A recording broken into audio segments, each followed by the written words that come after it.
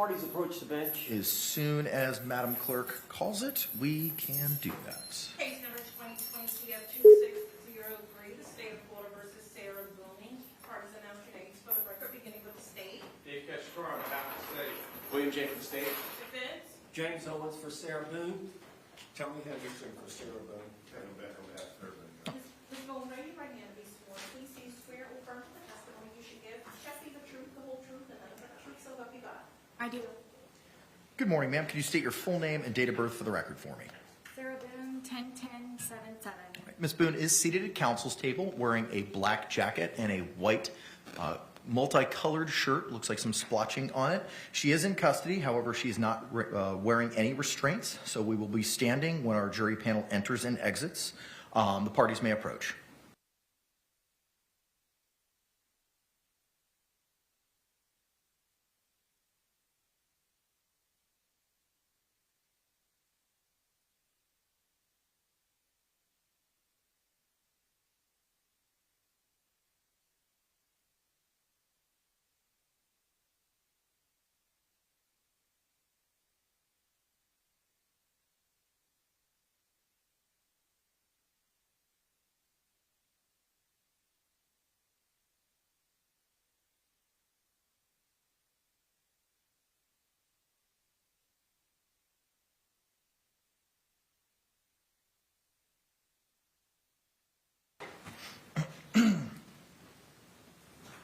State, anything we need to address before we bring in our panel this morning? Not from the state. Defense. No, sir. All right. Ms. Boone, just a couple of questions before we bring in our panel this morning. Are you still satisfied with your lawyer's representation of you in this matter? Very much so. And are you still on board with the strategy that they are utilizing in your defense? Yes. All right, very good. Let's go ahead and stand and bring in our panel.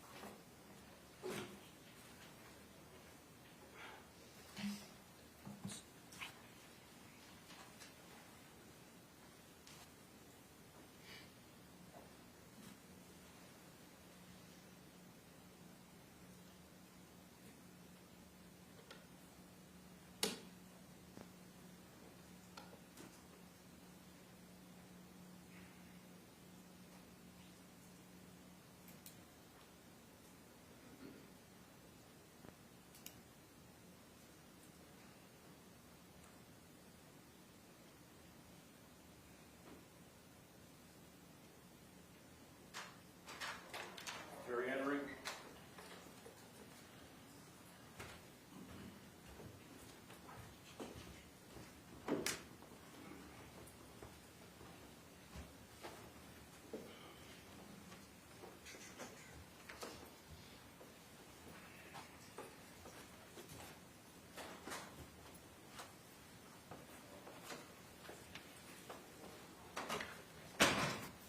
State, do you recognize our jury? Yes, Your Honor. Defense, do you recognize our jury? Yes. All right, everyone can be seated. Members of the jury, good morning. Welcome back to 12 Alpha of the Orange County Courthouse. I hope that you all had a restful weekend and enjoyed your time with your loved ones, your friends, and your family. Just if you could, I gave you a long instruction on Friday before we broke. If you could please confirm that you complied with the court's instructions by raising your hand at this time. Record reflect that all members of our panel have raised their hands. Now, members of the jury, I know the line to get in this morning was quite long. So the lawyers have reminded me that on the right side of the entrance of the courthouse is a jury-only line.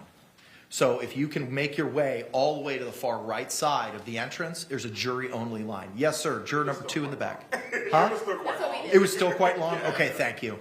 Just wanted to bring that to your attention if you did not know. Obviously, if you're stuck, we're waiting on you. So don't feel anxiety or anything if you're stuck in that line. We can't start till you all get here. And I appreciate, again, your sacrifice and your attentiveness in this process. With that, State, you can call your next witness. State will call Dr. Sarah Zadovich.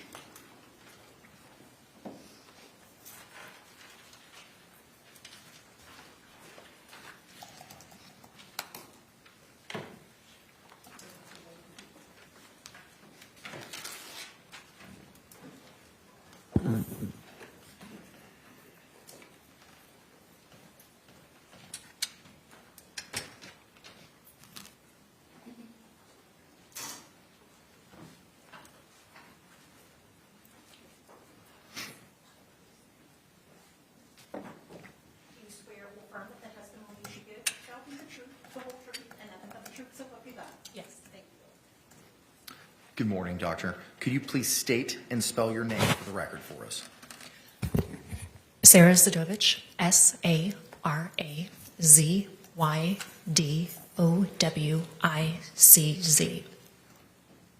Thank you. You may inquire. Good morning, ma'am. Morning. Can you tell us, what do you do for a living? I'm a forensic pathologist. And who do you work for? I work for Orange County. We cover Orange County and Osceola County. And how long have you been a forensic pathologist?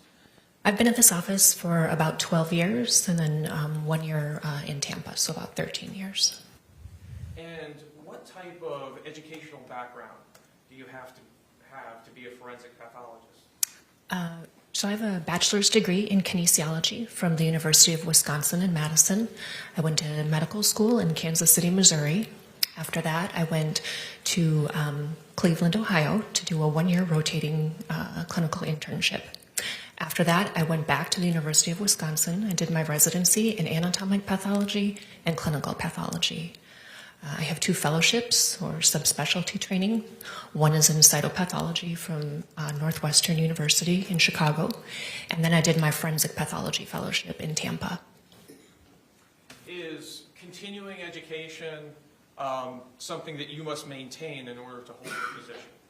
Yes, I have to do continuing education for my board certifications, which is in anatomic pathology, clinical pathology, and forensic pathology. And I also have to do separate continuing medical education to maintain my medical license for the state of Florida. So tell us, what are your duties as a medical examiner? So we're involved in what's called the medical legal investigation of deaths. And that just means that we investigate certain types of deaths. And there's a Florida statute or a Florida law that states which types of deaths that we'll be involved in investigating. And in general, they're deaths that are not natural. So accidents, suicides, homicides, or deaths that are natural but maybe unexpected. Those are the types of cases that we're involved in. And again, that Florida statute lays out exactly which types of cases that we'll be involved in. And the reason we're involved in that is our goal is to determine cause of death and manner of death in those individuals that we're investigating. Could you tell us what an autopsy is, generally speaking? So an autopsy is also called a postmortem or after-death examination. And there are kind of 2 main parts to it. The first part is what's called an external examination, which is just as it sounds. So that's making observations about an individual. So hair color, eye color, height, any sort of unique markings like scars or tattoos. And at that time, we're also looking for any external signs of diseases or injuries. After that, we go to what's called the internal examination. So that means that we open the body cavities, we remove all of the organs, and dissect all of the organs. And again, as we're doing that, we're looking for any signs of diseases or injuries that might help explain why that person died. And we can also add ancillary tests or other tests, so things like toxicology, microbiology. It's a little bit dependent on each case, but we have options for other testing as well. Can you tell us what is the cause and manner of death, and is this something that you document? Yes, so cause of death is either a disease or an injury that ultimately results in an individual's death. Right? So it's very individual and unique to that individual. Manner of death is a way to categorize or group similar types of deaths together. And for manner of death, there's only 5 choices. So there would be natural, accident, suicide, homicide, or undetermined. So those are the manners of death. In your career, approximately how many autopsies have you performed? Around 3,000. And have you previously testified as an expert witness in court? Yes. How many times? Between 75 to 80. And in what areas have you testified as an expert witness? Forensic pathology. Turning our attention to this case, did you perform the autopsy? Yes. And what were your findings as to cause and manner of death? So the cause of death, which I put on the death certificate, is positional asphyxia with environmental suffocation. And the manner of death I classified as homicide. Now, when you perform your autopsy, what information do you have at the time that you begin that examination? It's incredibly variable. I can have a lot of background information. Sometimes I have none. It just depends on the particular case. In this case, what information were you provided ahead of time? So the information I had was that the decedent was with his girlfriend, and at some point in time in the night, he got into a suitcase, which was then zippered shut. At another point at time, I believe she went to bed, and then the next morning discovered that he was still in the suitcase. And I think that was in about an 11-hour time frame from the information that I had. You mentioned asphyxia. Can you explain for us what asphyxia is? Sure. So asphyxia is a very general term. It would be kind of like saying, I drive a car. Right? That's very generic, and we know that there are many different types of cars out there, right? So asphyxia simply means lack of oxygen or inadequate oxygen for an individual. And there are different categories of asphyxia. So you can have suffocation, which just means that there's obstruction of the airways. So that could be smothering, that could be somebody choking on a piece of food, or maybe just being in an environment where there's not enough oxygen in the air to sustain that individual. There's a category called strangulation. That would be compression of the neck, either blood vessels or airways. There's another category called mechanical asphyxia. That can be when the body is in an unusual or abnormal position where the actual mechanics of breathing can't occur. So that can be the position of the body, or it can be, like, let's say if a heavy object fell on somebody and you simply can't breathe because of the weight of that object. That would be a mechanical asphyxia. And then there's drowning. That's a different type of asphyxia. And there are a couple of other categories as well that are much less common. Is there a most common type of asphyxia? The most common would be ligature compression of the neck. So that would be like an event, a hanging. That would be the most common that we would see. You also mentioned environmental suffocation. Could you tell us a little bit more what that means in more layman's terms? So that just means there's not enough oxygen in the environment that the person is in. You could think of somebody who's in an enclosed space where there's a fixed amount of oxygen. So as that oxygen is, as that person is breathing, they're using up all the oxygen. And once it's gone, there's no oxygen left. Or you could think of maybe people who are, climbing Mount Everest. There's not as much oxygen up there, and that's why they have oxygen tanks. So it just means that the amount of oxygen available in the air around that person is not enough to sustain them. In this case, what can you tell us about how long Jorge Torres was in that suitcase? There's not a really good way for me to give you a time frame as to how long he was in that suitcase. Again, because there was both the component of positional asphyxia, being in an unusual position for a period of time, and then also the environmental suffocation component. Because within that suitcase, certainly there's going to be oxygen, but it's not going to be the same as if you were sitting in a room like this. And because there are those multiple components happening at the same time, there's not a really good way to estimate or say with scientific certainty, he was in for X amount of time. There's really not a good way to do that. How about, is there any good way to approximate or determine the time that George Torres died? There's not a good way to do that either, again, because there are so many different components at play at the time of his death. You know, sitting in a normal room like this, the percentage of oxygen that's available is about 20 to 21%. If that were to drop to 10 to 15%, the person can be impaired with judgment, they can be impaired with activity. Once that percentage drops between 8 to 10%, most people will lose consciousness. And at a percentage of 8% oxygen or less, that's when we would expect the death to occur. And so again, there's not a really good way to measure the amount of oxygen that would have been available to him in that suitcase, in addition to the fact that he was in an unusual position. What position were you able to determine he was in that suitcase? I wasn't able to see what position he was in. By the time that our medical legal death investigators were at the scene, he was already removed from the suitcase. Based on some of the findings, I favor that he was most likely in like a fetal type position. So knees flexed, arms flexed, and the head most likely flexed forward.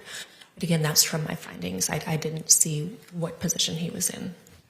What side of his body would he be resting on in this fetal position? That's most likely his left side. However, I do say the caveat that some of the findings are dependent on time, meaning that, you know, if that suitcase had been moved or flipped over, that could be different than what I'm seeing at the time of my examination. Tell us, what is skin slippage? So after death, the body goes through a series of progressive changes. And one of those changes is skin slippage. And what that does is it tells me that that person is a little bit further away from the actual time of death. So it's not something that's going to occur immediately after death for most people. It's something that would occur a little bit later on in that process of changes that happens after death. And tell us, what is rigor mortis? So rigor mortis is also called the post-mortem stiffening of muscles. And again, that's one of the changes that occurs after death. Most of the times that will occur before we see skin slippage. But these changes are very variable from individual to individual. And it also depends a lot the environment the person is in. So for example, those changes that we're going to see happen more quickly in a warm environment. Somebody who maybe is engaged in a physical or violent struggle, those changes are going to occur more rapidly. And then it also depends on the person themselves, you know, their relative size, their relative health. Those things can all impact the changes that we see after death. How does skin slippage and rigor mortis inform your findings about how long George Torres was likely in that suitcase? So again, you know, the time frame that I had was about 11 hours, just from the last time that he was known to be in the suitcase versus the time that he was found. So I'm basing it off of that. So about an 11-hour time period. When I did my examination, the rigor mortis was already dissipating or leaving. Also, there was some skin slippage. And so if he had not been in the suitcase, if he had been out of the suitcase, I would not expect that advanced amount of change. It's compatible with him being in that suitcase for a longer period of time. It would have been warmer. And also if he had been, you know, struggling to get himself out, you know, engaging that physical activity, those are things that are going to accelerate or speed up that process. So my findings at the time of the examination are compatible with that 11-hour time period, or, you know, somewhere around there. Additionally, did you note any injuries to the body of George Torres? Yes. These injuries that you noted to the body of George Torres, did you document them on what's called a body chart? Yes, the diagram on a body chart, and we also take pictures as I'm going through my examination.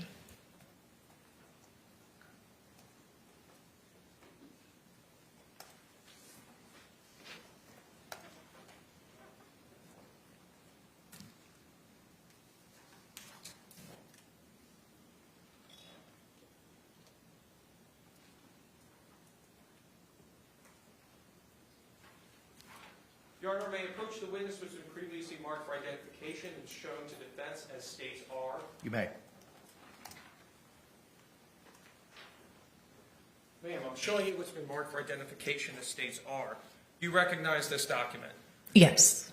And can you tell us, what is this document? That's a copy of my body diagram.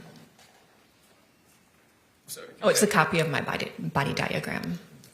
And does this fairly and accurately represent the diagram that you created in this case for George Torres? Yes. Your Honor, at this time I'd like to move what's previously been marked for identification as states are into evidence. No objection. What was pre-marked as states R will be received into evidence without objection as states 12. And Your Honor, request permission to publish. Yes, sir.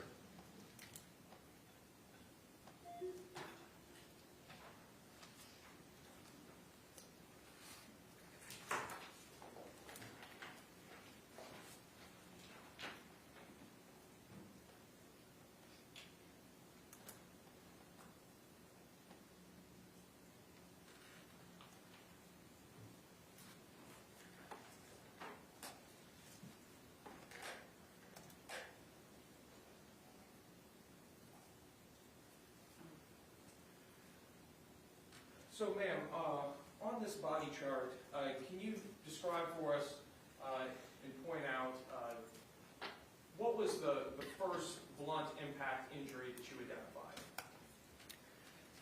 So there were some blunt impact injuries to his head.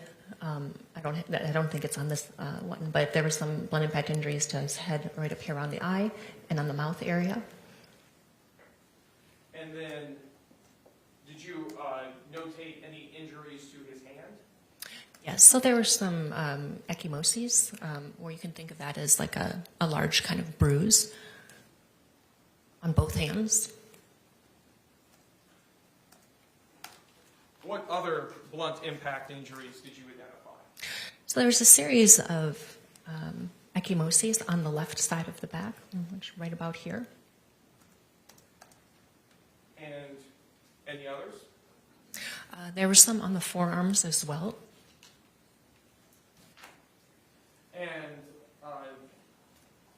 you use this body chart, you say, in addition to photographing the injuries that you document, correct? Yes.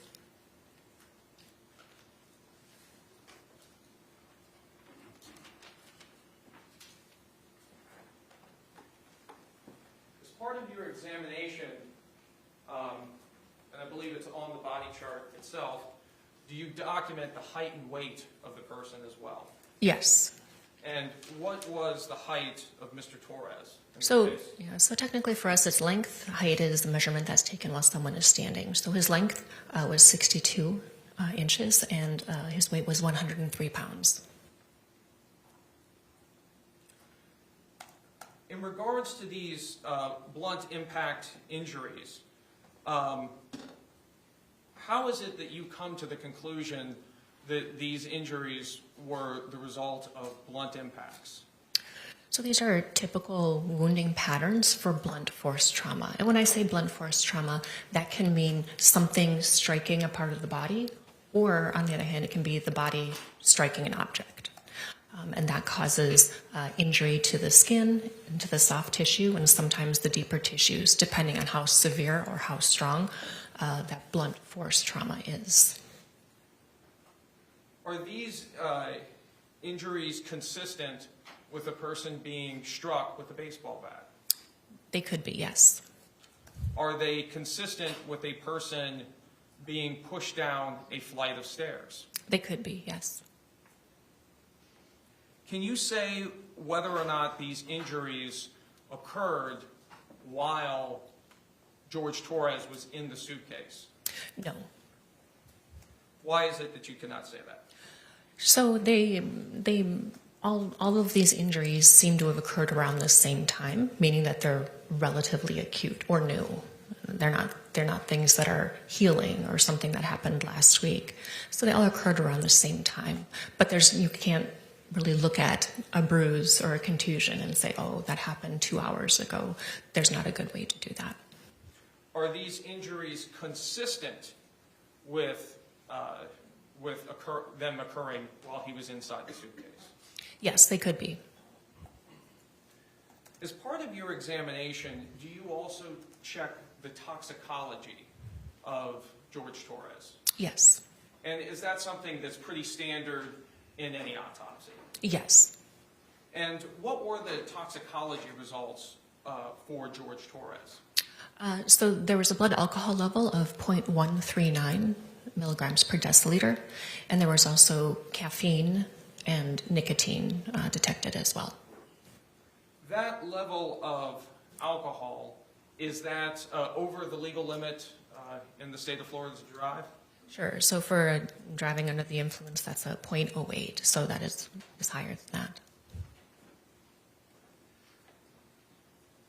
What does that alcohol level at the time of your autopsy tell you about George Torres's level of impairment 11 hours earlier?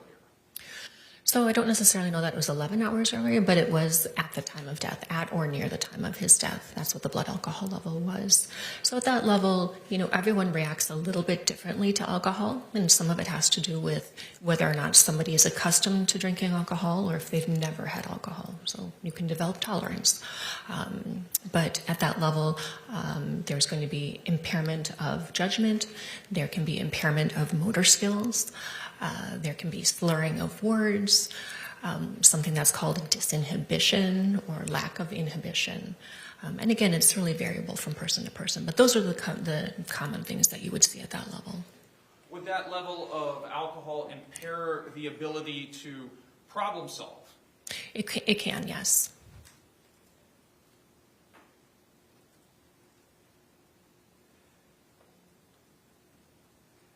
You also stated earlier that you document your autopsy findings also photographically, correct? Yes.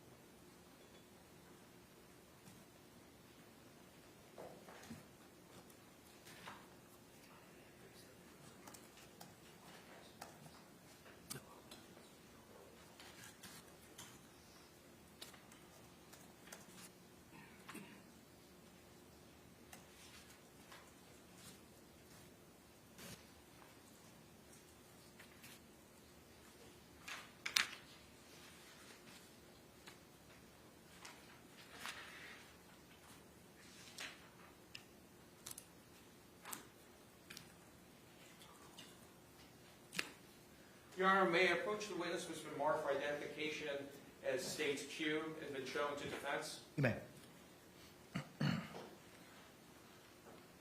Ma'am, I'm showing you what's been marked for identification as States Q. Could you take a look at this composite of photographs to yourself and then look up once you're finished?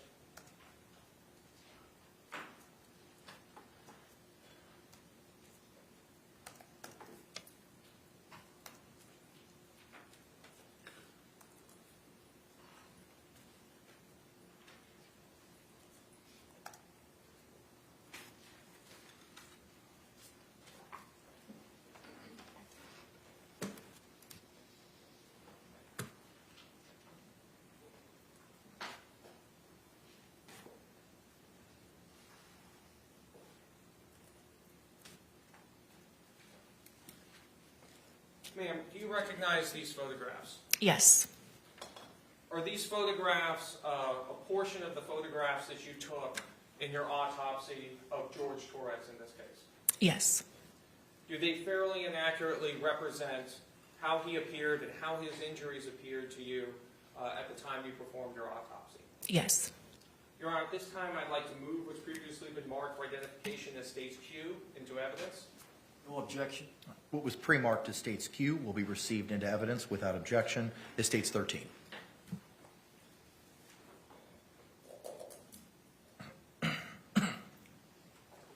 Your Honor, request permission to publish. You may do so.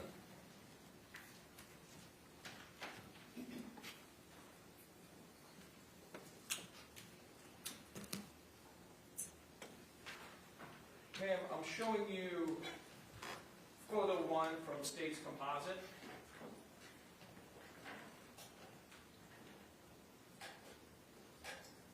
Tell us, what is this a photo of?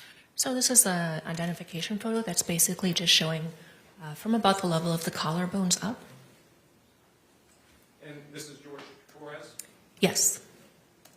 Did you note any signs of injury in this photo?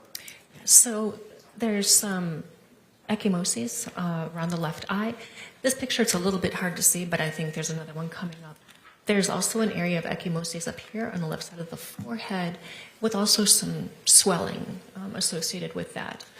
The lips have some contusions and small lacerations.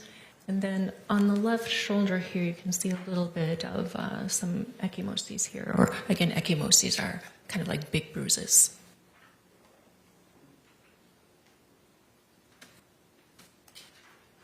Turning to photo 2 from State's composite.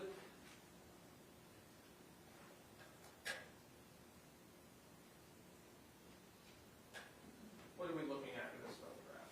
So this is his right arm near the elbow. And right here you can see this kind of darker area. So this looks similar to an abrasion, but it's actually it's what's called drying artifact. And again, this is one of the reasons that I think that he was in that suitcase for a little bit longer. Most likely that was a pressure point where part of that suitcase was resting on his elbow in that area. And then after death, that tissue dries out, and that's the discoloration that you're seeing there.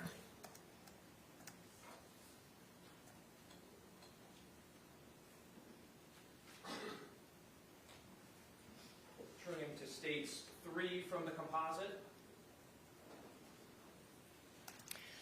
So here you can see a little bit better. I don't know if you can get a feeling for this, but this area is what we call edema or swelling. So this whole area is edema. It's a little bit discolored, so ecchymosis. And then again, really at the corner of the eye here, you can see that darker discoloration. And so those are injuries from blunt force trauma.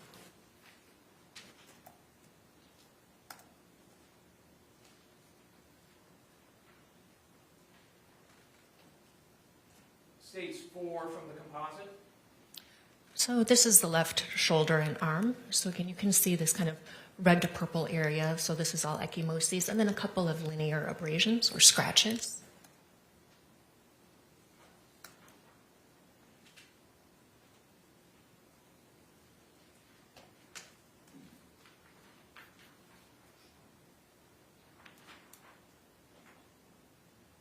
State's 5 from the composite. This is the same area, just a little bit closer up, so you can see this whole area of ecchymosis. It's a little bit variegated, differential in color, but again, that's all blunt force trauma. And what part of the body is this we're looking at? This is the left shoulder.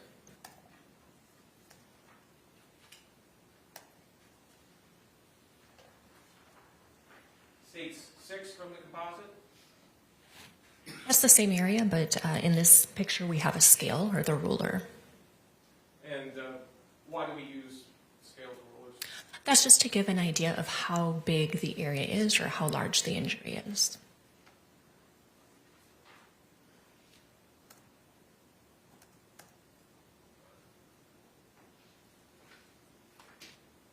State's 7 from the composite.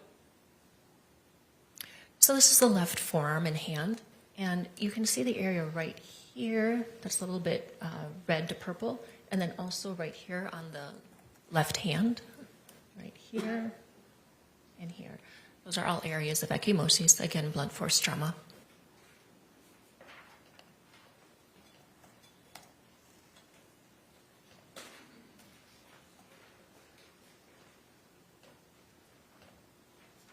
State's 8 from the composite. Again, the left arm. Just from a little bit of a different angle, so you can see, and a little bit with the elbow too here, but you can see all these areas, ecchymosis.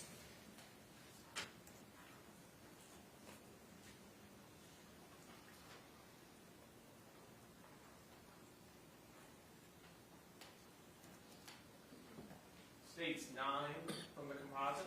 And now looking at the left hand, a little bit closer up, so you can kind of see a little bit better these areas of ecchymosis.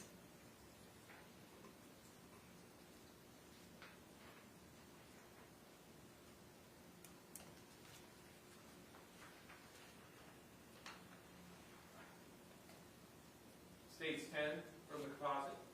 And again, the left hand just closer up.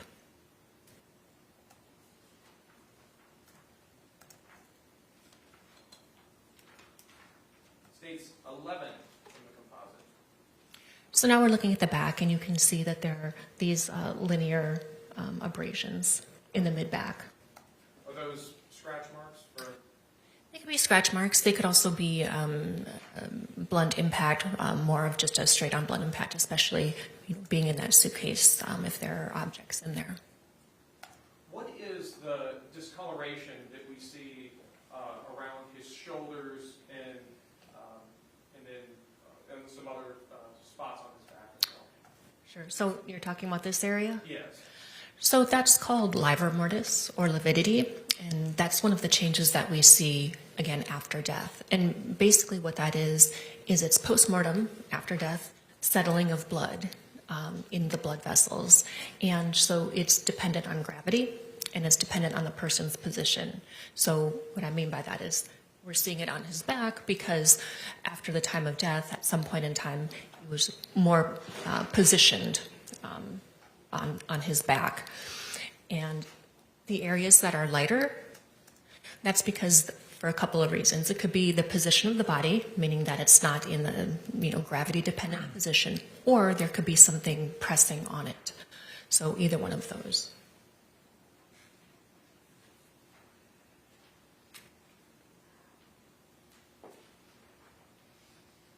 States 12 from the composite.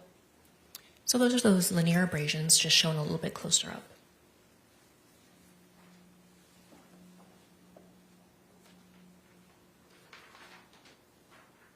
States 13 from the composite. And the same, but with a scale.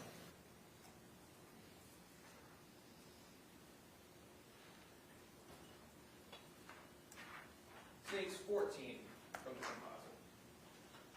So now you're seeing the left side of his back and also the back of his left arm.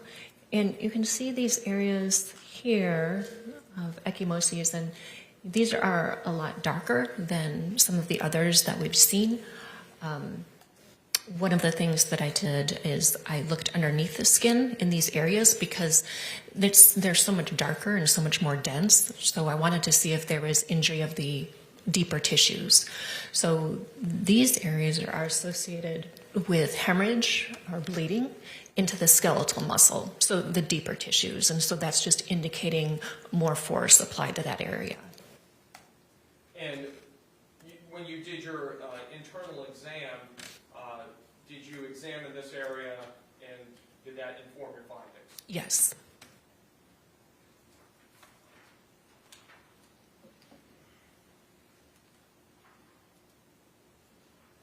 States 15 from the composite. And that's showing those areas a little bit closer up. So you can see that they're much more dense. There's at least 3 distinct areas here.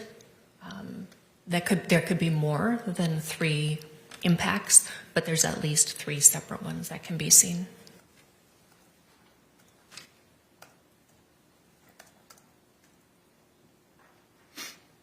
States 16 from the composite. This is just showing the upper back and the back of the neck. We've got a linear abrasion right here on the back of the neck, and these were the ones shown in the earlier pictures.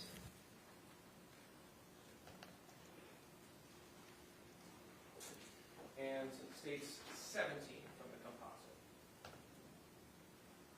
And this is just showing the same area of the back and the back of the arm, but just at a different angle. So we've discussed and seen evidence of many different injuries. In total, how many blunt impact injuries did you identify? I can't give you an exact number. Again, you can have multiple impacts in a very close area. So it can be hard to discern each one. They can overlay each other, or they can be so close to each other. But at least, 5 to 6, most likely more than that. And when you were going through your body chart as well, and I guess we also saw some of it photographically, you also mentioned impact to the left side of the head. Yes. And I believe that was subgaleal? Subgaleal. So kind of similar to what I was describing on the back. I looked at the underside of the scalp. And so in those areas on the left side of his forehead where there was the edema, when we reflect or we fold the scalp over, there was hemorrhage or bleeding that went through the entire scalp and was deposited on the skull. There was no associated skull fracture, and there was no bleeding inside of the skull, but it was all in the scalp and deposited on the outer surface of the skull. So under the skin, but not under the skull? Correct. Your Honor, I have no further questions at this time. Thank you. Any cross-examination? Yes.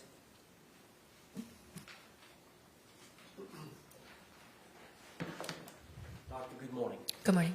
My name is James Owens, and I'm one of the lawyers that represents Sarah Boone here today. And I've got 2 questions. Can we first talk about the toxicology? Yes. The alcohol. You said you've done approximately 3,000 autopsies. And of those autopsies, how many years would that have been over that period of time? 12 years. Okay. So when you first got down here from Tampa, I think you were up in the Northeast, came down here to Tampa, that's when you started? Yes. And you would agree you've interpreted toxicology results in all or most of those cases? Most, yes. And you did order the blood alcohol test of the decedent in this case? And you said he was a .38? No, 0.138. 0.138. And you also ordered the vitreous level Yes. of alcohol as well? And the result was a .213? Yes. And you would agree that's about, it's about 3 times the legal limit? Close, yes. Now, you would agree that at those levels there are some pharmacologic effects from ethanol in the body? Yes. And I know you mentioned some, but you agree that that level of alcohol in the body would impair somebody's judgment For most people, yes. and their decision-making abilities. Yes. And it would release inhibitions, Yes. and they would be more apt to take risk that they otherwise would not. Yes. And of course, it would impair motor skills and potentially loss of balance. Yes. It would also impair coordination, Yes. hand-eye coordination, as well as fine motor skills. Yes. It also impairs memory, alcohol does. Yes. So there are lots of effects that ethanol has on the body. Yes. Now, you're aware in this case that Jorge Torres, the decedent, stepped into the suitcase under his own power in a game of hide and seek. That's how it was reported to me, yes. Do you have any evidence to dispute that? No.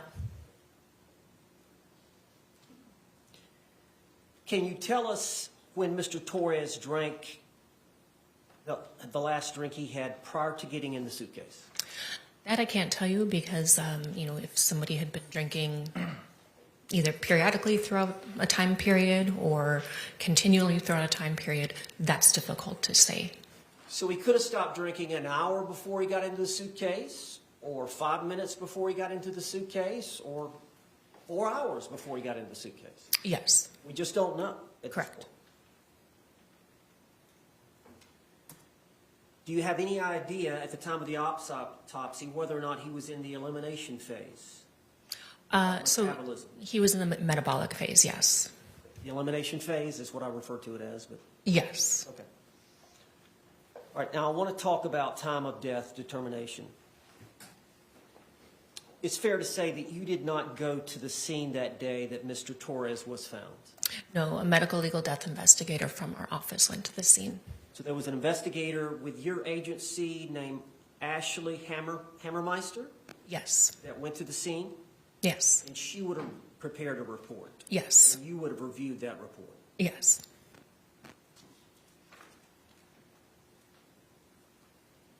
Do you agree that fire and rescue assessed Mr. Torres at 1:07 p.m. on that date, February 24th of 2020? Yes. Does that sound about right based on your case file? Yes. And so this investigator that we mentioned, she did not arrive on scene till 6:27 p.m., so nearly 6 hours after the body was discovered, she arrived. Yes. And the body was laying supine, stretched out Yes. in front of the suitcase. Yes. Now, you examined and assessed the body of Mr. Torres at the time of the autopsy, Yes. and you said that the body was ambient temperature. Yes. Is that the normal air temperature we're in today? Whichever environment you're in, yes. So the body was not stored in a cooler for 24 hours. No, the body was stored in the cooler, but in the mornings when we get there, the bodies are brought out of the cooler. Okay. How long had the body been out of the cooler before it was examined by you? Do you know? Most likely an hour to an hour and a half. Now, you said that the lividity was in the back, correct? There's lividity in the back and also on the left side of the body as well. And you agree the body is stored at the morgue on its back? Correct. Now, were you aware of the last time that Miss Boone, my client, actually saw her boyfriend alive or observed him in the video, in the suitcase by video from her phone? I think in the report it was around 12:30 or 1 in the morning, somewhere around Have there. you looked at either one of those videos from her phone? I briefly saw one that the detective showed me. Do you know if that was the 2-minute video or the 22nd video? I believe it was the shorter one. Okay. So would it be fair if I said the time last seen was around 11:30? Would you dispute that or? No. Okay. So really, from the time, I guess it was 11:30 that evening with the videos, and then you understood that the body was found around 12 hours later the next day or so. Would you agree that the death occurred sometime within those 2 periods of time? Yes. We don't know exactly when that is. Yeah. But it would be a guess if we tried to speculate about that. Yes. Now, considering the 3,000 autopsies, how many cases have you ruled the cause of death as positional or postural asphyxia? A handful of times. It's not very common. So about 5 times or less? Yes. And we're going to talk about environmental suffocation in a little bit, but let's talk about this positional asphyxia component. What was your ruling in those 5 cases that you ruled that it was positional asphyxia? What was your ruling in terms of your diagnosis? Your Honor, I'm going to object as to relevance. Approach.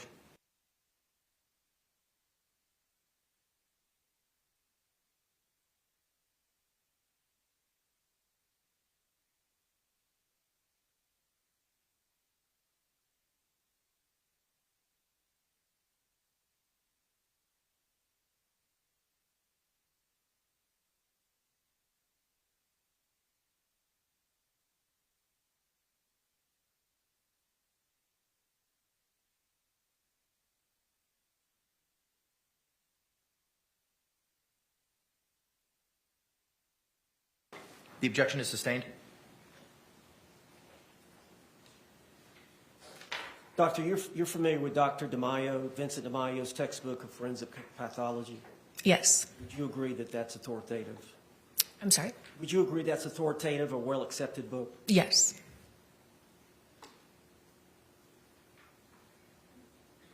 Environmental suffocation is a lack of oxygen. You would agree? Yes. Now, how many of those cases of the 3,000 that you've done where you found environmental suffocation? Probably 2 to 3. So very few? Yes. In a positional asphyxia case, that's kind of an example, like you get stuck in a hole, and as you breathe, you sink deeper into the hole, or it tightens. It can be anything that impairs the actual physical aspect of breathing. So that could be if the neck is flexed very much forward, so that way cutting off the air supply up towards the top of the head. That could be something compressing around the torso, so not being able to take a full breath. So those are examples of Or another example may be falling out of a tree stand and getting suspended upside down, yes, or the majority of the blood gets in the top half of the body. yes. Would you agree in those type situations that the deaths occur fairly quickly, usually within an hour? They can. It depends, again, on the situation. Now, you said Mr. Torres was 5'2" and 103 pounds. Yes. Do you know how big the suitcase was that Mr. Torres was in? I don't have the exact measurements with me. So if I told you the measurements, you wouldn't know one way or the other what they were? No, I think they were described to me, and I saw the pictures from the scene, and I was able to review crime scene photos to see what the actual suitcase was like. Okay. Do you know the crown to rump length of Mr. Torres? No. Did you do any demonstrative study on the suitcase to determine what kind of spacing he would have inside that enclosure? No. And you don't know the position that Mr. Torres or his orientation at the time that he was in the suitcase was? Again, I favor a fetal position, but again, I didn't observe him in the suitcase.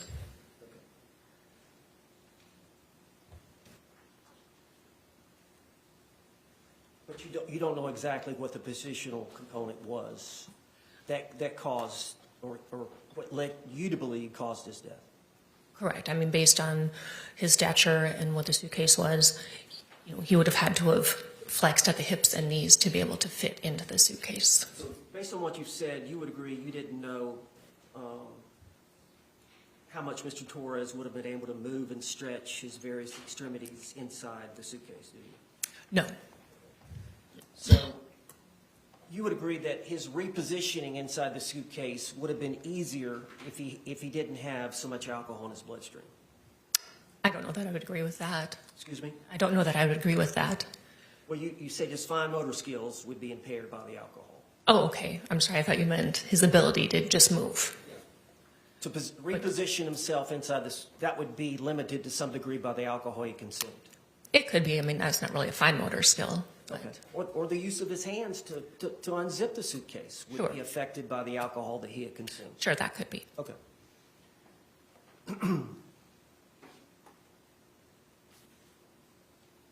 Now, the environmental suffocation deals with the lack of oxygen. Yes. Correct? And due to that insufficient oxygen that we breathe in the air, so you essentially run out of the oxygen in the space. Yes. So I guess years ago, how this sometimes would occur was a child would somehow get into an old refrigerator and it would be enclosed, so it was airtight, and eventually you would run out of oxygen. Yes. You would agree with that? Yes. And I think you said the normal makeup of air has about 20% oxygen. Yes.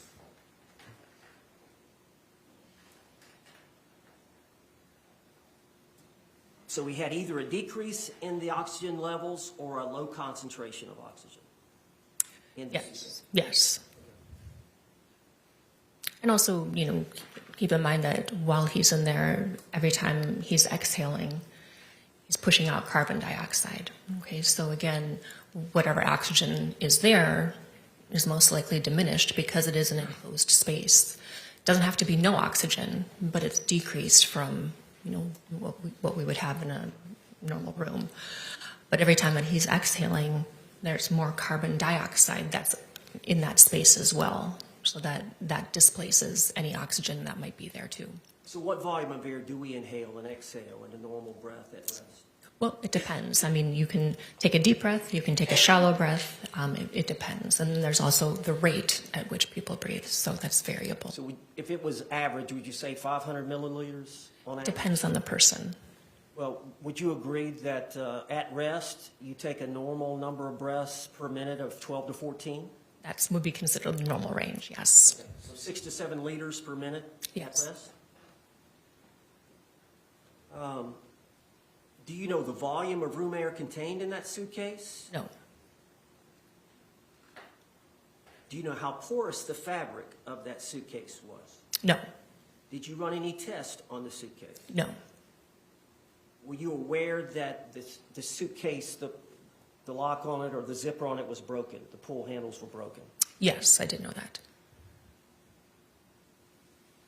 Do you agree if there is a portion of the zipper that's open that air can travel in and out of that space? Yes, Do you know what the anticipated exchange of gases would be through that fabric? no, Do you know if, the suitcase was out in the rain and it rained, do you know whether or not rain or the liquid would pierce the interior? I don't know.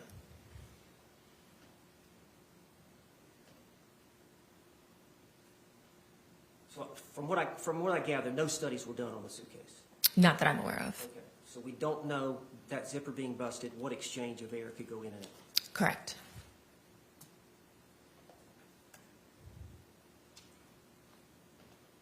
I think you said there are physiological effects once the value or percentage of oxygen is decreased from the norm. Yes, You said 8 to 10% you become unconscious, yes. and then a value of less than 8% death occurs. For most people, yes. Excuse me? For most people, And the normal oxygen saturation in adults and children is 95 to 100%. yes. So if it decreases, the oxygen decreases less than 10%, someone would lose consciousness and die within less than 30 minutes. So that's hard to give a time frame on that. Studies that have been done shown if the oxygen content is anywhere from 4 to 6, unconsciousness can occur in less than a minute, death within minutes. But those have been empirical studies. So, and I know that's kind of, maybe you tell me, is that kind of why you gave the two different diagnoses, the environmental and the positional, is because the environmental may have had an effect or the positional may have had an effect. You're not sure, so you listed them both? It's not that I'm not sure. I think that both mechanisms were at play at the same time, and that's not unusual in deaths, is there can be multiple factors occurring at the same time. But you don't know the percentages, 50% for one or 70% for one, 30% for the other. You don't know. No, But you would agree in concert, if these two causes, the positional as well as the environmental, if they were acting in concert, that would render a relatively short amount of survival time. I can't say. You just don't know. No.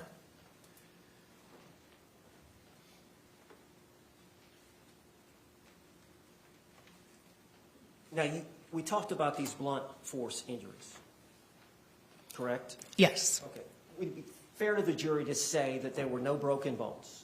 there were no broken bones. And it would be fair to say that the blunt force injuries on his body that the jury has seen here today did not contribute to the cause of his death. Not likely. And I think you didn't put that anywhere on your report. That it No. did not, I included it in my report. I did not include it on the death certificate. as the reason or cause, contributing cause of the death. Correct.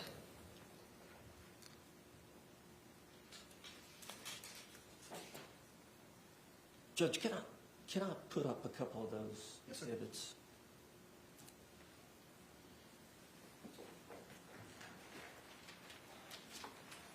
Doctor, are you aware that there was a baseball bat that was gathered into evidence in this case? I didn't hear about that until later. When is later? When did you first learn about the potential for baseball? That might have been around the time that I was sitting for a deposition, but I can't quite When your remember. deposition was taken? I don't have the file folder. I don't know when I was deposed.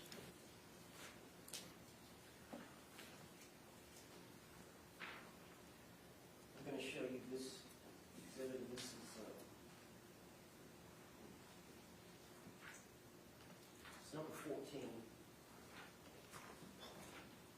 And this composite exhibit is State's Exhibit, I believe, number 13. And this is picture number 14. You see the, you said they were circular type injuries? Yes. And you've seen a regular baseball bat or a kid's baseball bat? Yes. A wooden bat. And if you were to swing that bat and hit somebody's body or hit a suitcase and the blunt force, that would be a linear line across that person, would it not? It could be depending on the position of the body, the position of the suitcase, and the position or how the object came in contact. What is a linear injury mean? So linear injury is if you think, linear, it's more like a line. Okay. Now, if you took the barrel of the bat, the very end of the barrel of the bat, and you poked into the suitcase with the barrel of that bat, would those spots there in this exhibit, is that consistent? That's compatible with that, yes. Excuse me? That's compatible. And then here's a close-up. This is picture number 15. Again, a close-up. Same question. Would that be consistent with poking the suitcase, if he's in the suitcase at the time, thrusting the barrel of that bat, the crown of that bat, would potentially run those type injuries? Yes, it's compatible with that.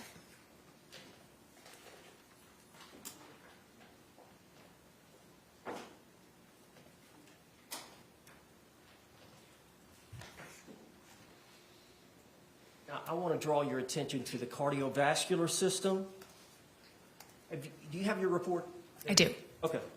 You describe the proximal third of the left anterior descending coronary artery having greater than a 75% narrowing of the lumen due to its centrically placed firm yellow-white fibrolipid atherosclerotic plaque? Yes. And is that pretty much verbatim with what you said in the report? Yes. Okay. And that terminology is synonymous with a single vessel high-grade atherosclerotic coronary artery disease. Yes. And in that location, it's kind of a classic location for what people refer to as the widowmaker, Yes. because of the location in that vessel that supplies most of the circulation to the left ventricle. Yes. If you had a spasm in that artery, that could nearly totally obstruct the lumen and cause a fatal heart attack, could it not? It could. It could cause a dysrhythmia, yes. I'm sorry? A dysrhythmia or an abnormal beating of the heart.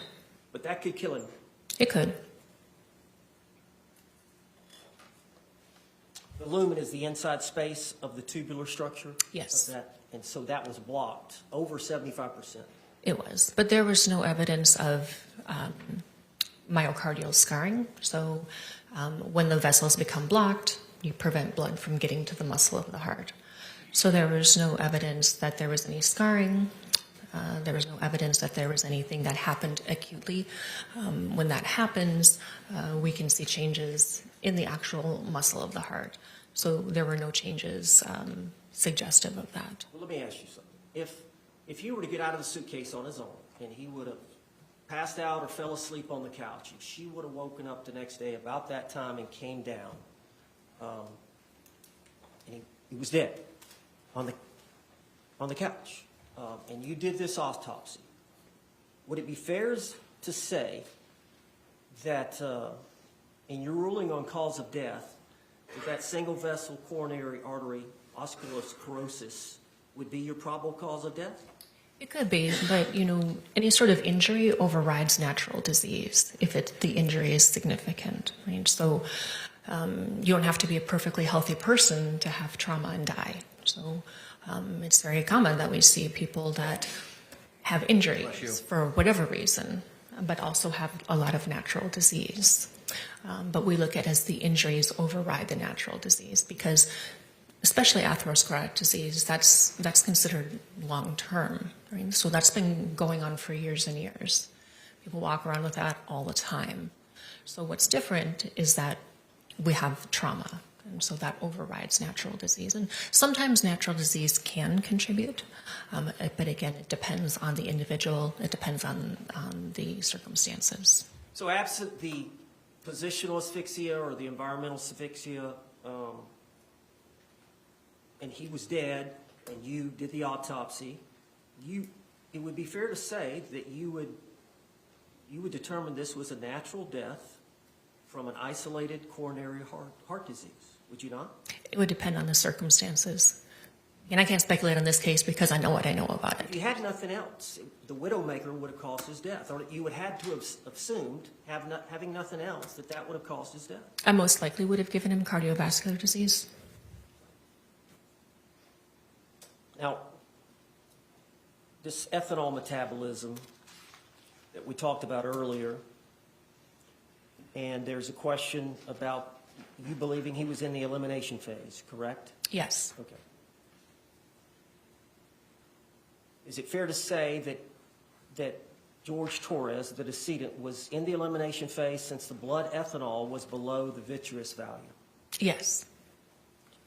Given the vitreous value was a 213,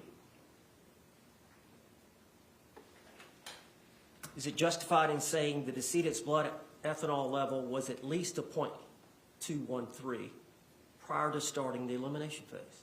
Yes. And now you know that the normal elimination rate is, I believe, 0.015% per hour? Yes. Is that standard? It's an estimate. And so we have a difference of a 0.138 to the 213. So roughly 5 hours of elimination. Does that sound about right? Yes. So in other words, you would agree there's a short interval where the vitreous and the blood are identical. Yes. And then the blood drops beneath the vitreous value as ethanol is metabolized in the blood. Yes.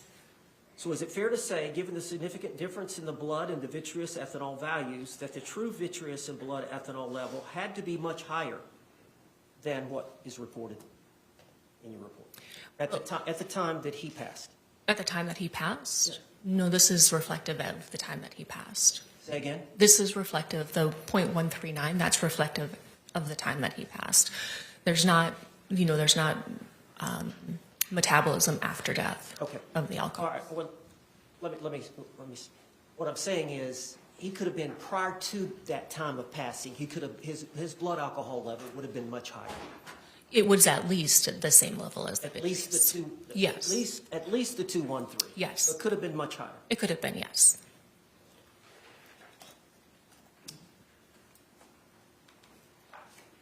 Judge, if I could approach. You may. This is defense composite exhibit for identification. J. Has the state seen it? Yes.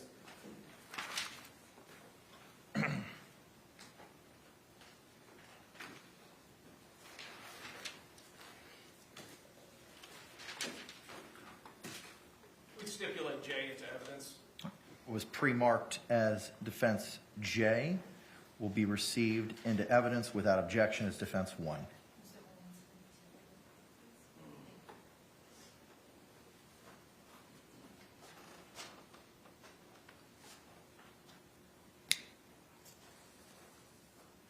Judge, can I publish these? You may. Ma'am, there's 5 photographs. I'm just confirming the autopsy. The first one is number 5. What does this depict? So that's the left hand. So you're looking at the outer surface of the hand, the knuckles, and the 3 of the fingers. That bruise there on his top of his left hand? Yes. All right, and they're the same for picture number 4. So that's the same, just a little bit further away and without a scale. And then here is picture number 3. So now you're looking at the thumb and the index finger? And then it shows some bruising on the hand. Yes.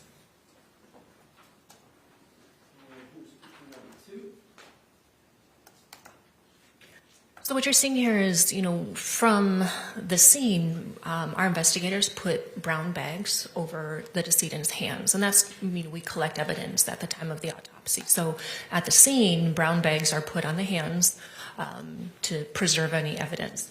And so that's why you're seeing this, because this is a picture that we take. We cut the bag open, and we take a picture to show exactly what the hands look like. Do you agree there's the bruising here? On Yes, the back there. of the hand, and also up around the knuckle area? Yes. The area of the fingers, and also on the section here? Yes. And then here's the last picture, number 5, which, again, is the left hand, Yes. showing the bruising on the top of the hand as well as the knuckle area. Yes.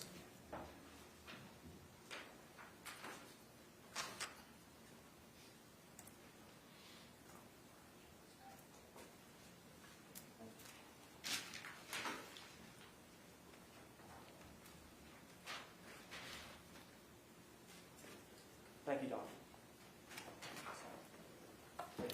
Any redirect examination? Yes, Your Honor. You may proceed.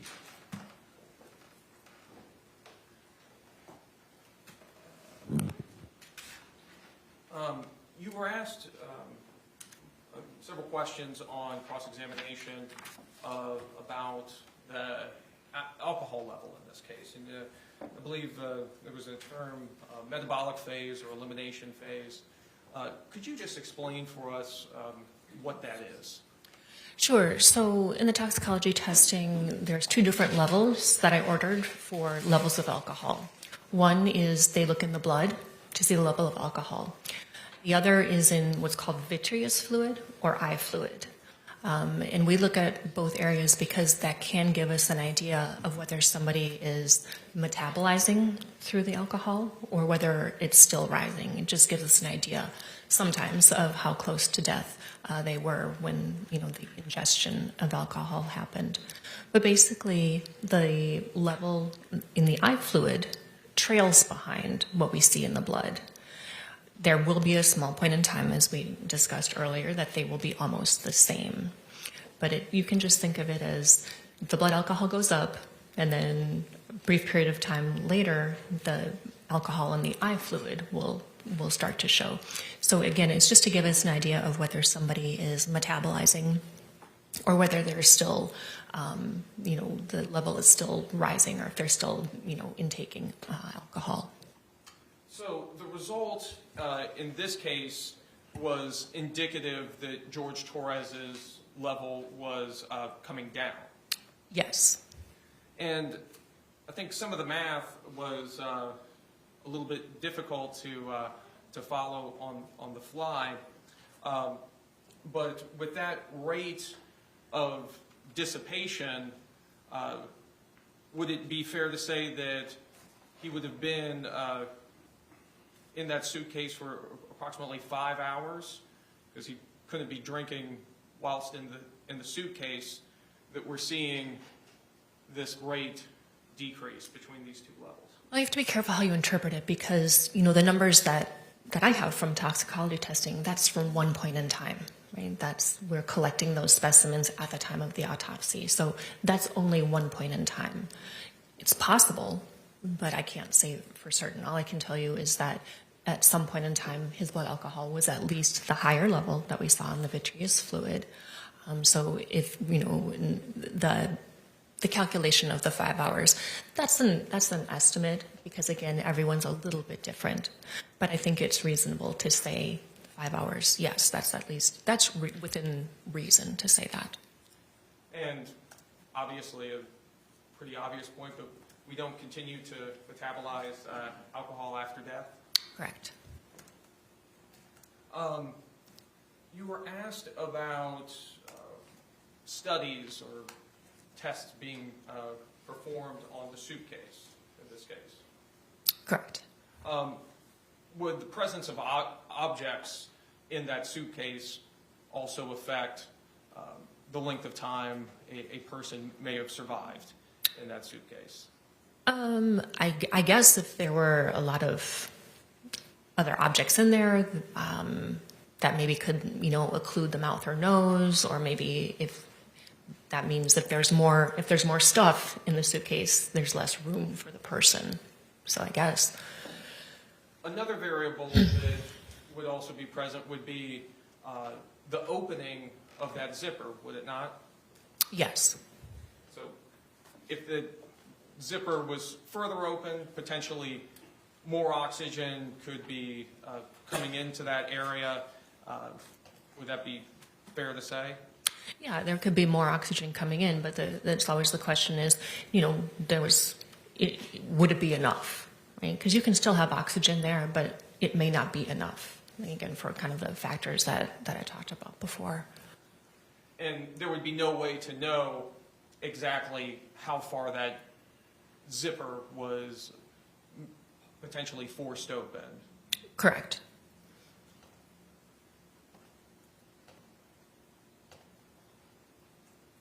I have no further questions. Can this witness be released? Yes, Your Honor. Yes, Jim. All right, thank you, ma'am. Can the parties approach for a moment?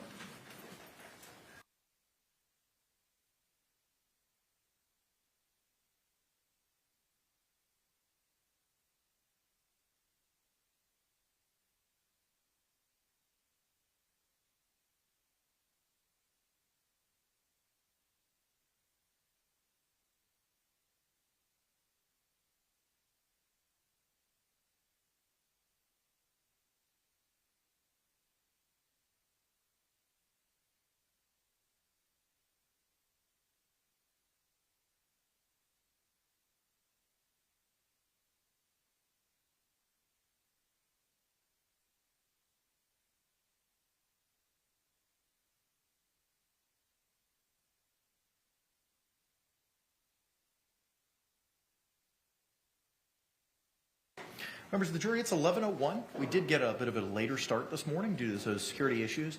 Do any of y'all need to take a break at this point in time? Raise your hands if you do. All right, court seeing no hands. State, you may call your next witness.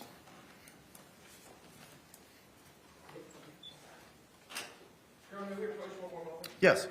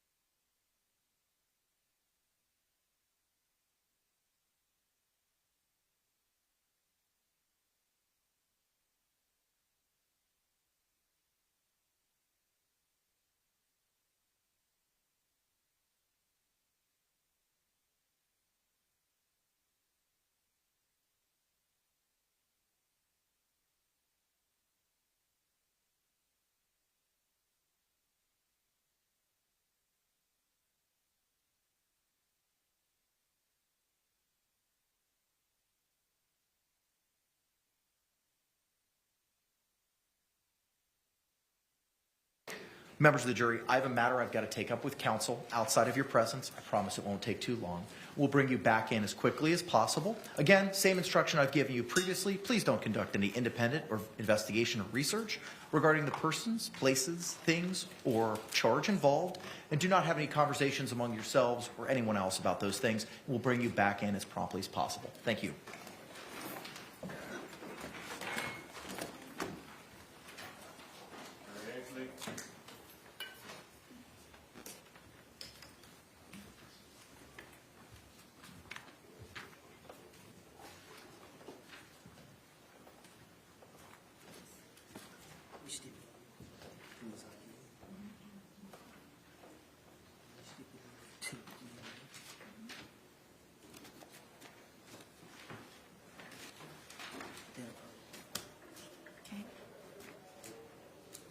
Y'all may be seated. Thank you.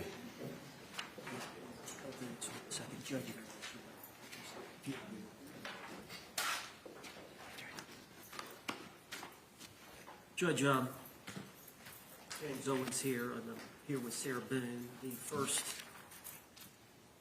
exhibit is State's Exhibit F for identification. It is the title Stipulation Victim Identification, and it is signed by Mr. Cacciatore, Sarah Boone, and myself, October 2nd, 2024. Okay. And the other stipulation? The other is a stipulation of FDLE report, again signed by Dave Cacciatore Jr., Sarah Boone, and James Owens. It is it's listed as identification, for identification State's Exhibit N. It is a two-page FDLE laboratory report generated June 3rd of 2020.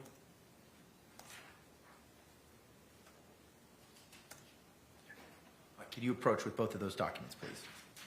Thank you.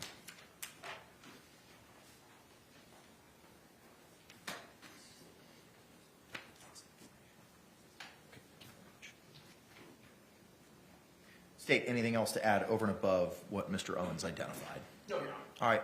Ms. Boone, good morning. You were previously sworn earlier today. I hold in my hand two stipulations. The first stipulation, pre-marked as State's Exhibit F, reads Stipulation of Victim Identification. Reads as follows. The Assistant State Attorney, Dave Cacciatore Jr., the defendant, Sarah Boone, as well as his lawyer, we have a scrivener's error there, James Sullivan. Okay.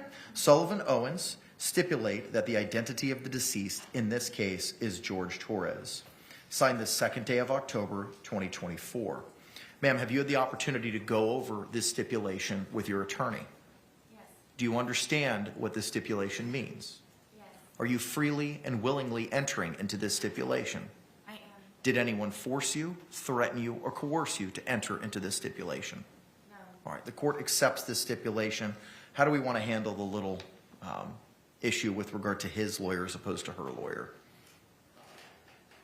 I'm fine with the court making an edit to scratch out his and insert her if that's acceptable with the defense. Acceptable? Yes. Ma'am, is that acceptable to you as well? It is. All right, thank you. The court will make that handwritten interlineation, removing his and adding her. State, do you seek, we'll move this into evidence in front of the jury, correct? Correct. All right, thank you, sir. Moving now to what was pre-marked as State's N.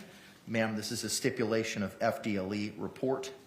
It reads, the Assistant State Attorney, Dave Cacciatore Jr., and defendant, Sarah Boone, as well as his lawyer, James Sullivan Owens, stipulate to the admissibility into evidence at trial of the FDLE lab report authored by Carolina Benito on June 3, 2020.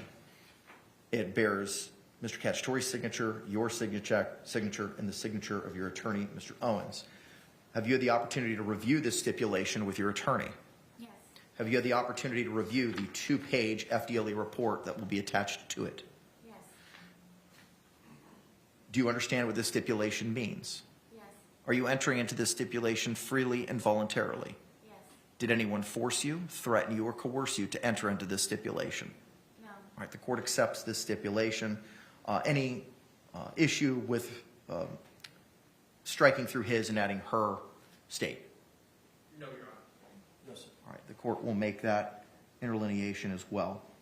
Anything else we need to address, state? I will return these to you for the purposes of moving them into evidence with regard to these two stipulations. Yes, Your Honor. So nothing else? Nothing else. Okay, thank you. Defense, anything else? All right, thank you very much. Anything else we need to address before we bring back in our panel? No, sir. No, Your Honor. All right, let's go ahead and stand and bring back in our panel. Thank you.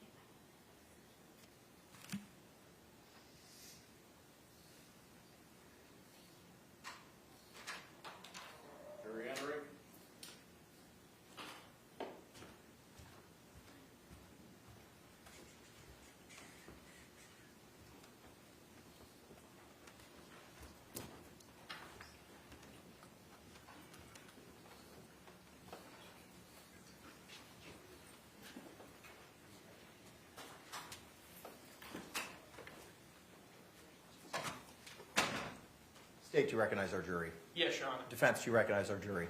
Yes. All right, members of the jury, thank you. You can be seated. Members of the jury, Ken, if you could, just confirm that you complied with the court's instructions during that short break by raising your hands.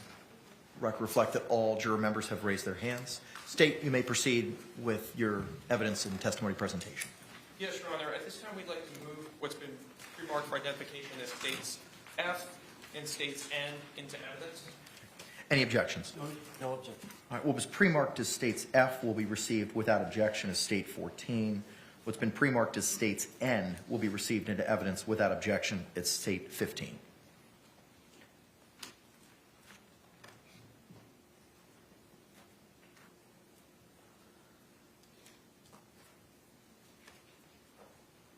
And Your Honor, we would request that they be published. Thank you. Members of the jury, I'm going to read to you some stipulations along with an instruction. When the parties agree that certain facts are true, that is called a stipulation of fact. You must accept stipulated facts as having been proven. However, the significance of these facts, as with all facts, is for you to decide. In this case, the stipulated facts that you must accept as true are as follows. Stipulation of victim identification. The Assistant State Attorney, Dave Cacciatore Jr., and defendant, Sarah Boone, as well as her lawyer, James Sullivan Owens, stipulate that the identity of the deceased in this case is Jorge Torres. Stipulation of FDLE report. The Assistant State Attorney, Dave Cacciatore Jr., and defendant, Sarah Boone, as well as her lawyer, James Sullivan Owens, stipulate to the admissibility into stipulate into evidence at trial of the FDLE lab report authored by Carolina Benito on June 3, 2020. With that, State, you can call your next witness. Meredith McCaskill.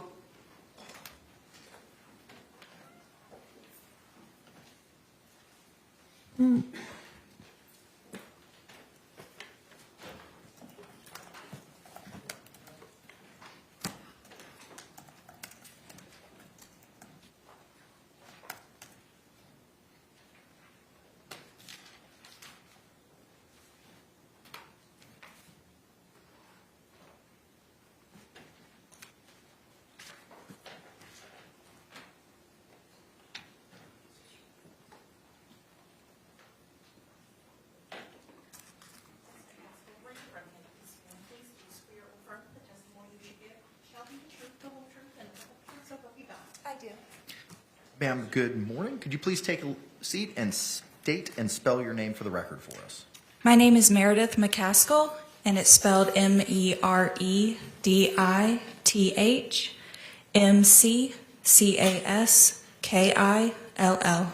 Thank you. Mr. J, you may inquire. Thank you. Where do you work, ma'am?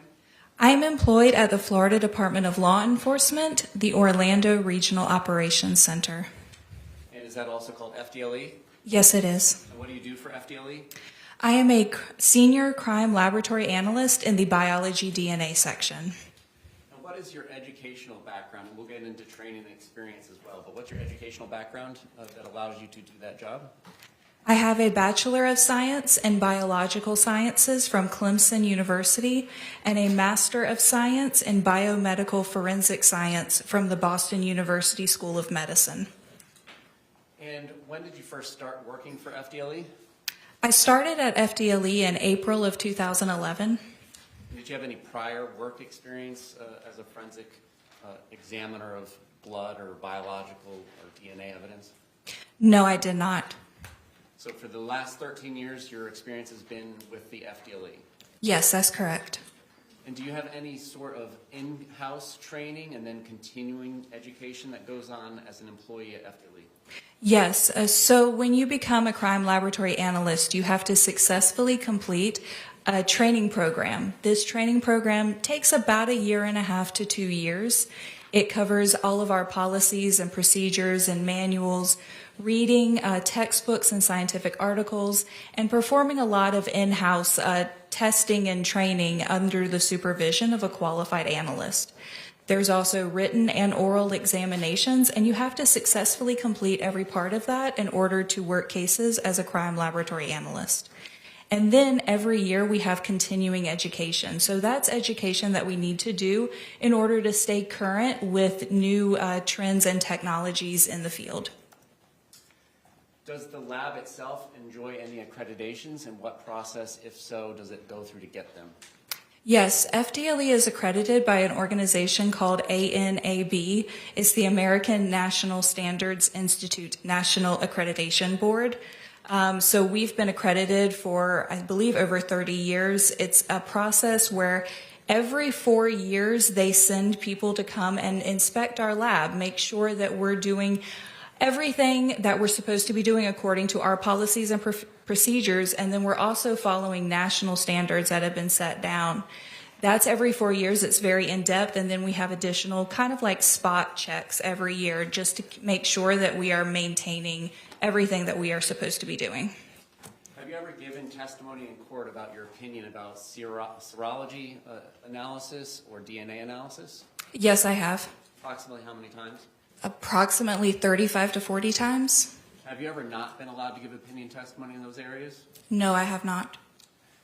Can you tell us about the place, particularly within FDLE? Tell us about your workspace and what personal protection equipment you may wear when you're doing DNA analysis.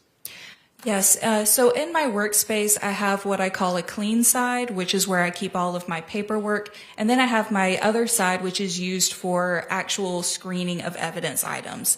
So this is a surface where I can clean it with a detergent. I clean all of the instruments that I'm using, so scissors, markers to take notes, anything like that is cleaned with a detergent, both before I start and after I finish. And it's cleaned and maintained in between every item of evidence. So only one item of evidence is open at a time, and this is to minimize any potential contamination, so DNA from one item getting into DNA from a second item. I also wear what is called personal protective equipment. This includes a lab coat, face mask, gloves, and potentially a hairnet, depending on what type of evidence that I'm working with. And then the gloves are disposable, so they are changed before and after each item of evidence. It's also changed if I have to touch my computer to take notes, I change my gloves. If I have to touch another surface, I change my gloves. So it's a lot of procedures that we use in order to prevent my DNA from getting onto the item of evidence. When DNA analysis is done, are instruments used to assist you in that process? Yes, we have an instrument platform that we use that allows us to run the DNA in batches in a efficient manner. So there's multiple instruments that are used across the varying processes. And do these instruments generate paperwork that humans such as yourself can then go read and interpret? Yes, it does. Now, in this particular case, you are not the analyst who examined the items. Is that correct? Yes, that's correct. Did you review the information that is generated by the instruments used by the analyst who did this work in coming to your own conclusions?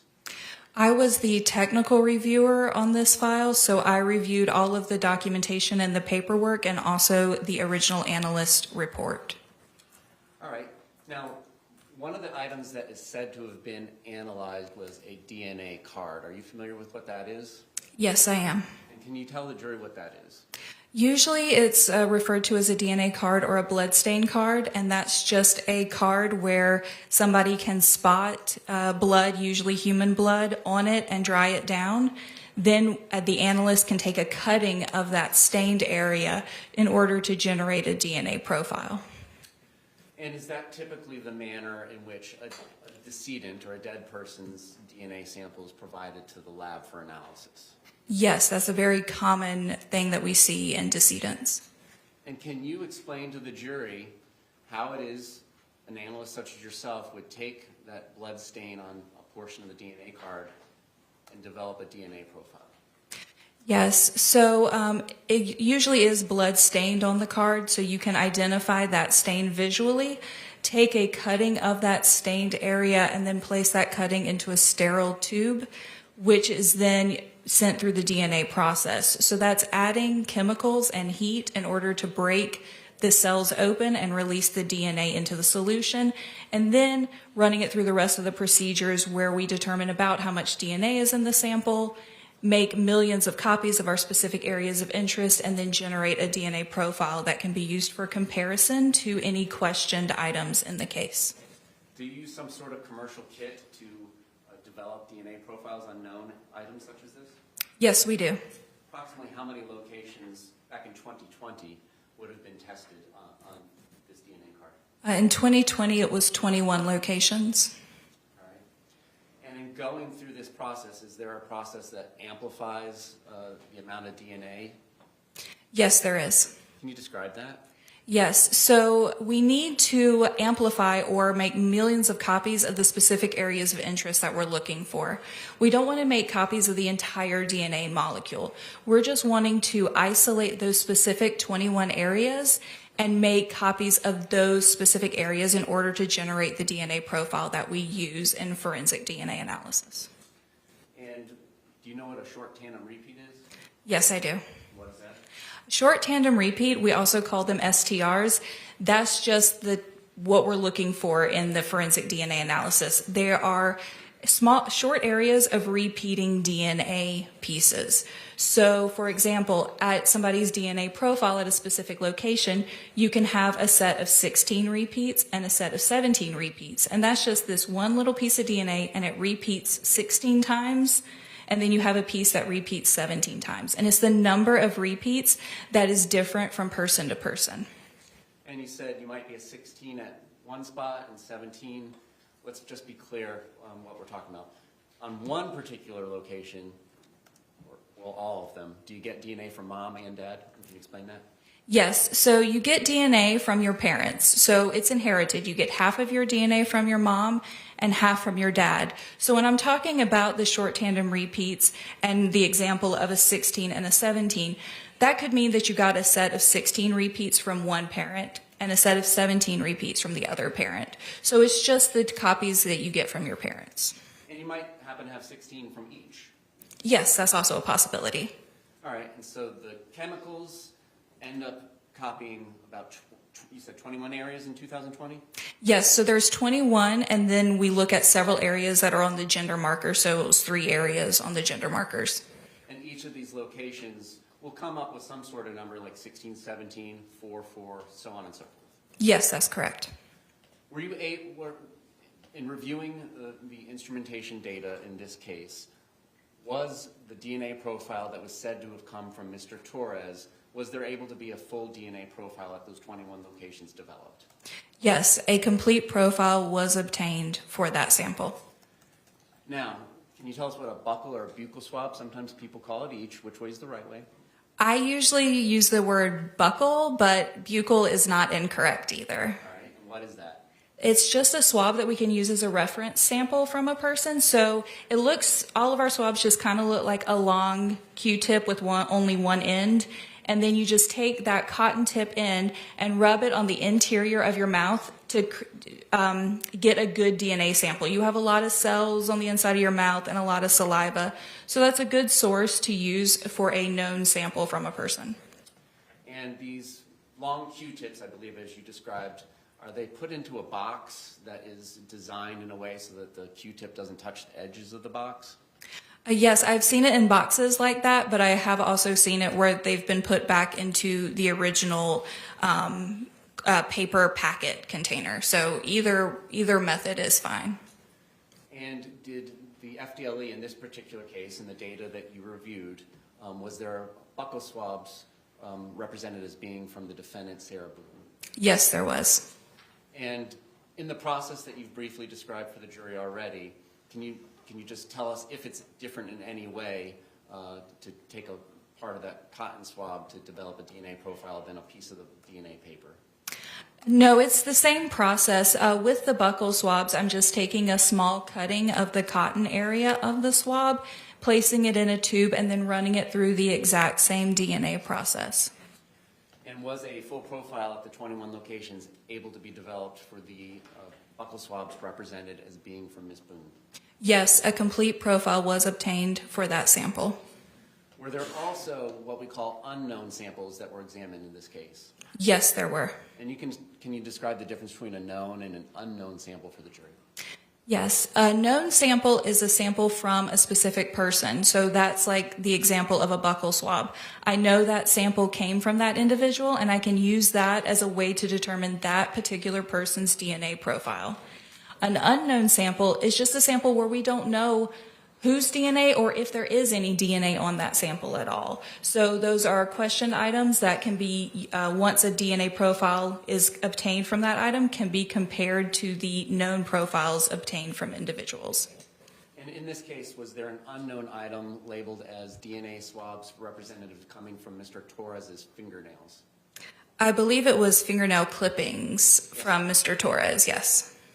All right, and typically, I know you didn't do the work on this particular case, but in reviewing the notes and in your experience, do these DNA samples from fingernail clippings come in as swabs, like a buccal swab?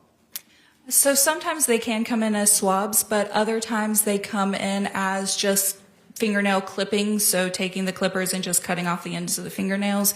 And then I've also seen it where they've been scraped using pointed sticks.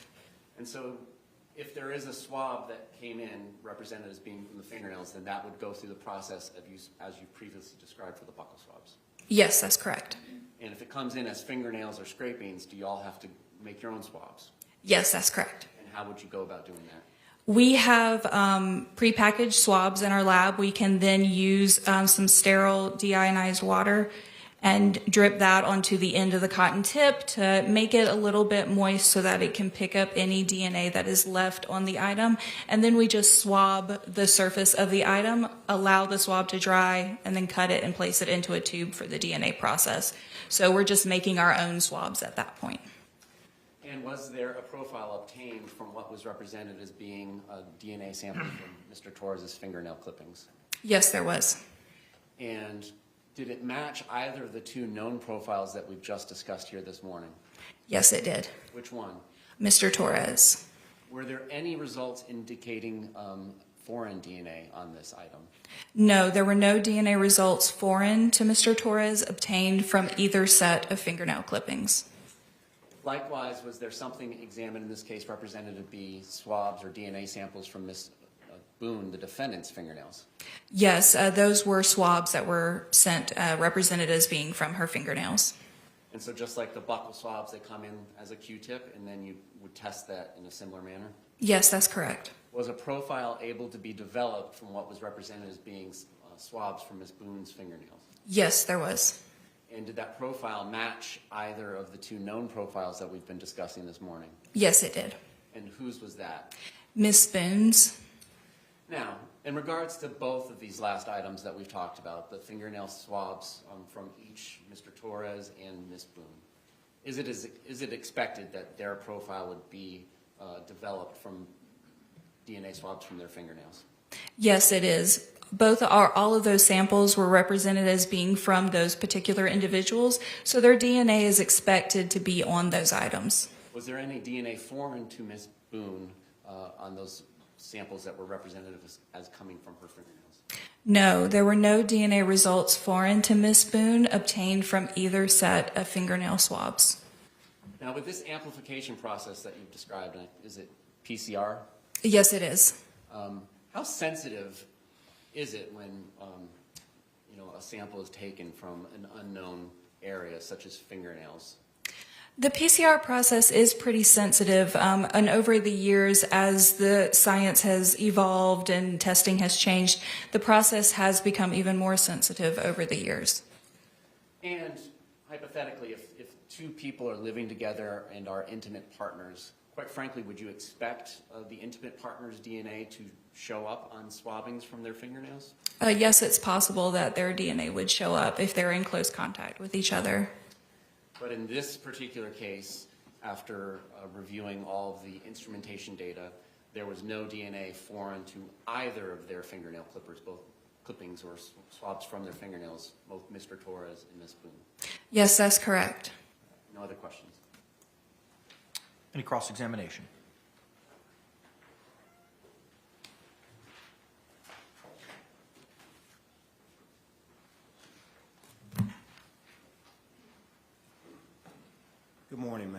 Good morning. Once you develop a profile, are you able to take that profile and compare it to other possible DNA on objects or items? Well, if it's a DNA profile that is obtained from a questioned item, we can compare that to profiles from known individuals. And in this case, an example of that, if an object from an unknown source, you could take that and compare it to a known profile. Is that correct? Yes, that's correct. And if you get a match with that comparison, what can you take from that? Just that is the DNA profiles are the same. So if it's an object, let's say like a bat, and there's a DNA profile that's obtained from the bat, and it matches a known profile, could you make the conclusion that that person touched or handled that bat from the known profile? No, I can't. There's nothing in the testing that we do at FDLE that will allow me to determine how any DNA ended up on an object or how long it's been on that object. Now, you said that in this case, what was sent for DNA comparison? In this case, there was a blood stain card or a DNA card represented as being from Mr. Torres, buccal swabs represented as being from Miss Boone, fingernail clippings from both hands represented as being from Mr. Torres, and then fingernail swabs from both hands represented as being from Miss Boone. Those are the only items that were sent to your lab for comparison. Those were the only items sent to the DNA lab, yes. Thank you, ma'am. I have no further questions. Any redirect examination? No redirection can be excused as far as the state is concerned. Defense? Yes. All right, ma'am, you're excused. Thank you very much. All right, thank you.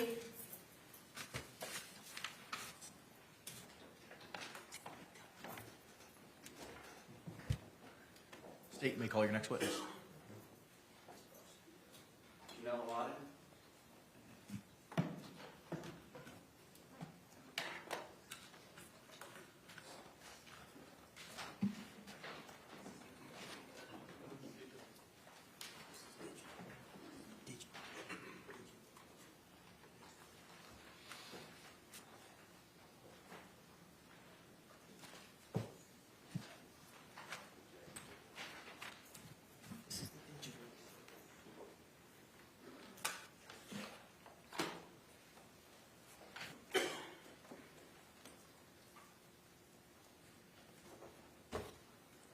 Do you swear or affirm that the testimony you should give shall be the truth, the whole truth, and nothing but the truth, so help you God? I do. Ma'am, good morning. If you could take a seat, state your name and spell it for the record, please.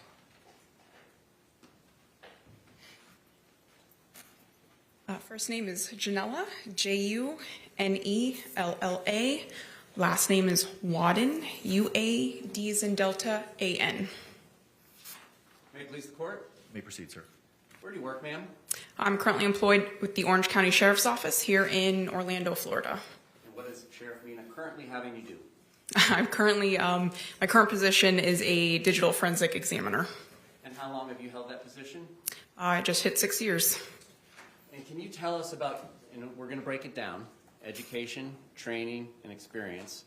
Let's just talk about your education. What's your educational background prior to becoming a law enforcement officer? In particular, what is relevant to being a digital forensic examiner? I actually started in crime scene investigations with the Sheriff's Office. So I have a bachelor's in forensic science through the University of Central Florida. Upon transferring over to our digital forensics unit, I became a certified computer forensic examiner through the International Association of Computer Investigative Specialists. That's IACIS? ISIS, yes. And can we call it ISIS? Yes. How do you say it? IASIS. IASIS. All right. I just want to shorten it for today. Yes. All right, so IASIS. Tell us about that program that you went through with IASIS to become a digital forensics examiner. Yes, the beginning portion of it is in classroom training. It's normally only hosted in 2 different locations around the world, one being here in Orlando, the other one normally being somewhere over in Europe. They actually just expanded a 3rd location over in Australia. So again, the first 2 weeks are in classroom training, normally with over 300 other students. And then the next 5 to 6 months are all a peer review type training where they give you problem sets on how to, it goes from basic education on computer forensics to how to recover data. Could be pictures, could be videos. You're not sure until you pass one step to move on to the next one to figure out what you're, essentially what kind of questions you're going to get. All right. We'll take a break from the education training experience for 1 second. On February 23rd, 2020, were you called out to a scene? Yes. And does that happen from time to time as a digital forensic examiner as opposed to your previous duties like a CSI, which would always go to the scene? Yes, as a digital forensic examiner, we are required to come out on scenes if requested. May I approach the witness with E for identification? You may.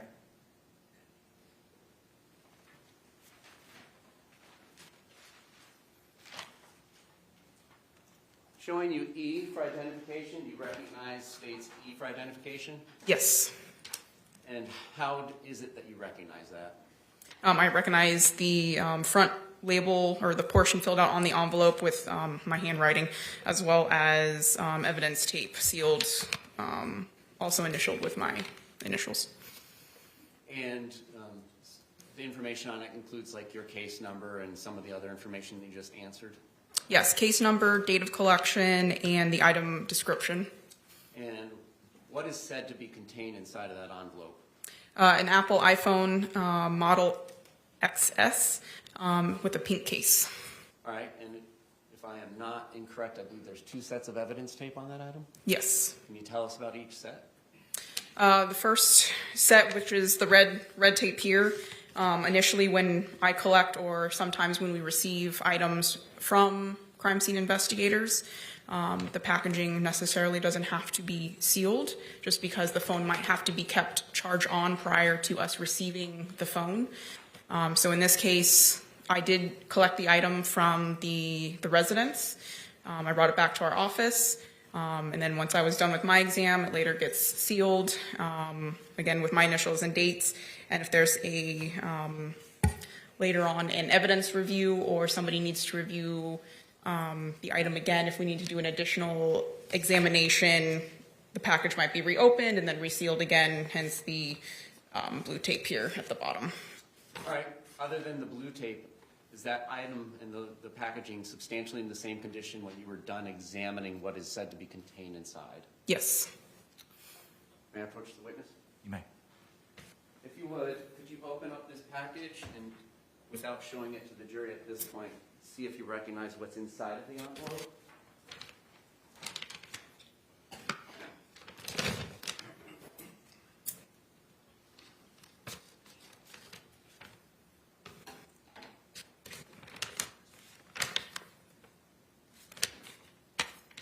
Yes, there's a phone with a pink case inside. Do you recognize that as the item that you collected from the scene that you went to on February 23rd, 2020, and then later examined? Yes. All right. So, this scene, February 23rd, 2020, where is this scene? I believe it's 4740, or can I refer to my report for the address or to the numerical? If it would refresh your memory, Yes. go ahead, and then when you're done refreshing your memory, let us know if your memory was refreshed.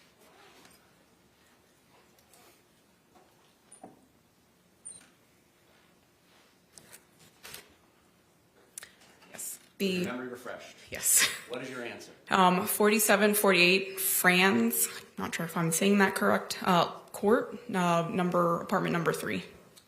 Now, I know you work for the Sheriff's Office in Orange County, but I still need to ask, is this in Orange County, Florida? Yes. All right. Now, you collected that item. May I move E for identification and evidence at this time? Any objections? No objection? What was pre-marked as E will be received into evidence without objection. Is State 16.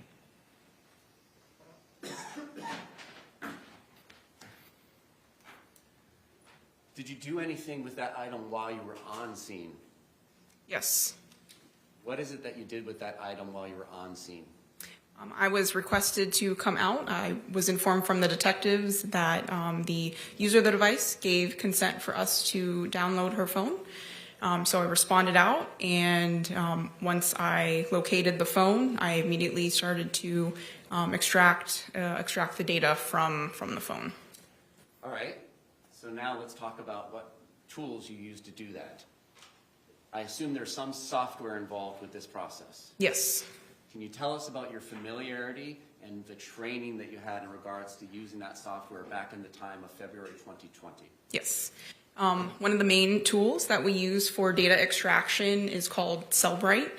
I did obtain, again, transitioning to our digital forensics unit, I obtained 2 certificates with Cellbrite, which is an operator certificate knowing how to operate the hardware and the extraction software, as well as a certificate in their physical analyzer software, which is more used for the analysis part. So once we download the phone, we get a digital file, which to us is a lot of data, which humans, we can't read. So their software basically makes it more readable for us humans, which we can then generate a report in different formats for review.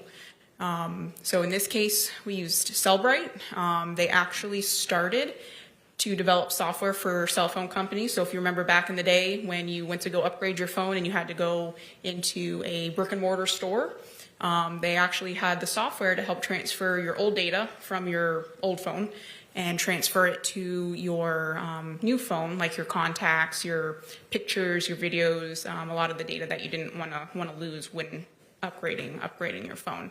But they are now a predominantly digital forensics company, and they provide the software that we use to extract data off of digital devices. And is there any hardware involved to use this software? Yes. Tell us about that. Yes, in this case, and especially at that time, we had 2 options. There was a portable tablet. In this case, you can still use a computer, and they have sister software that mirrors the exact same software that's on the portable tablet. So in this case, I had my call-out laptop with the extraction software installed on it, and just like you would to connect your phone to, let's say, your computer to export photos or take photos off of your phone if you want to save them, we're doing essentially the exact same thing in the field where we're connecting it to our computer, and we're letting the software pull all that data or the contents off of that phone. When you were told that you had Miss Boone's password to her phone device, do you do anything to try and make sure that the data cannot be manipulated or destroyed from the outside world? Yes, it's standard protocol. Like once we receive a phone, hopefully somebody did it before it's handed to us. But again, if we're responding out to the scene or we're the only ones that are interacting with the phone, we for sure try to, if we are given a passcode, we try to confirm the passcode. And then the phone is immediately put into airplane mode, which will disconnect it from any outside network. And we also try to ensure, because not always, once you place your phone into airplane mode, it doesn't always turn off your Bluetooth and or Wi-Fi connections. So we may go in and make sure that those settings are also disabled before we extract the data.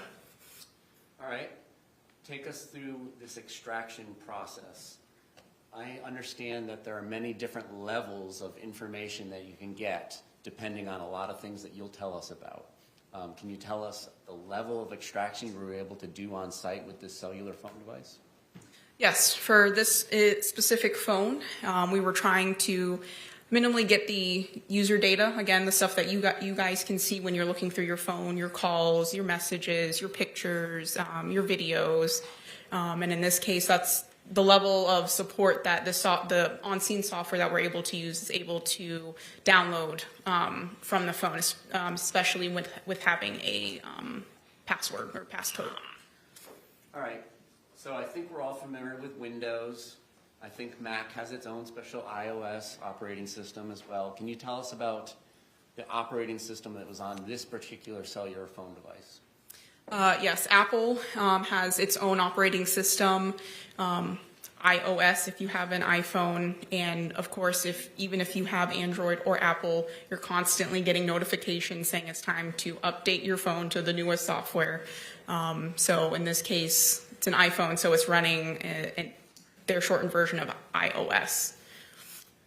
Can you also extract data that has been quote unquote deleted from the operating system? And can you just tell us all about that? Yes, it is sometimes a possibility. It's not always guaranteed, but we sometimes have more advanced tools that can potentially pull that data from the device, and then later, once we get that download, we can put it into that software, and normally will give us indications on whether or not data has been deleted. And so if a particular photograph or a Word document or some sort of file has been deleted from the operating system, may it still remain on the phone device or computer device? Yes. It may still be locatable with your software tools.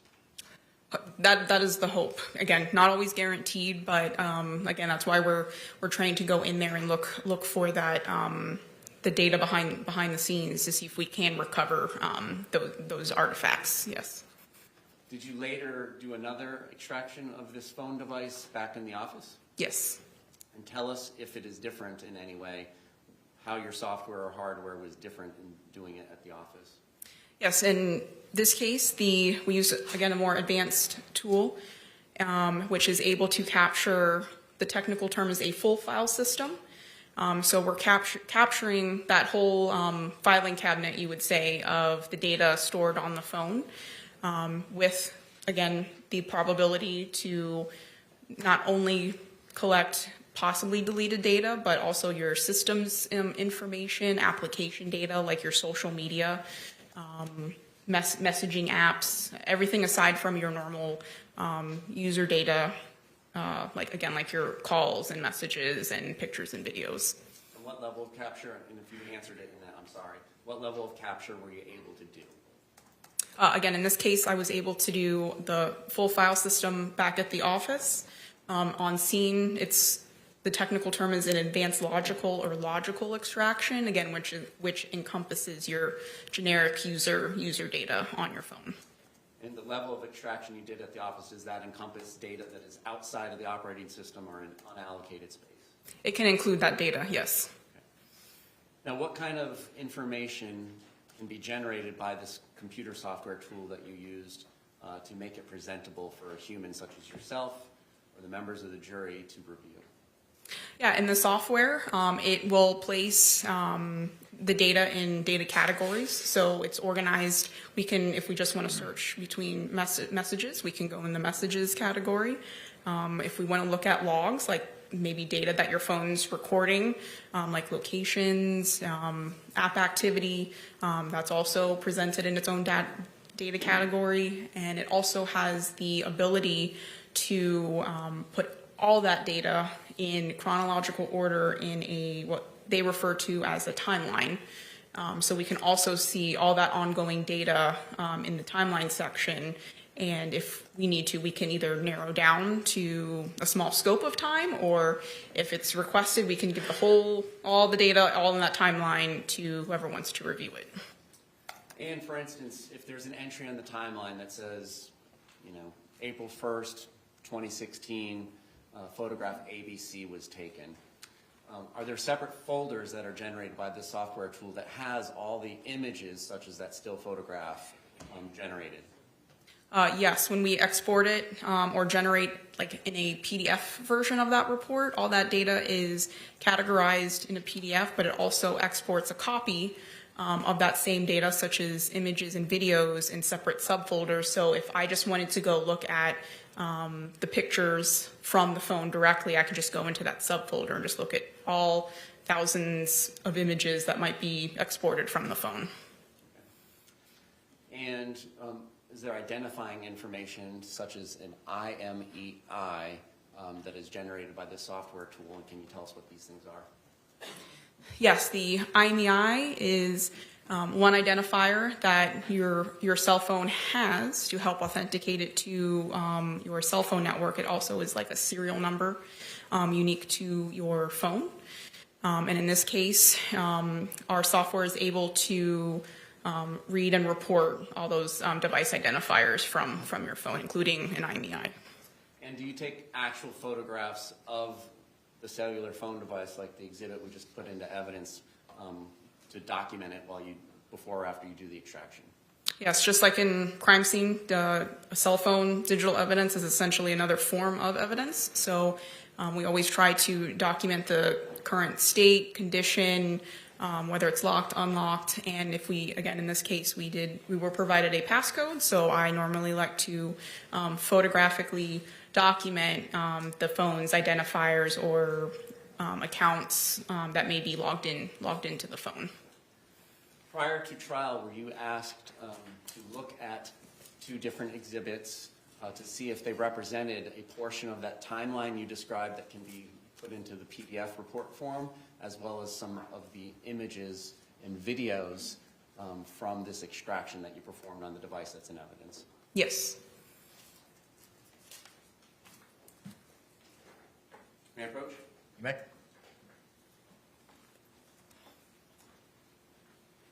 What I'm showing you first is O for identification.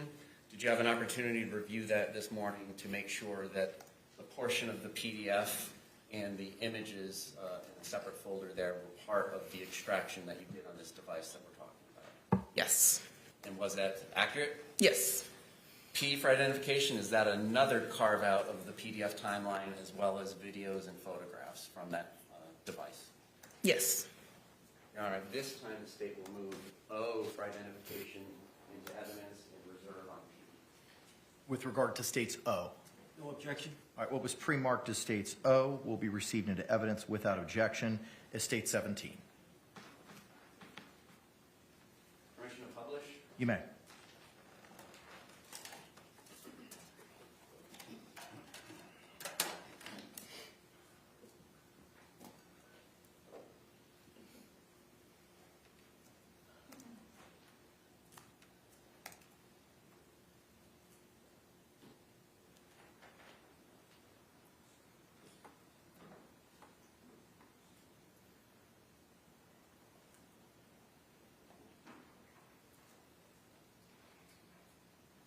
Opening up the file labeled extraction.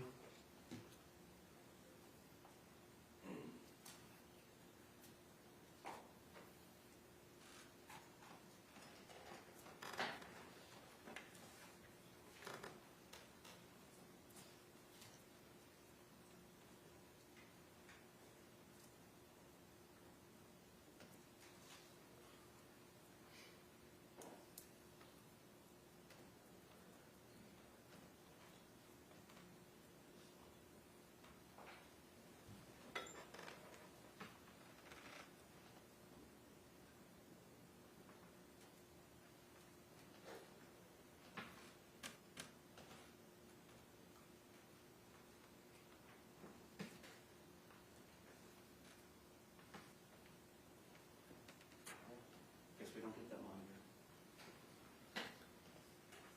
All right, so sorry about your neck. Looking at entry 31079, can we just go column through column and explain what we're looking at? Yes, the first column normally is just an assigned number, just like a line item number for the report, because again, this is an excerpt. There could be thousands and thousands of line items when you're looking at the entire timeline. So the far left-hand column is just a line item number, followed by again, the data category for whatever data you're looking at. In this case, there's a couple listed as application usage and then location data. Let's talk about the column that has dates and times, and can you explain to us what UTC -5 means? Yes. Another column, again, we're looking this at a timeline, so we want to know dates and times. So we'll include the date and time of the data that was recorded onto the phone. And this report was adjusted for our local Eastern Standard Time here in Orlando, Florida, so UTC -5. And going up to the top line there, 31075, that indicates that there is a start time for the application com.apple.camera, and then going back to our original one, 31079, that's the end time. Can you tell us what that means? Yes, so Apple is very good about recording activity on the directly from your device. When you open up a certain application, such as the camera, Apple is making note that you, in this case, it's indicating a start time. So you opened up your camera at 10:21:36 p.m. And then you stopped using it, maybe closed it out or stopped recording at 10:21:38 p.m. And in this portion of the PDF timeline, there does not appear to have been any videos or photographs captured while the camera was open. Is that accurate? Based on that excerpt, I don't see a recorded media file. All right. In the surrounding entries, can we just talk about what I would unfairly probably call spam of locations? What is going on there? Again, if there's usage, application usage, or you're just in a really good location, or your device is just set to record locations wherever you are, your phone is also recording that data as well. And in some cases, like again, your phone, if you have it set for your camera to record your location when you take a picture, again, like when you reopen that picture, it'll show you, hey, you were located at 2500 West Colonial Drive. That's that data that's being recorded in the background while you're using that application that it might have that permission to record that data.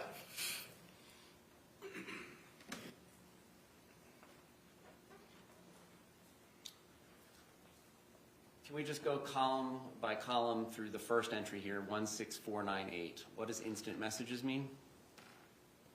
That's referencing text messages. Second column, outgoing.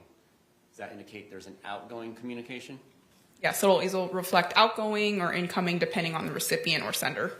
The next column, there's a 1. What does that mean? That just might be like one entry, one message. I don't see the header for the columns. That one I'm not unsure of. All right, and the date and time we've already explained. Let's talk about the from, owner, and then the participants. What does this all mean? So the from section, again, if we're looking at the first row of data, it's indicative that it's a text message because the sender, it's listing the phone number being used to send that message. And then for iPhone devices specifically, if you're communicating with another Apple device, it may also list the phone number as well as your backup, which is your Apple ID. So if it can't transmit that message through your phone number, it might default to your iCloud account. And in this case, it's listing both. All right, and if, for instance, the outgoing recipient or the incoming sender of the text message is in the contacts, would it show up with the person's name, such as Wancho? Yes, our software will display your contact name as how you save it. And if there's no contact name, it would just show the phone number? Phone number or, again, Apple, your iCloud account.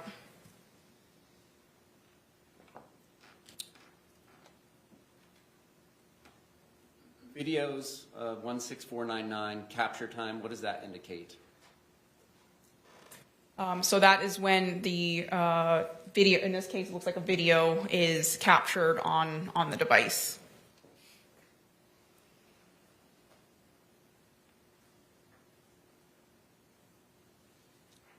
Let's specifically talk about entry 16520. Again, we've discussed that's an instant message and it's incoming rather than outgoing. So that means it came to this phone device? Yes. And over to the right of the date and time, which would have been 6:07 p.m. 30 seconds on Christmas 2019, it indicates that it's from a contact named Mo. Is that accurate? Yes. Then the contents speak for itself. Going down to 16522, an outgoing instant message at 11:31 p.m. 57 seconds on Christmas 2019. What is the content of that communication? The content of the message is hide and seek, I shall.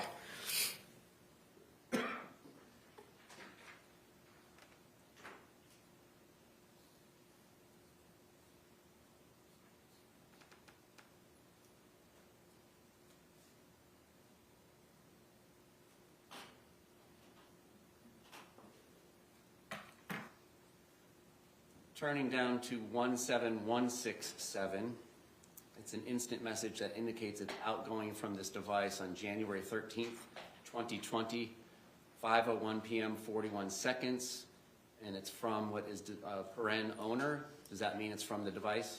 Yes. What's the content of that text message? Sorry, what was the line item number? 17167. And bless you and all of you too, I'll get rid of him. Then the next three are also outgoing messages. What do they indicate as far as content? Starting with 17168, then I'll be better, followed by 17169, ugh, and 17170, Torres.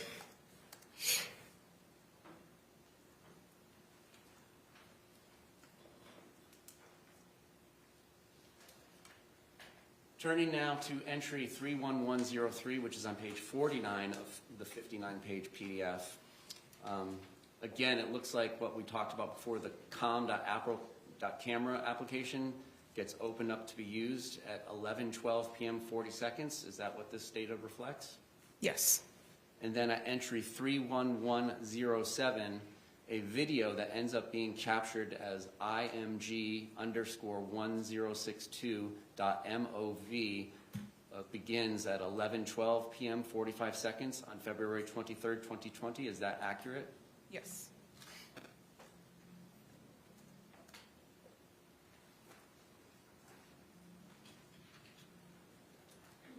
And then there does not seem to be any intervening closing of the camera application before we get to 31113. In that portion, I don't see that information. And then at 11:23 p.m. 03 seconds on February 23rd, 2020, in entry 31113, a second movie is generated by this device labeled IMG_1063.mov. Yes.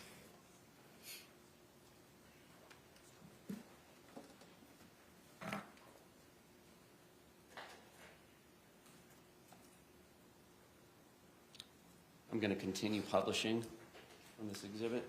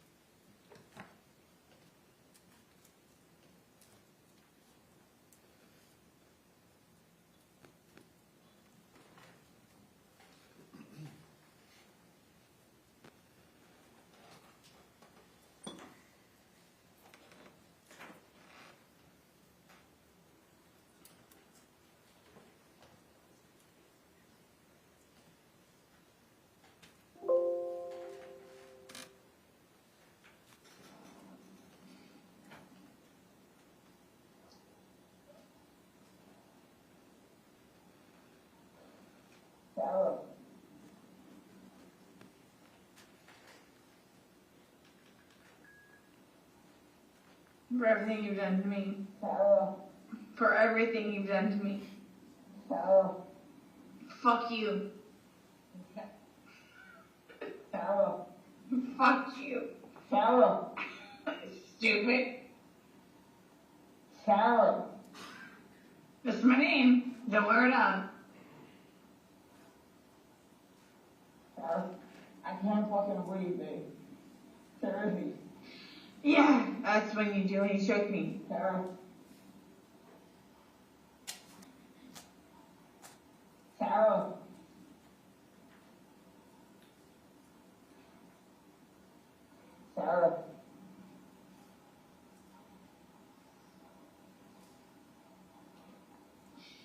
Sarah, I can't breathe, baby. That's on you.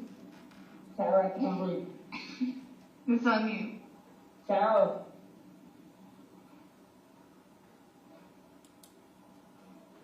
Real or ransom?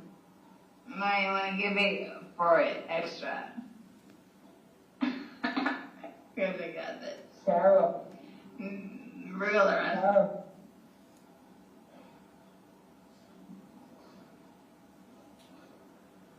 Sarah, I can't breathe, baby.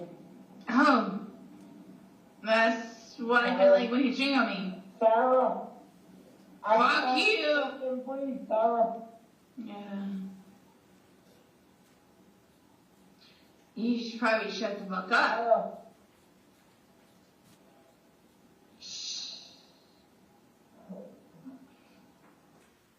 For the record, that was img_1062.mov, now publishing 1063, same respective file name.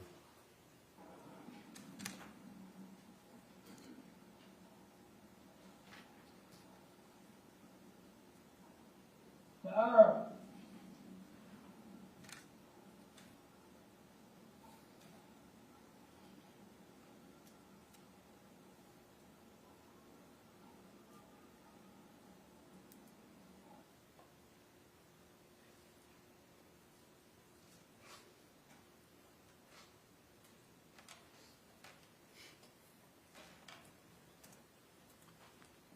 No other questions of this witness? Any cross-examination?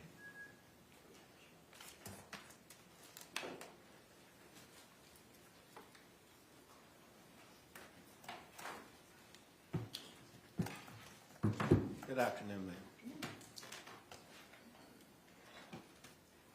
I believe you stated on direct that you were called to the scene and you were asked to do your analysis out there. Is that correct? At least a download. Download. What type of phone was this? An Apple iPhone XS.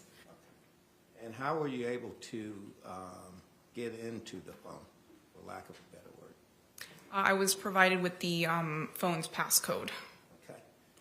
With an Apple phone, without being given that passcode, are you able to get in an Apple phone? Maybe not necessarily unlock the phone, even though that is an option through some of our advanced tools that is supported. But it can have the ability to download the phone even in a locked state and pull 80–85% of that data. Is it a much easier process when you have the code? It's quicker, yes. And how were you provided that code? I believe either through Detective Copsell or Connolly at the time, or I may have asked Ms. Boone just to reconfirm the passcode. And did she give you the passcode? Yes, somebody did, yes. Now, on the first exhibit that went up, or when you're talking about the communications or the identifying factors of the phone, one of the things that were identified is dates and times. Is that correct? Yes. Right. Also, you said it would tell you if the source was incoming or outgoing. Is that correct? Yes. All right. And then you said it would identify, it could identify either by phone number or name. Is that correct? Yes. All right. On the examples that you gave us, who was the identifying name as to the outgoing on this phone? Sorry, can you repeat the question? Who was the identifying name for the outgoing text or calls on this phone? I think in some of the line items that were shown above, it was just listed as a phone number. Was there ever a name listed? A physical name, possibly in other line items, but in this, and again in those excerpts, it's just by phone number. Okay. Did you ever see the name Brian Boone? Yes. Okay. Where did you see the name Brian Boone? I believe in one of the iCloud or accounts that was logged into the phone, there was an associated email address. Okay. taking that, was it any other place where you would see in a different name as to the outgoing, other than Brian Boone? Again, there might have been other names listed in other portions of it. But again, in those excerpts, it was just either by phone number or, again, with the Apple iPhone listing, the iCloud account. Do you have a copy of the exhibit up there? No, not on me. Can we get that pulled up, please?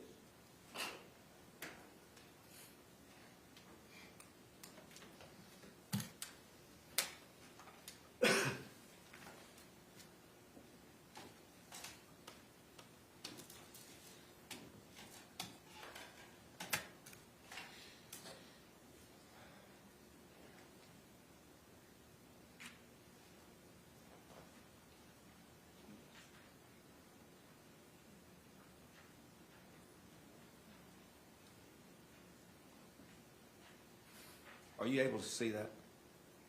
And no, this monitor is not working. May we approach? Yes.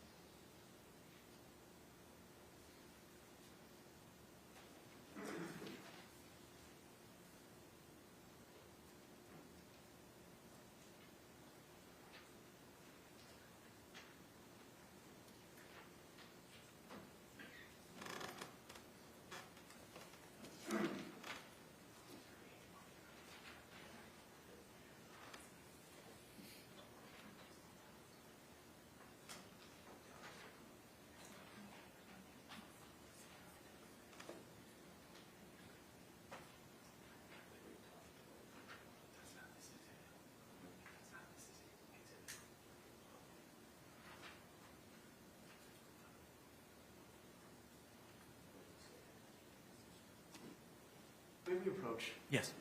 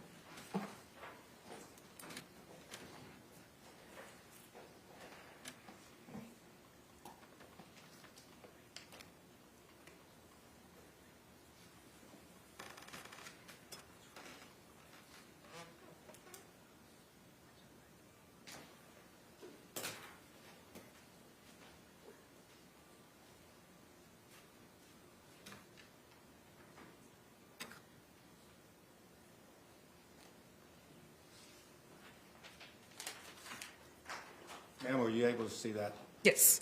There's a entry on 12/25/2019. Is that correct? Are you referencing like the instant message row? Yes. Yes. All right. Does it, as far as participants, what does that show you? What does it tell you? So it's listing the owner in reference to we'll say the first phone number, 8684. It's referencing that phone number as well as the Gmail account or iCloud account associated with the phone, and then it's listing a physical name of Brian Boone. Okay, so it's showing Brian Boone as being the owner of the phone. Is that correct? For that phone number and or one of the participants in that message conversation. Did you recall seeing any other name associated with that phone number other than Brian Boone? I'm not sure I'm understanding the question. All right, when you did the analysis of this, and you would look for the participants and get that information, match it up with the phone number. Then in certain cases, they will show you the owner name because you said Apple is very detailed in some of their applications. So did you ever see another name associated with this account other than Brian Boone? There was another iCloud account logged in on the physical phone. Okay. There was no name attached. There was no name attached. Bless you. Now, when you're identifying these sources as being either outgoing or incoming sources, and is that basically telling you what device is being used? No, it does. It's not indicative of a specific device other than we know outgoing. Obviously the source is the phone that we extracted that data from. In incoming messages, it does not let us know if the message was made through a Samsung Galaxy or another iPhone. Okay. What identifying information do you get at that time? In regards to receiving a message? Yes. In this case, or what's displayed there, it's going to give us the content of the message. It's going to give us the date and time that the message was sent or received. And again, like in your phone, it does depict either through a small notification arrows indicating ingoing or outgoing. So it's just displaying that version in text up there. Okay. And then from there, it's basically telling you the number that it came from. Is that correct? Yes, like in reference to that top row, it's saying that that message came from that phone number. Again, the top line item, last 4 digits is 8684. And then it's also listing the message participants. It's not telling you the person who sent the message, is it? Correct. Just that it's originating from a phone number. So if 2 people or more people had access to a phone, you wouldn't, from this information, you wouldn't be able to tell who actually sent the message on any given time. Is that correct? No, I'm not a fly on the wall, and I can't see who's physically typing out messages. Thank you, ma'am. No further questions. Any redirect examination? Other than just your subjective interpretation given the context of conversations. Yes. And if photographs or videos are taken during these conversations, that could be indicative of who is behind the phone device as well. Based on sound and visuals, it does help. Thank you. Can this witness be released? As far as the state is concerned, yes, sir. Yes, Your Honor. All right, ma'am, you're released. Thank you very much. Thank you. State, any other witnesses or evidence to call at this time? Not for the morning presentation. Okay, all right. Members of our jury, it is 12:21. At this point in time, we're going to go ahead and take our lunch break. I'm going to ask you to report back here at 2 o'clock at 12A at the Orange County Courthouse. I'm going to give you a similar instruction, as same instruction I read to you last week. Jurors, you must not conduct any investigation on your own. This includes reading newspapers, watching television, or using a computer, cell phone, the internet, any electronic device, or any other means at all to get information related to this case or the people and places involved in this case. This applies whether you are in the courthouse, at home, or anywhere else. You must not visit places mentioned in the trial or use the internet to look at maps or pictures to see any place discussed during the trial. Jurors do not watch local news or read local newspapers. Jurors must not have discussions of any sort with friends, family members, or even your fellow jurors about the case or the people and places involved. So do not let anyone make comments to you or ask questions about the trial. I want to stress again that just as you must not talk about this case face-to-face, you must not talk about this case by using an electronic device. You must not use phones, computers, or other electronic devices to communicate. Do not send or accept any messages related to this case or your jury service. Do not discuss this case or ask for advice by any means at all, including posting information on an internet website, chat room, or blog. With that, members of the jury, we'll be in recess. We'll see you back here at 2 o'clock this afternoon. I thank you for your time.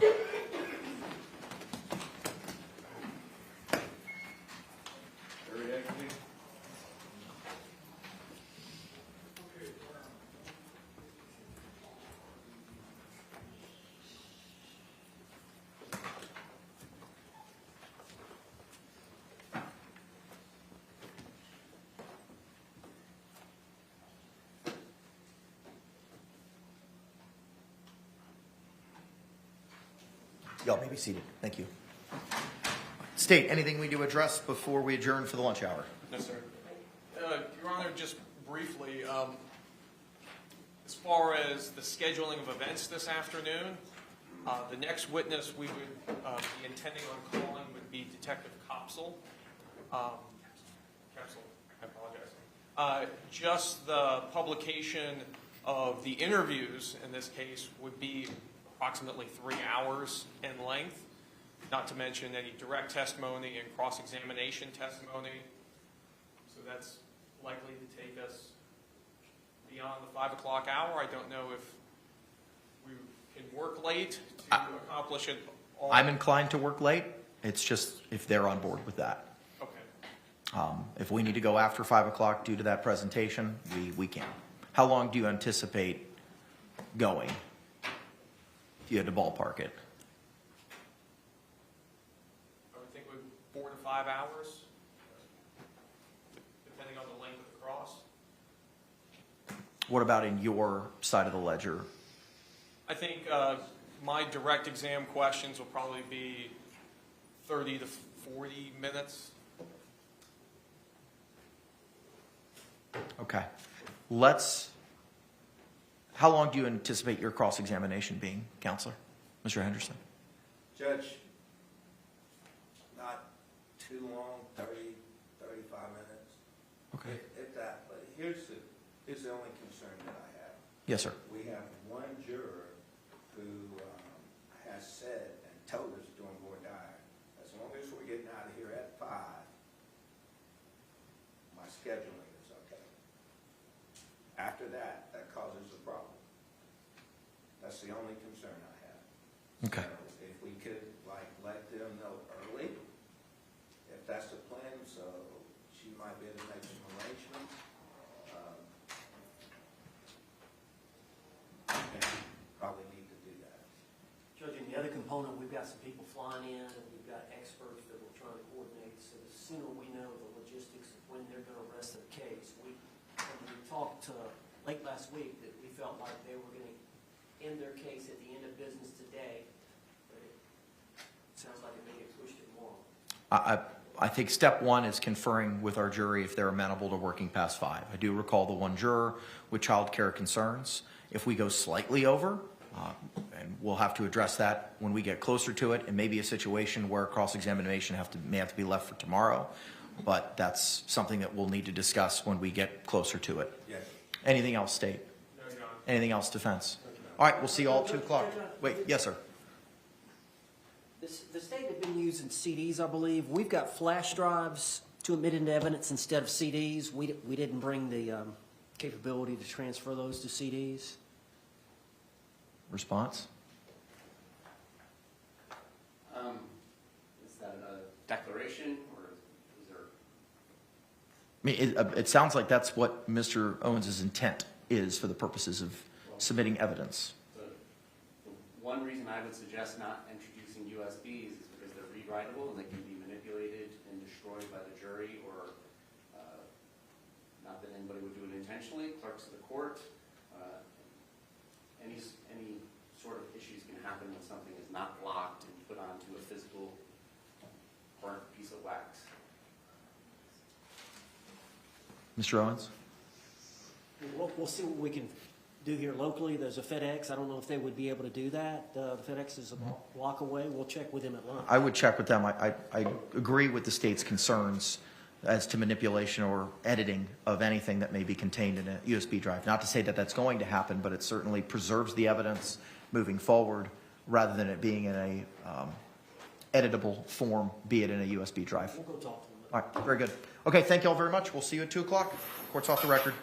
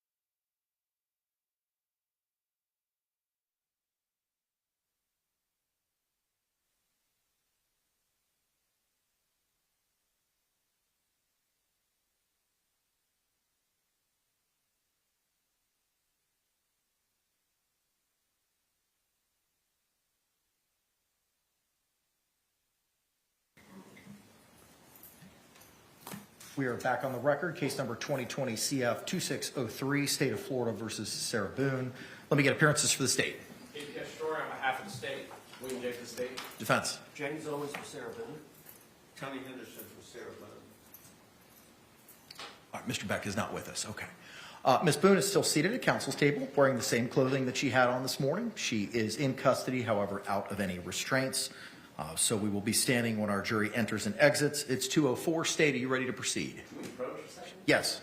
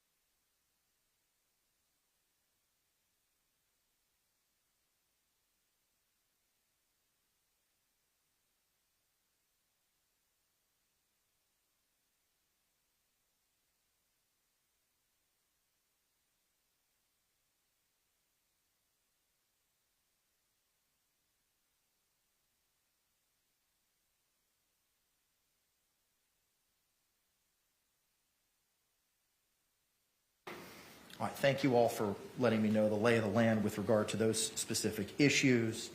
We're going to bring our jury in momentarily and inquire to staying after 5 o'clock. Members of the gallery, good afternoon. The state is going to continue with their evidence presentation. I know this morning some cell phones were going off, or there was chattering in some cell phones this morning. I'm going to please respectfully request that you turn off your cell phones and not have any correspondence or communications orally amongst yourselves or anyone else in the gallery.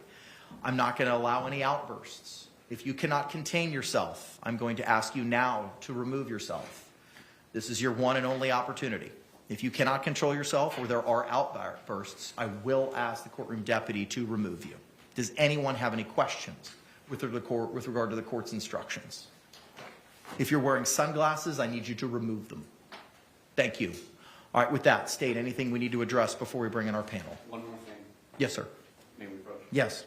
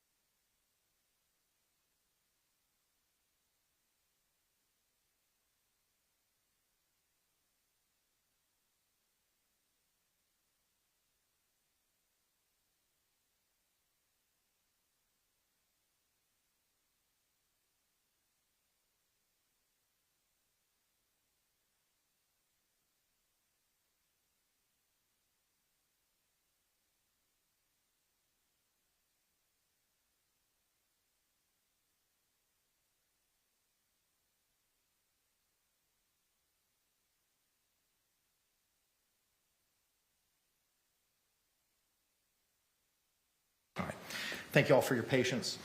Ma'am in the back left, last row, good afternoon. After conversing with the state and the defense, they've agreed and asked me to excuse you from this room. I understand that there may have been an outburst by you with courtroom personnel before the judge arrived on the bench this afternoon. If you would like to watch the trial, it is being streamed live. You can head to the 12th floor, get off the elevator, and head to the south side of the building. See the sign where it says Judge Michael Kranick, and it'll tell you which direction to go. You can pick up the phone, call my judicial assistant, Anita Barrios, and she can give you instructions on how to watch this trial virtually, okay? Okay, thank you so much. Thank you, ma'am. Well, I ain't doing it anyway. Okay, God bless you guys. I'm still the boss of the city, so we gotta work together and try to figure it out. Thank you, ma'am. And y'all heard what I said. Ms. Jones, you're fired. Have a good one. Thank you. To restate the court's prior positions, if there's anyone going to have any outbursts or cannot control themselves, again, I'm going to ask you to remove yourselves at this time. State, are we ready to bring in our jury? Yes, Your Honor. Defense, are we ready to bring in our jury? Yes, sir. All right, let's go ahead and bring in our panel.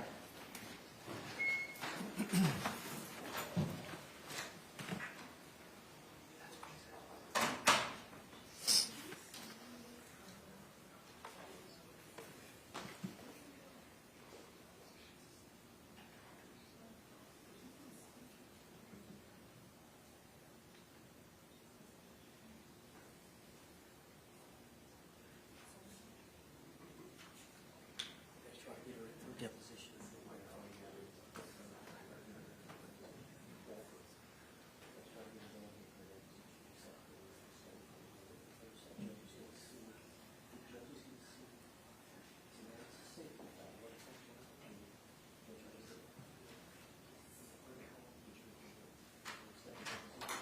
Jury entering.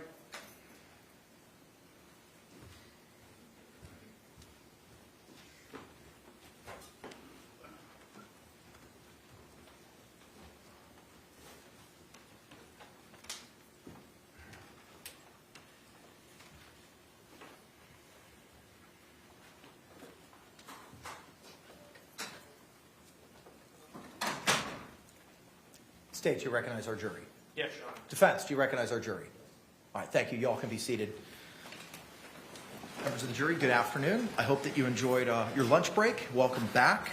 We're going to pick up with the evidence and testimony presentation by the state this afternoon. We may have to work after 5 o'clock, possibly between 5:30 and 6.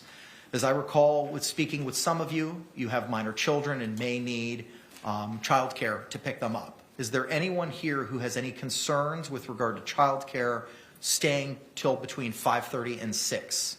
If you have those concerns, okay. Juror in first row, third seat from the right. Yes, ma'am. As long as we get a break between now and then and I can call someone, I should be fine. I would absolutely give you that opportunity right now to do that. Okay. Is there anyone else who has concerns about childcare? If you're able to have childcare, ma'am, is that going to affect your ability to listen to the evidence this afternoon? No, sir. Okay. Can the parties approach for a moment?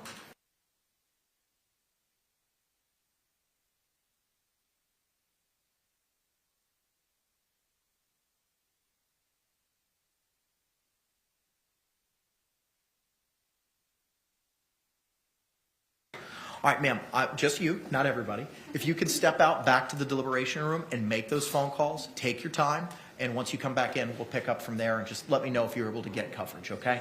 Thank you so much, ma'am.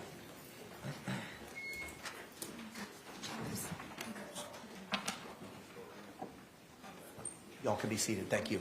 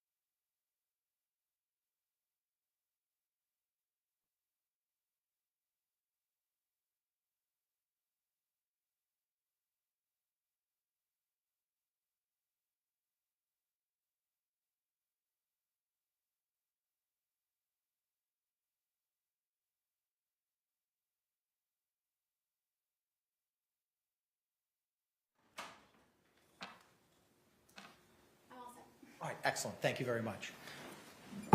If you can, members of our panel, show me by a show of hands you complied with the court's instructions prior to the lunch hour. All right, record reflect all hands have been raised. With that, state you call your next witness. State and call Chelsea Kepsel.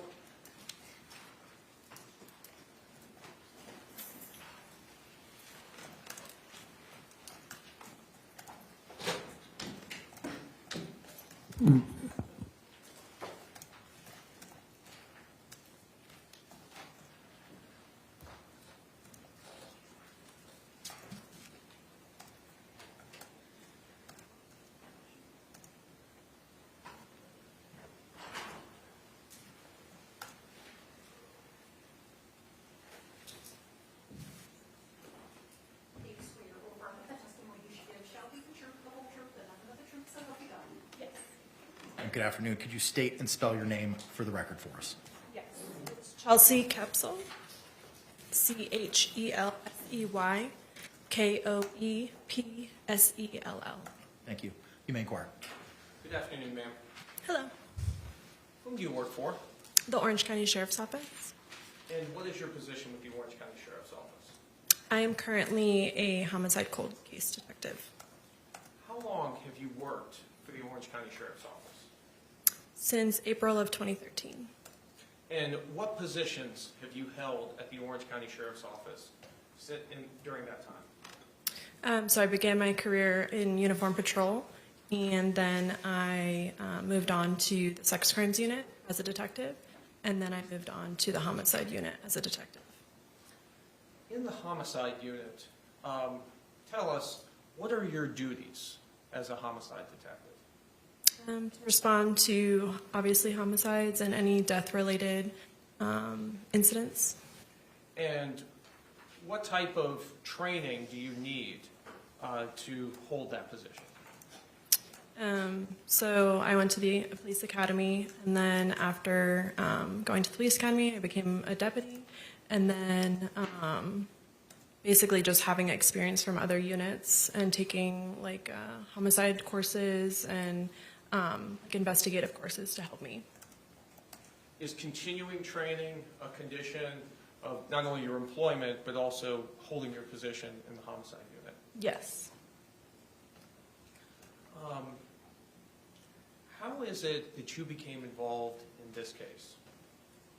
So on February 24th of 2020, my partner at the time, Detective Scott Lowen, received a call.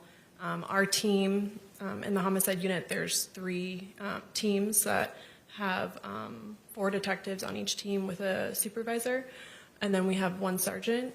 And so on that date, Detective Scott Lowen was basically screening calls for that day, and we were at the office, and he told me about the call. Are all homicide investigations worked in tandem with another detective? Typically, yeah. We normally always have a partner with us. And tell us, why is it that we do that? Well, honestly, it's more for court purposes if I weren't to be able to be in court. But it's also nice to just have someone else's perspective and training. We all come from different backgrounds, so it just kind of helps the investigation. Once you received the call on this case, where was the first place that yourself and Detective Lowen went to? We responded to the scene. And when you say the scene, is that 4748 France Court? Yes, I believe so. And when you responded to the scene, who did you make contact with first there? The first person I made contact with was Deputy Kayla Rodriguez. And was Deputy Rodriguez able to convey you certain information at that time? Yeah, she explained to me what had been said to her and basically what they have done. And this location that you responded to, was the defendant present there at that time as well? Yes, she was. She was outside. And did you make contact with her? Yes, I did. During that time that you were initially there at the scene, did you walk the scene with the crime scene investigator in this case? Yes, I did. And when you walk the scene, just tell us some of your observations. So when you first enter, immediately on the right, there's like a kitchen. And then if you continue down like a very small, short hallway, it opens up to the living room / dining room area. And so when I entered, I could see the victim, Jorge Torres, laying on the ground next to a blue suitcase. Did you work with the crime scene investigator to identify potential pieces of evidence for collection? Yes, I did. Did you also have an opportunity to speak with the defendant in this case at that time? Yes, I did.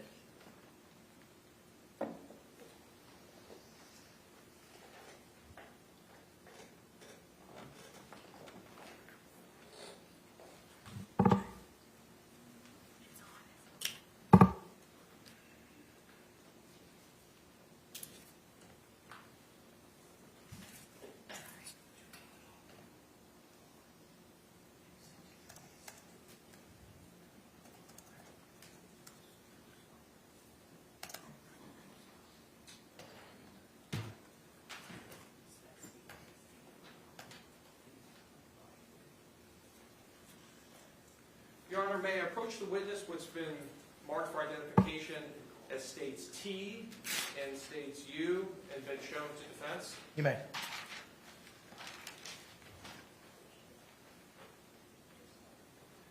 Ma'am, I'm showing you what's been marked for identification first as states T. Can you tell me, do you recognize what that item is? Yes, I do. Tell us, what is that item? This is the first part of the interview that I conducted with Sarah Boone on the scene. And did you have an opportunity to review that disc prior to coming to court today? Yes, I did. And does that disc fairly and accurately represent the conversation that took place between you and the defendant on February 24th, 2020? Yes, the first part. And is that your initials on the disc as well? Yes, sir. Your Honor, at this time I'd like to move what's previously been marked for identification as states T into evidence. Any No objections? objection. All right, what was pre-marked as states T will be received without objection as states Exhibit 18. Other than, I may have made a previous objection, other than pre-trial issues. Yes, sir.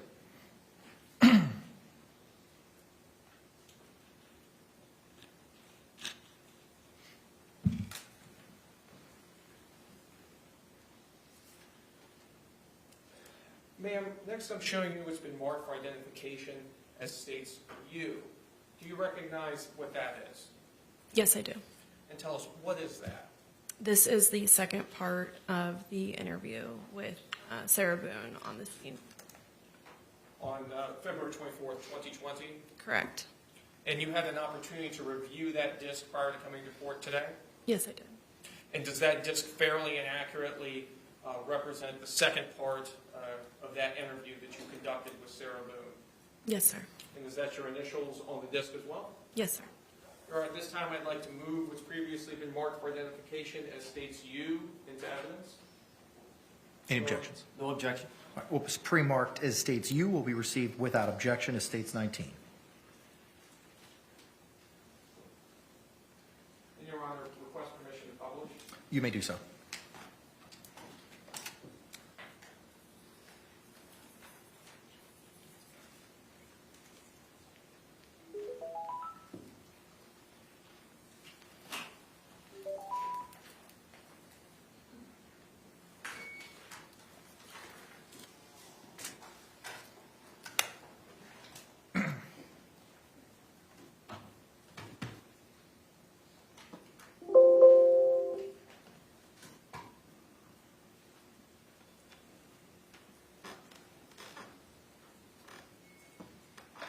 CDT is February 24th, 2020. The time now is approximately 16:57 hours. This is in reference to Orange County case number 20-017904. I'm currently located in my unmarked vehicle out in front of 4748 Brant Lane, apartment number 3 in Winter Park. at the Tealwood Park Apartments. And also in the car with me is my partner. Detective Scott Lowe. And in the front seat is, can you state your name, ma'am? Sarah Boone. Okay, and your birthday? 10/10/77. Okay. So, Sarah, I know you have talked to some deputies. I know we had a very brief conversation, just to reiterate what you told that deputy. But like I was explaining, I would like to get a more further understanding of what happened last night and ask you more detailed questions. I am going to read you your rights, but it's just because that's how we do things, okay? So you do have the right to remain silent, okay? Do you understand that? Yes. Okay. Anything you say may be used against you in court. You have the right to talk to a lawyer before and during questioning without charge. If you cannot afford a lawyer and want one can be provided for you before questioning without charge. Has anyone threatened you or promised you anything to get you to talk to me? No. Do you understand what I just read you? Yes. Okay. So, last night you said that you and your boyfriend George were here at your residence and didn't really leave that day. You said that he went to the store to buy cigarettes. Yes. What time was that around? If you recall. Was it light out still, dark out? Yes, it was light out still. It's still light out, okay. But he's the only person that left and he came back, Yes. I'm assuming? Okay. It's right down the street. It's down the street. Okay. And tell me what you guys were doing next. Like what was happening? We had a bottle of wine. We painted, we drew, we did puzzles. Do you remember what wine you guys were drinking? It's woodbridge Chardonnay. Okay. The bottles are in the trash. Okay. Chardonnay. Okay. And do you remember around like what time this was that you guys were sharing the bottle of wine, painting, doing puzzles? I'm going to say 4-ish. Okay. And was this before he went to the store or after? I'm sorry? Had he already gotten home from the store at this point to buy the cigarettes? Yes. Okay. So it was around 4 p.m.-ish that you realized, and you guys were doing puzzles and art. Okay. Listening to music, enjoying each other's company. And all downstairs, upstairs? Where did you Downstairs. guys? Downstairs. Okay. We usually sit on the back porch because we smoke. You're not allowed to smoke inside, so. Okay. And who was here last night? Was it just the two of you? Mm-hmm. Yep. Okay. No one ever came over at any point? No. No? Okay. We called his daughters on FaceTime. Okay. You're just literally just enjoying one another's company. Okay. And you guys share the phone that you have, Yes. correct? Okay. And the phone's located in there, I think, in the Yes. kitchen area? Yeah. Okay. So tell me what happens next. You're painting, you guys are doing this puzzle together, you obviously finished the bottle of wine. Yes. Did you have 1 or 2 bottles of wine? Well, we had one previously that was maybe not even half full. Okay. But then, So you finished that one and then you had the full one? yes. Okay. And sorry, what was the question? What did you guys do next after the bottle of wine? Like after you finished the wine? We had the bottle of wine while we were doing our arts and crafts. Mm-hmm. And from there, just waiting, we were puzzled out, we were painted out. Mm-hmm. So, being silly, let's play hide and seek, which we had played before. Like, I don't know if you've opened the door on the top of the stairwell, like, he and I have hidden in there before. Like, just having fun and enjoying each other's company. Okay. So, I mean, that's literally all it was. And then the suitcase is downstairs because I was telling you we were going to do donations. Mm-hmm. And because it's not a very good suitcase,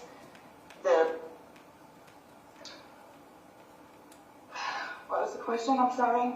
You were just explaining to me that Oh, he decided to hide in there. So, being silly, he and I were sitting there laughing at it, like with him in there. And then, so I didn't zip it up all the way, but I mean enough to where his little fingers were out there and whatever. But still having a good time and whatever, then I guess I decided to go upstairs, and I don't know, I fell asleep. So I woke up this morning and again thought he was downstairs on the laptop looking for a job, as he usually is. And then thought, where is he? Is he on the back porch? Is he in the bathroom? Like, where is he? And then I came to about the suitcase. So I opened the suitcase, I took him out, stretched him out, started to do CPR. Where air was coming out, and then like whatever gurgle. So I'm trying to do CPR on him. I'm shaking him, trying to get him to come to, but I can tell by looking at him, something was wrong. He's been losing his teeth lately and has been complaining about his chest hurts, which is why I keep trying to get him to go to the doctor, but because he nor I have a job or insurance, has been putting it off. So again, I didn't know what to do, so I called Brian, my ex-husband. I called him, he came over, just walked in and then walked out. I grabbed my phone and I called you guys. From there, here we are. Okay. The first time you woke up this morning, did you look at your phone to see what time it was? No. Most of the time, like, I'll wake up, but because he nor I have a job, I'll usually just lay in the bed for a little bit longer because the house is clean. There's nothing else that we can do. Me thinking he's on the laptop looking for jobs, I can't use a laptop. So most of the time, I'll just stay in the bed and collect my thoughts and get ready for the day. So do you have any idea what time you woke up that first time? What time it may have been? I don't know if you guys have that. I'm going to say 11 something. 11 something. Okay. Maybe. Is that when you finally got up, or is that the first time you woke up? No, that's the time that I decided to get up because I figured he was downstairs on the laptop. So let him look for jobs on the laptop, and then usually I'll clean, he'll look for jobs, or vice versa, where I'll look for jobs and he'll clean. Okay. So you think you got out of bed after 11 at some point? Yes. Okay. But we can't recall which time. Do you think you were up for like hours before that, or collecting your thoughts? Brian, because I was supposed to have my son today to pick him up from school. Brian usually calls to make sure, hey, are you sure you're getting Lucas today? Because I've had job interviews. Right. Are you going to pick up Lucas? So after he called like maybe 3, 4 times, maybe 5, I finally answered, and that's like... Do you think you were sleeping and missed those calls? No, I ignored them. You ignored them? Because he's notorious for blowing up my phone. Okay. But I understand why, because he's making sure that Lucas gets home. Right, yeah, okay. And to do whatever he needs to do day-wise so he can schedule around it. Were you upstairs in your room at that time when you were ignoring those phone calls? Yes. Yeah, okay. Okay, so we're not really sure what time you woke up initially, but you were upstairs collecting your thoughts. You figured he was on the laptop downstairs, so you were just getting ready for your day. Yes. You finally got out of bed at sometime after 11 a.m. And had gone downstairs. Yes. Okay. Looking for him. And couldn't find him. Looked outside, couldn't find him anywhere. He wasn't in the bathroom. I told him maybe he's in the bathroom. But then I came to. And then you called Brian. Yes. He came over. Yes, he came over. Lives down the road, right? Not very far. He came over, walked in, basically walked out. You called 911. Yes, I had my phone in my hand. I just wanted to wait for him to get there because I didn't know what to do. Right. Okay.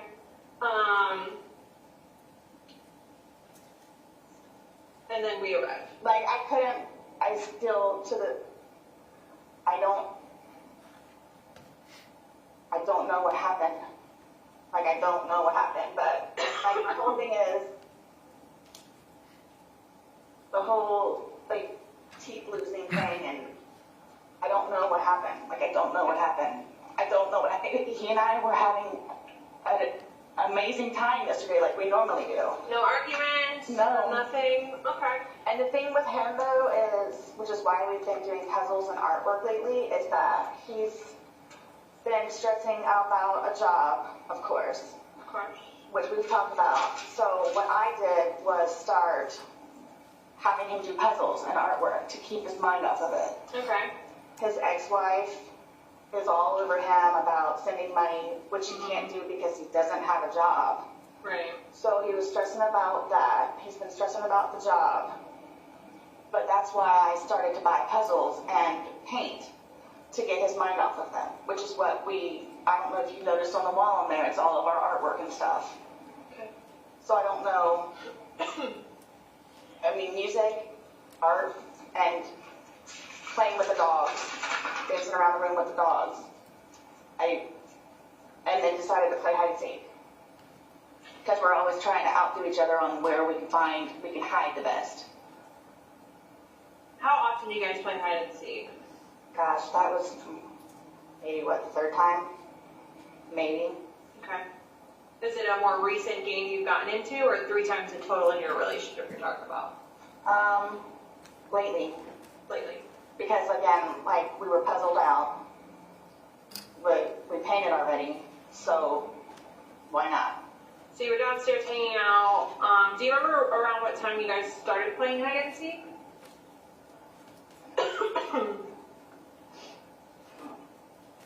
Honestly, I don't. Do you remember if it was dark out? It was dark. Okay. It was dark. But my thing is like when I spend time with him and I try to get him to start doing it, I don't look at the clock. Okay. I'm here with him and we're having a good time. I don't need to know what time it is. Right. I didn't know if you were like on your phone, if you got a text message, if you got a phone call last night. We called his daughters yesterday, FaceTime. Right. What time was that at? I don't know without looking at my phone. Okay. But I ended up, Would that be the only activity that you had yesterday on your phone? I called Lucas. I talked to Lucas. He's my son. Okay. I always call him. Morning? No, it was evening. Evening? Okay. But I'm just trying to help you, remember something you did right before hide and seek that would help you remember a time or give us a good time frame, because that's important for us to know. I want to be able to tell the doctors that. I don't know, to be honest with you. Okay. So when you called Lucas, was it before or after hide and seek? Before. Okay. And when you called and FaceTime his daughters, before or after hide and seek? Before. Okay. And did you call the daughters first and then Lucas, or Lucas first and then the daughters? I know I talked to Lucas, but then we talked to the daughters afterwards. Okay. Okay. And I don't remember if she called us. No, I know he called Cookie. But yes, we called her. What are the 2 daughters' names? Or just one? Did you say one He daughter? has 3 children. It's Anna, Cookie, what her real name is Destiny. And then he has a handicapped son, Georgie. Okay. Who did you call though yesterday? Who did you call? Cookie. And what is Cookie's real name? Destiny. Does she have his last name or something else? It's Torres. Yes, she remarried, but I don't know her last name. Okay. Okay, so you know it's dark out, but you're not really sure what time it is. You play hide and seek. How long do you guys play hide and seek before he decides to get into the suitcase? Wasn't really. I hid upstairs in the shower, and then came downstairs because I was tired of hanging out in the shower. Okay. So that's when he was playing around in the suitcase. So because we both thought it was funny that, oh yeah, well I'm gonna zip you up. You didn't come look for me. So, again, it's a broken suitcase, but... What do you mean by broken? It's only got one of these. But because I didn't zip it up all the way, he was doing the... You mean it doesn't have, like, the pull part? Correct. Okay, but it... No, it's got, I think it's got a, what do you call it? A paper clip. Okay. So the zipper to it is missing, like the actual zipper that attaches to it to help you open and close is missing, but you think a paper clip was on it instead? There is a paper, I believe there's a paper clip on it, because I know that the last That's time... what you used to, like, help assist you? Well, or you can just stick your fingers in there and... Right, yeah. Unzip it yourself, which is why I did not zip it up all the way. Okay. So how much did you zip it up? I mean, I don't really know. You said his fingers were able to stick out? Yeah, two fingers. Okay. Yeah, so I'm figuring he'll get it, but then I wanted to go upstairs and waited for him, and eventually I guess I fell asleep. I had the dogs in the bed with me, was warm, and then fell asleep.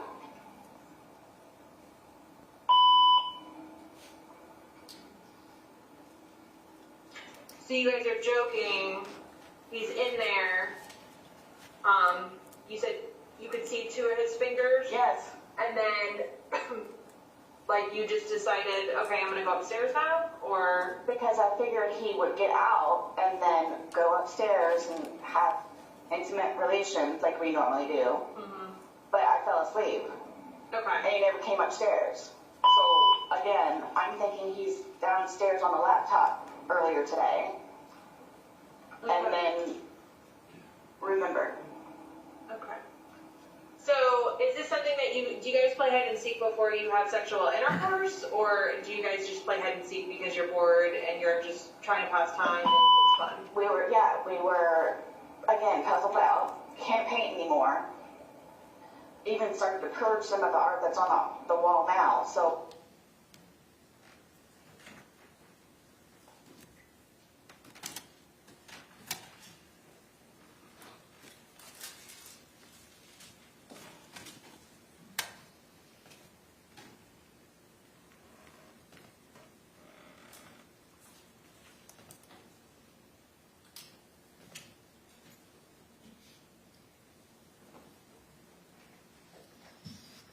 Permission to publish 19?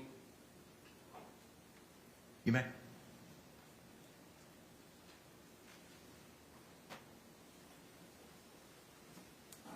Today's date is February 24th, 2020. The time now is approximately 17:16 hours. This is in reference to Orange County case number 20-017904. My first reporting on a separate digital recorder, the memory became full and we could no longer record. But I am in my unmarked agency vehicle with, can you state your name, ma'am? Sarah Boone. And my partner, Detective Scott Lowen. We are outside in my unmarked agency vehicle outside of 4748 France Lane, number 3 in Winter Park, collecting a statement from Sarah. Okay, Sarah, just for recording purposes, because it did technically stop and I wasn't able to say the time that it stopped prior, we have not talked anything further, not on recording. Correct. Okay, and you do understand that you don't have to speak with me if you don't want to, correct? Yes. Okay, perfect. All right.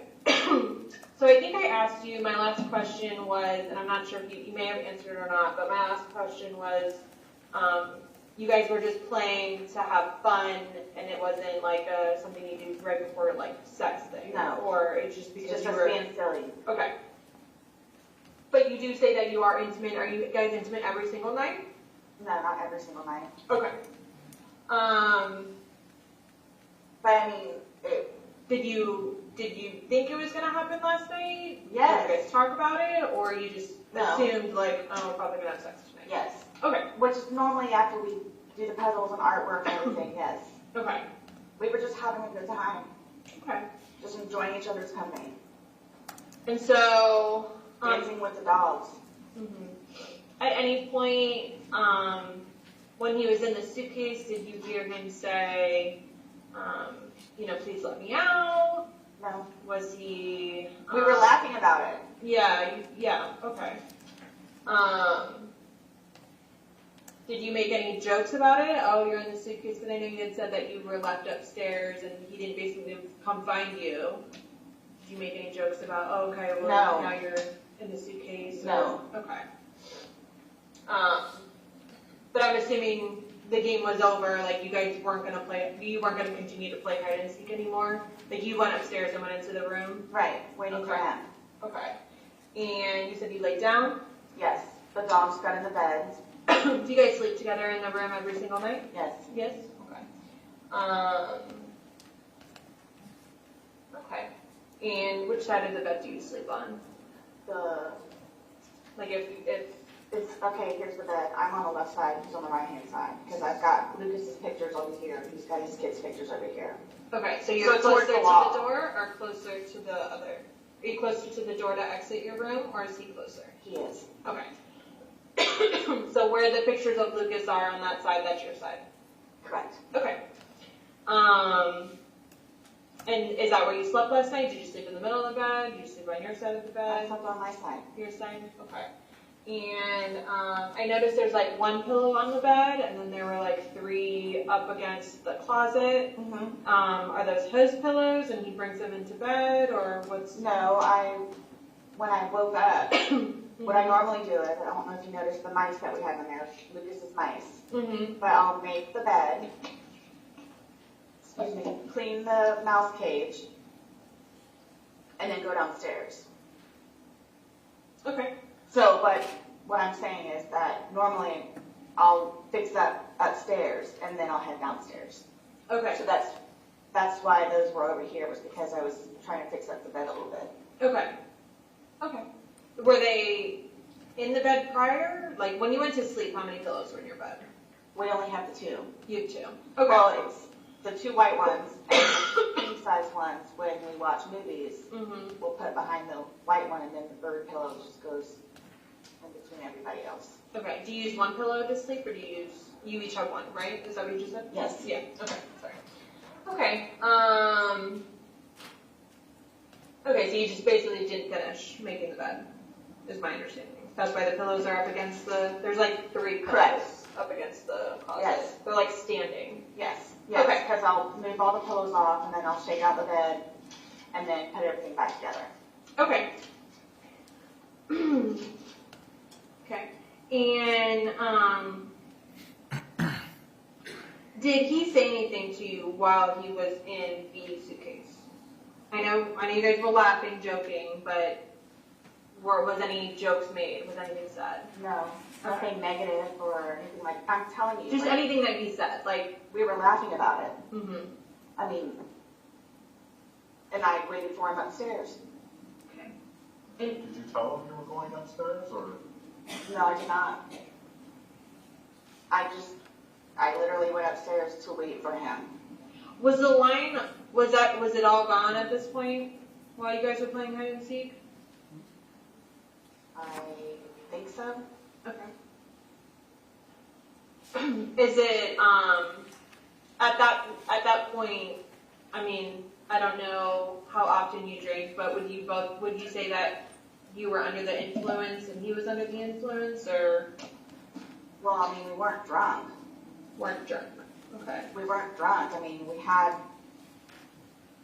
a handful of glasses throughout the evening.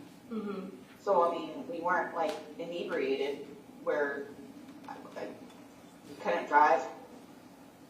You could still, I mean, we were compos mentis. That's what I'll say. Both of us were compos mentis.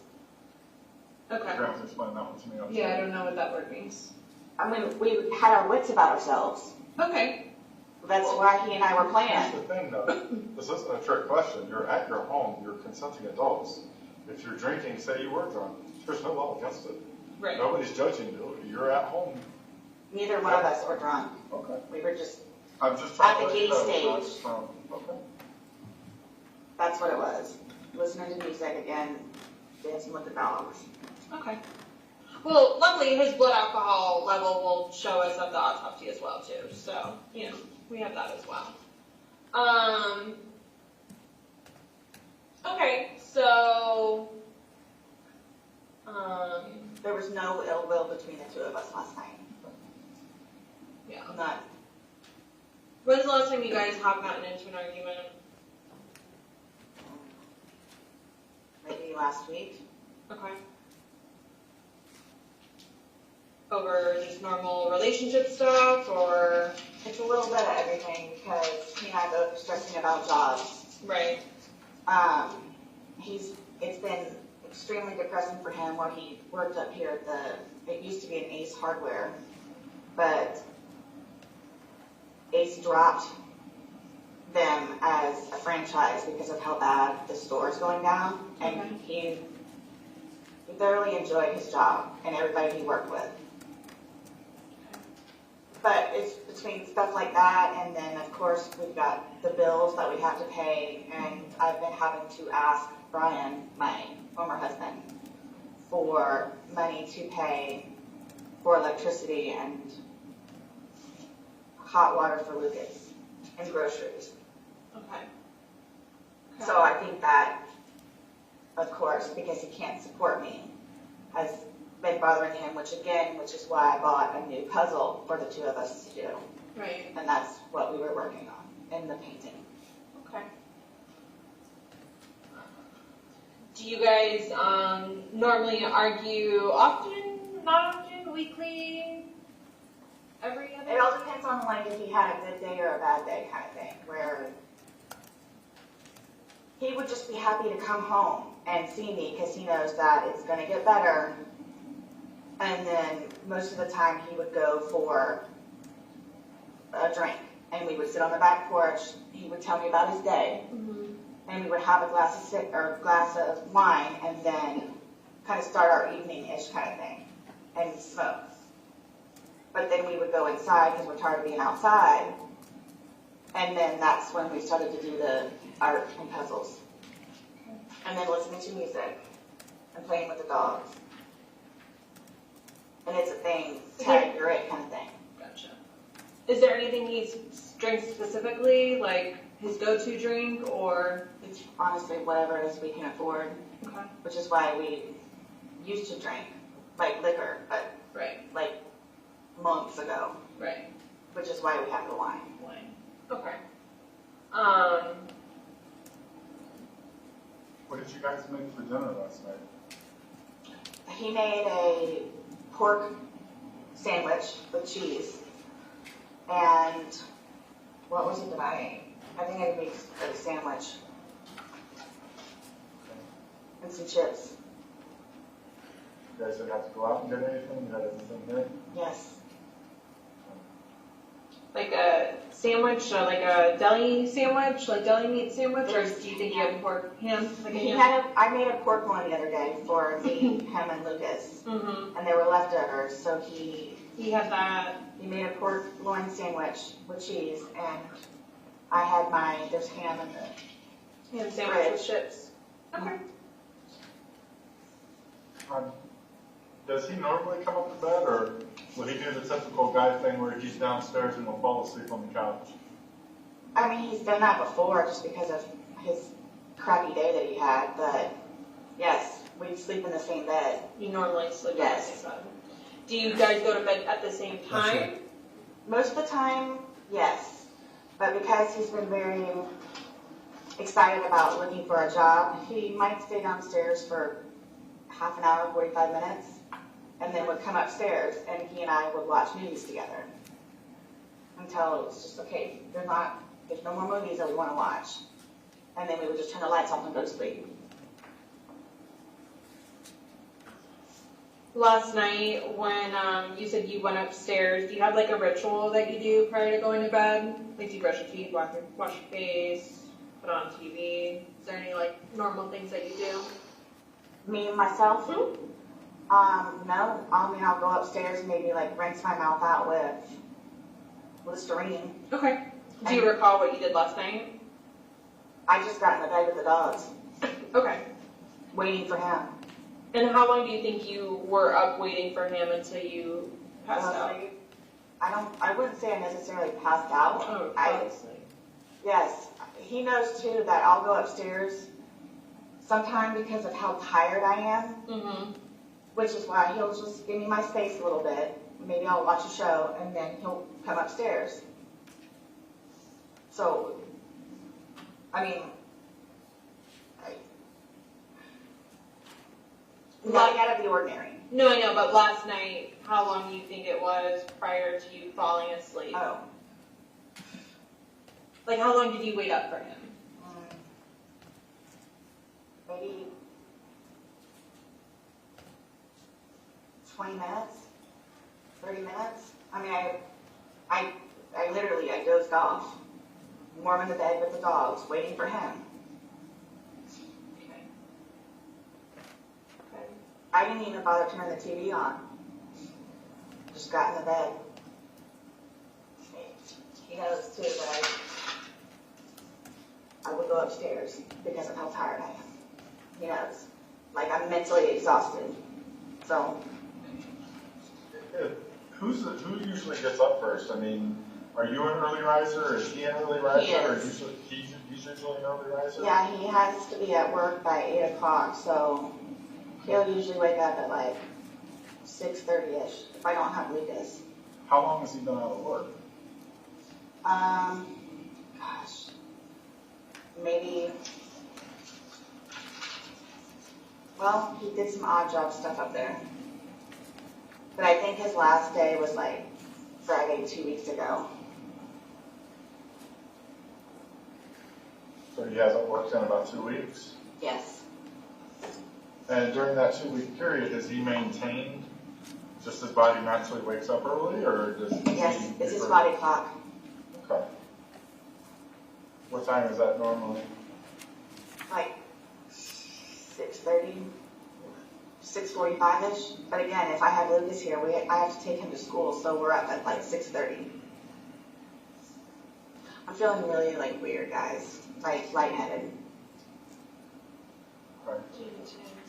Like I feel really weird right now. Do you feel like you're going to be sick? No, I'm not sick. Just I don't know. Do you need food? I haven't even fed my dogs today. The mice need to be taken care of still. I don't think they have any food. But again, I'm thinking he's downstairs on the laptop, so he can use the laptop, and then I'll use the laptop afterwards. So it wasn't, when you woke up this morning, it wasn't out of the ordinary that he wasn't there? What do You you didn't mean? you didn't wake up this morning and go, oh, where's George? You woke up thinking, okay, George got up like he normally does before me. And it's downstairs on the laptop looking for jobs. You had made a comment earlier that he's losing his teeth. Yes. What is I think we don't know. I think that's one of the things subconsciously that has been really on his mind also, is that he keeps losing his teeth. Like, pieces would break off. He lost a whole molar or something in the back the other day while we're eating. And then he keeps talking about how his chest, and I'm blaming it on stress. Yeah. So I don't know what that is. I don't know what the teeth thing is. I know it can't be a good sign. You said he got into, you said an argument, but he had a bunch of facial injuries where he had reconstructive surgery. Yes. So he and his brother got into a fist fight? Oh my gosh, it was horrific, yes. Was it, I mean, usually when you have that much damage, it's more than just a fist fight. His brother hit him with something? No, wait till you guys see Mo. Mo is a gorilla. Like, he's... It is possibly that's what's causing the teeth to get messed up? Did they have to do work on his teeth or his jaw? Just his eyes. His eyes. Just the orbital sockets? Yes. Well, and they fixed his nose, too. Okay. Now, the damage to his eyes, is that still, I mean, is it noticeable or? No. Okay, so when they fixed the sockets, they came back and you couldn't tell that they had been damaged?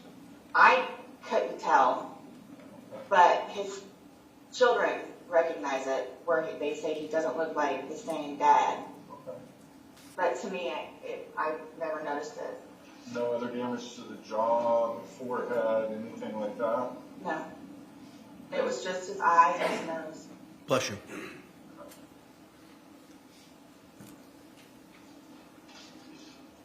You said he's been complaining of chest pains? He had mentioned it a couple times, where I'm just blaming it on stress. But again, I kept trying to encourage him, with or without money, go to a walk-in clinic. Yeah. You'll eventually get a bill.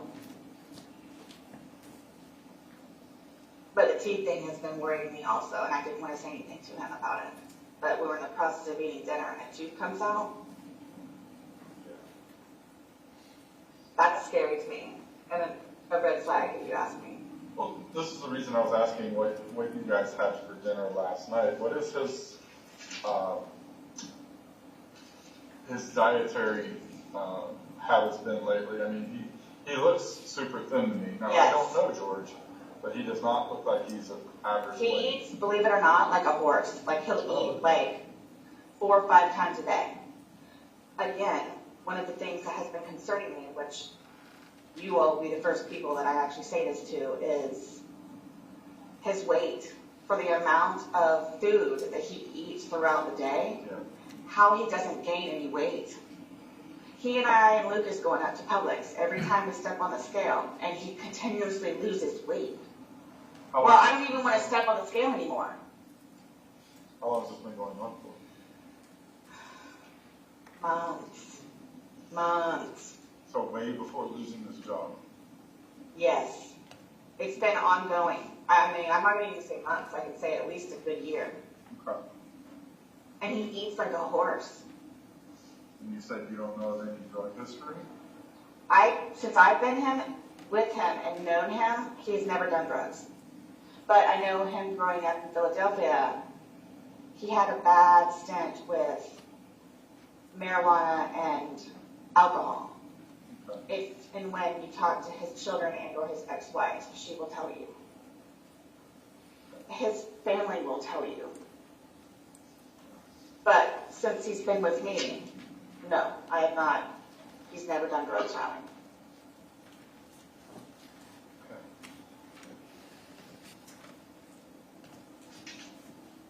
Your phone, is it password protected or Yes. touch screen? It's password protected. Does George know the password as well? He doesn't know the code, but he does the face thing. His face will be able to get recognition. on it? Okay. And the only reason why I have that is because I lost 2 phones previously where I can't. Before I had the passcode was somebody else being able to get into my phone because I lost it twice. So that's the only reason why I have it. Oh, like that's the reason you put a password on it, Yes. just in case you lost your phone? Yes.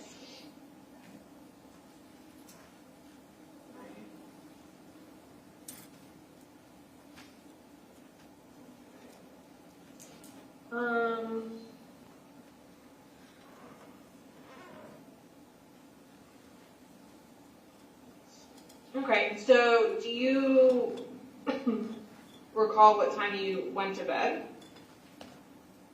I know that it was after midnight. Okay. How do you know that? Like, what makes you remember that? Because I walked up the stairwell and we have a clock that's on top. Like, do you see it as you're walking up the stairwell? Yes. You have to turn the corner and it's right here. Okay. And you don't remember when you went in the shower, around what time it was, looking at that same clock? I didn't shower. I mean, I showered earlier in the day. No, when you said you hid in the shower when you were playing hide and seek? Yes. Did you happen to look at that clock then and see what time it was? No, I just happened to look up on my way. Going to bed? Or going into the room? Yes.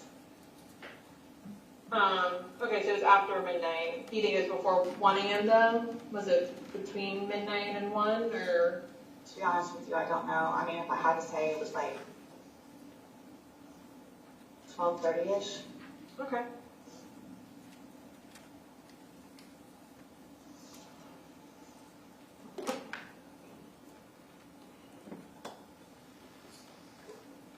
Okay, and when you went upstairs, you and George were no longer having a conversation, laughing about the suitcase. You just decided to go upstairs.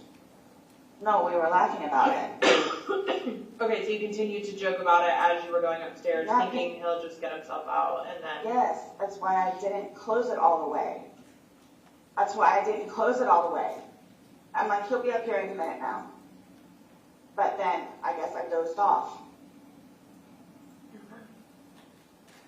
And again, I'm thinking he's downstairs on the laptop this morning.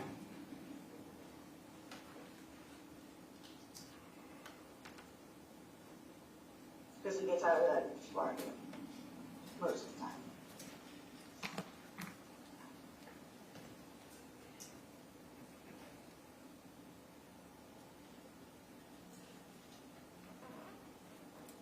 When you put him in or when he got into the suitcase, yes, correct? So the suitcase now, if we're looking at it, what side was his head on when he got into the suitcase and you zipped him? Was his head like on the? If we're looking if at it, it's like this, his head was here. The hole was here. So his head was closer to where. Yes. Like when you close it, his head was closer to where it's closed. No, that's where his head's here. This is him doing the finger thing over here. Right, so his head is closer to where you can close it. So when you close it, his head is on that side. Or his head is on the opposite side of where you close it. Because there's obviously an open, there's when the suitcase is open, and then when it's shut. And it's obviously, the zipper's on opposite sides. So if you do this, yes, his head was here, where the zip part was. Okay. Okay. But, again, that's why I didn't zip it up all the way.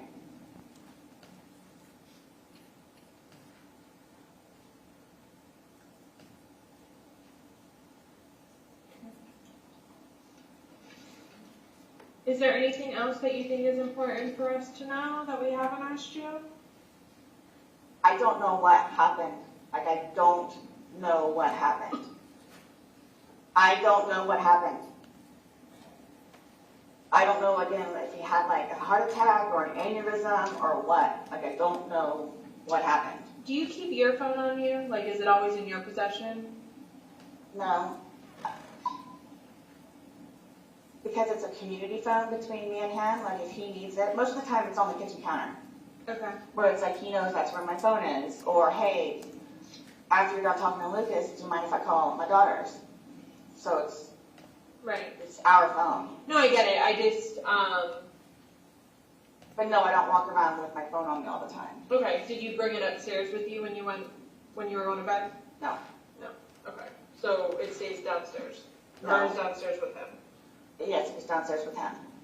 Because that's how I heard my phone ringing, and I knew it was Brian because he called over and over and over and over again, which is what he does. So you assumed it was him, but you didn't know Brian was calling you, but you assumed it was Brian. Yes, because he calls back to back to back to back to back to back. Until I eventually finally answer. Okay. Okay, so your phone was downstairs. Yes.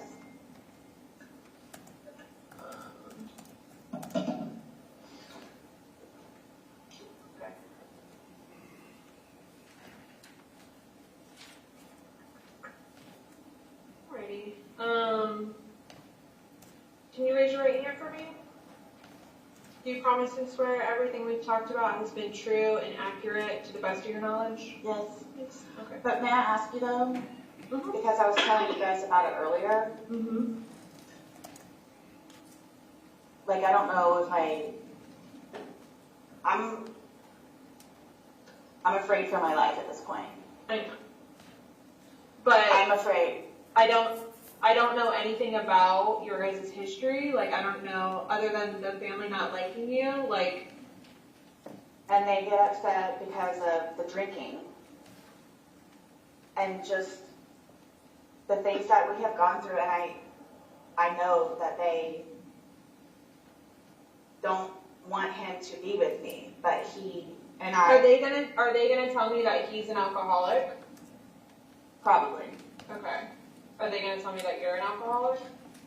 They'll say that, but they don't know. They assume Okay. Why do they say that he's an alcoholic? because of his track record in Philadelphia and all of the things that he has done. Cars that he's wrecked, ex-wives' cars. He's been divorced twice.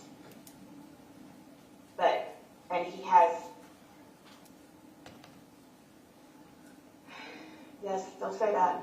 Okay. They'll say that, but they don't know. They just assume. Okay. Well,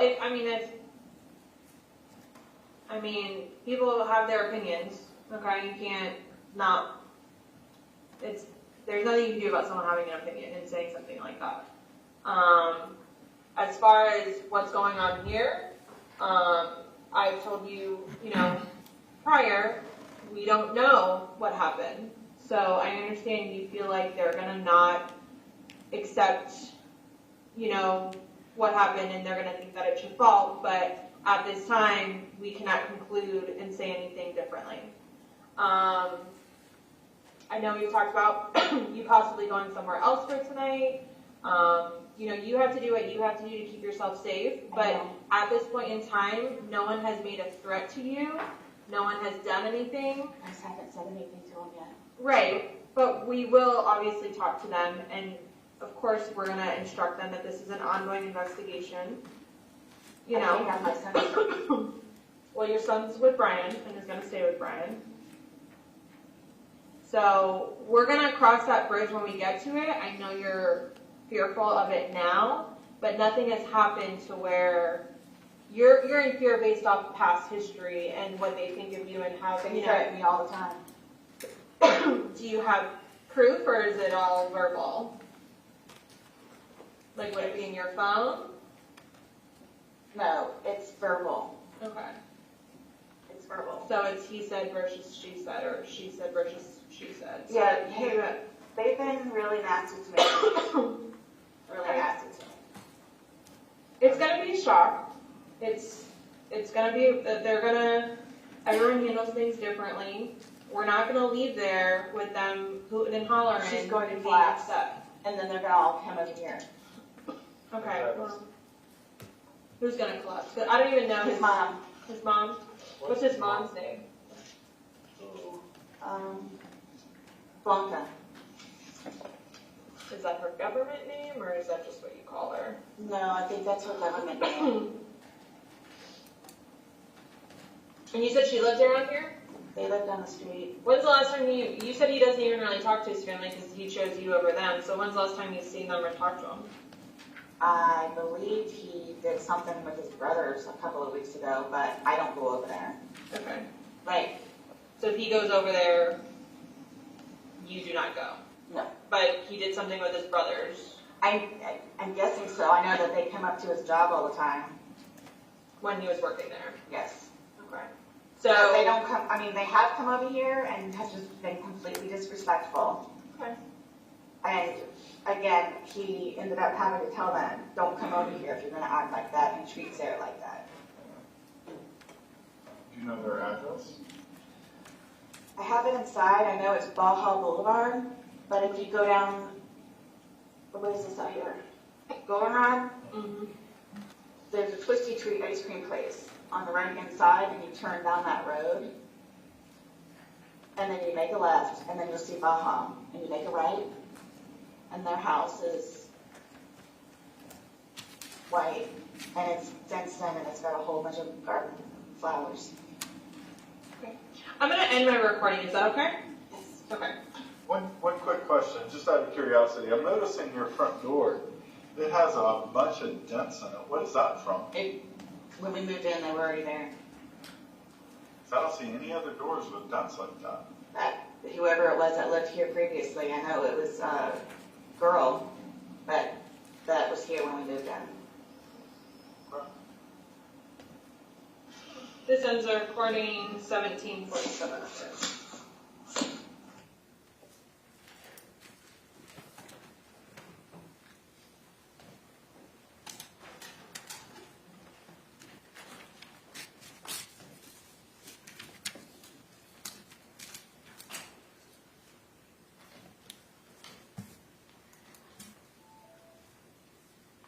while you were on the scene on February 24th, did you also make contact with Ryan Boone? Yes, before I spoke to Sarah Boone, yes. And did you have an opportunity to interview him? Yes, I did. While on scene, did you also begin the process of examining the defendant's cell phone? I did not examine it myself, but we have a waivers and affidavits form that has a consent portion on it. And so I did start doing the paperwork for that. You obtained consent from the defendant in this case? Yes, on scene to search through her cell phone. And what time did you become aware of the videos on her cell phone? So a digital forensic investigator responded out to the scene, and she responded out a little after 7 p.m. And I would assume she probably started doing, whatever she needed to do. And then a short time later, she came over and got my attention and expressed to me that I needed to look at something in her phone. And these were the suitcase videos, correct? Yeah, they were 2 separate videos from the night prior. When you observed these videos, what actions did you take? When I observed the videos, I directed the digital investigator to stop processing and downloading her phone any further, and that I was going to write a search warrant for her cell phone. Did you obtain that search warrant for her cell phone? Yes, it was signed by a judge the next day. And she was obviously able to finish the digital analysis, correct? Yeah, she was able to get the full download as well. She had already gotten the videos downloaded the night prior, but she was able to do whatever she does to get the full download. In the course of your interview with the defendant, you were relayed information that I guess she had gone to Publix the previous day. Is that correct? In the interview? Yes. Yeah. Yes. Well, I'm sorry. In the interview that we just listened to about going to Publix? In the course of speaking with her, did you learn that she had gone to Publix? Yes. I was under the impression that that George had gone to Publix. Did you follow up with that Publix for surveillance video in this case?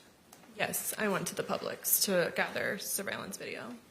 And were you able to find that video of them at Publix the previous day? Yes. Your Honor, request permission to publish States 2. You may.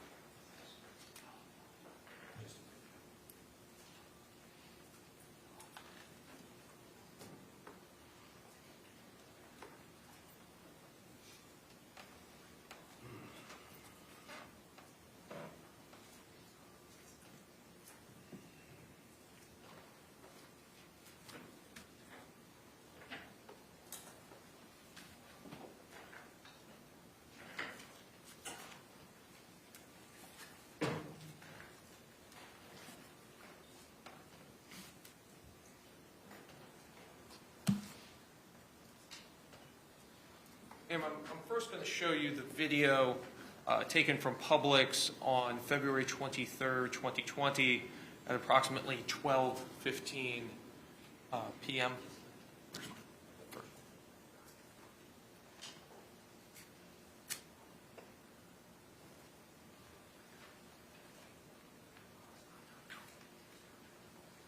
Ma'am, using the laser pointer, could you please identify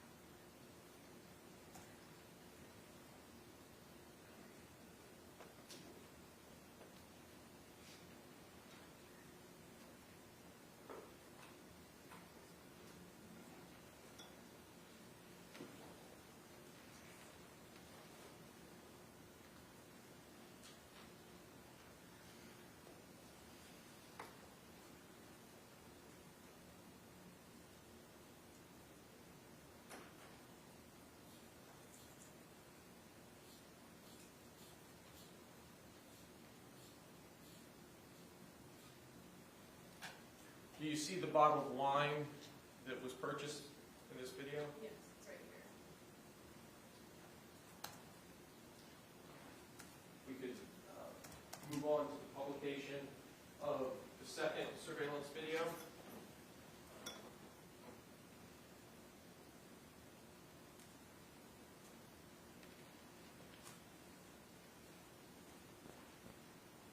Can you identify Mr. Torres for us in this video? Yes, it's right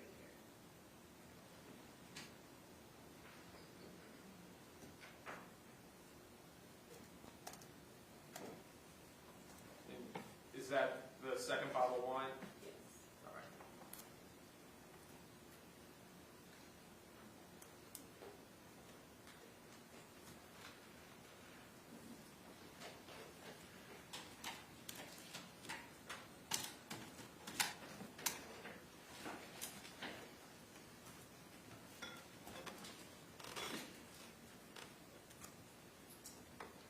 In the course of your investigation, did you also interview individuals from the apartment complex while they were living? Yes. And did you have an opportunity to also interview their neighbors as well? Yes, I did. Did you interview Juan Torres? Yes, the following day. And did you attend the autopsy in this case? Yes, the following morning. Your Honor, may I approach with the defense? Yes.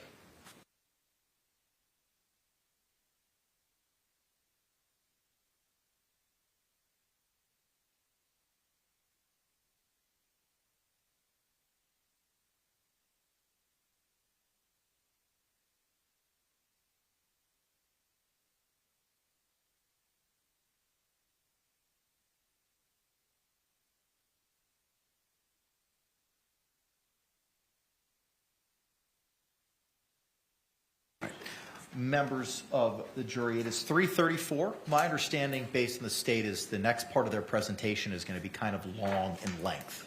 So we're going to go ahead and take our afternoon break at this point in time. Similar instruction that I've given you over the last couple of days. Please don't have any discussions among yourselves or anyone else about the persons, places, things, or charge involved. And do not conduct any independent investigation with regard to those things. We'll give you a 15-minute recess. We will see you at 3:50. Thank you so much for your service.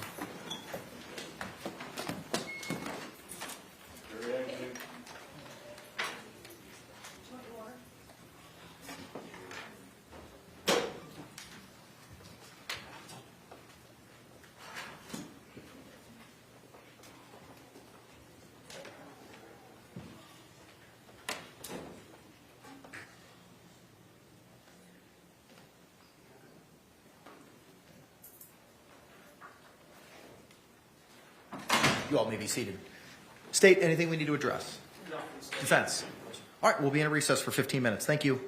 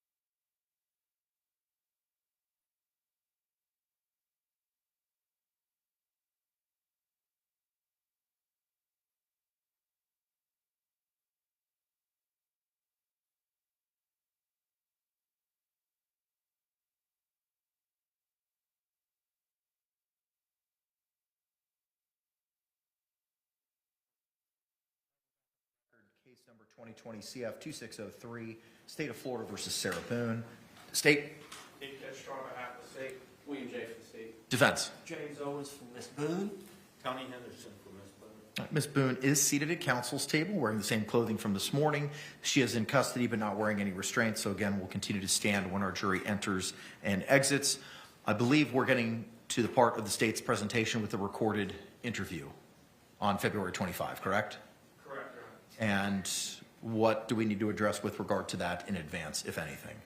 Judge, I believe it's identified as state's exhibit for identification. S as in Sam. Okay. And I believe that's the 2-hour interrogation video that I had filed the pretrial motion to suppress, which the court had denied, but contemporaneously I want to make that objection. Okay, understood. Any other objections? No, sir. Okay. It was edited based on the court's granting of the motion in limine, defense's motion in limine prior to trial. Is that correct? Yeah. That's correct, and a copy of the edited version was provided to the defense, I believe, on the first day of jury selection. That's true. Okay. And I'm assuming the video that's going to be provided to our jury this afternoon is that exact same video? Yes. Do you want me to read the 2.2 instruction prior to it being played after it being received into evidence? Yes, Your Honor. Okay. Which instruction is that? That's the instruction on edited recording. Okay. Okay. Anything else we need to address state before we bring back in our jury? Not for the state. Mr. Beck, Mr. Your Honor, if I may real briefly. Appearances, sir. Contemporaneous objection? No. I was going to talk about the reports that the court referenced in the last sidebar before the jury was brought in this afternoon. Fine. Let me just get your appearance, Mr. Beck. I'm sorry, yes. Kevin Beck on behalf of Sarah Boone. Yes, sir. There was a discussion regarding these depositions that were going to be taken this afternoon of the defense witnesses that were recently noticed. I do have some concerns about the court having indicated to defense that if we had reports, things of that nature, we should share those with the state to the extent that those reports were generated by our investigator there, potentially work product privilege. And so we're happy to work with the state, cooperate with the state, give them what we can, but I want to expressly state that we are not waiving work product privilege by providing whatever information we can to allow this process to move forward. Understood. I'm not seeking to have you turn over anything to the state that may be protected by any attorney-client or work product privilege. My takeaway was there's something that could be provided. If it can, fantastic. If it can't, the court's ruling from previously still remains. Since we have an opportunity to revisit our list, during the lunch break, did you have an opportunity, Mr. Owens, addressing the USB to CD conversion for any evidence to be provided or sought to be introduced by the defense? My understanding is that Mr. Billy Lane was going to go to Staples or somewhere and purchase one of those CDs or whatever it is that makes the conversion. So we anticipate it will be done tomorrow. Okay, excellent. All right. Anything else we need to address then before we bring back in our panel state? Not for the state. Defense. All right, let's stand and bring back in our panel.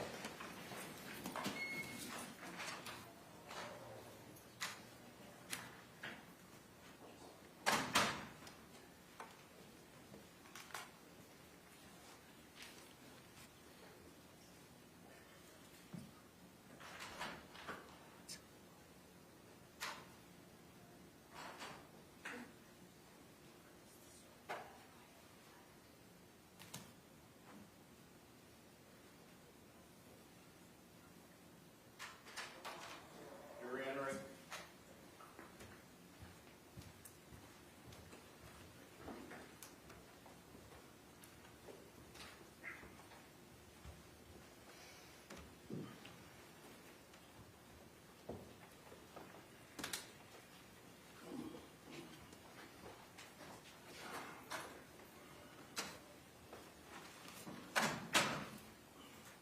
State, to recognize our jury. I do, Your Honor. Defense, to recognize our jury. Yes. All right, thank you. Y'all can be seated. Members of the jury, again, if you could, just raise your hands to confirm you complied with the court's instructions. Record reflect all hands have been raised. Thank you very much. State, you may continue.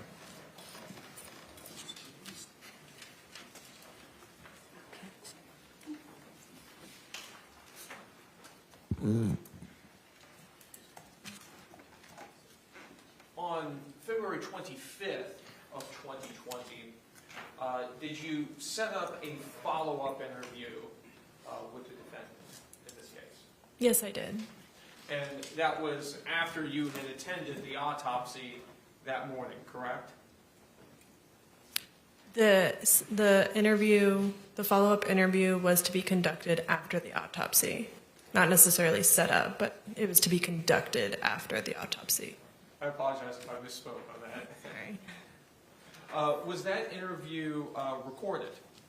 Yes, it was, audio and video. And where did that interview take place? Central Operations at the Orange County Sheriff's Office. Your Honor, may I approach the witness what's been marked for identification as states S and shown to the defense? You may.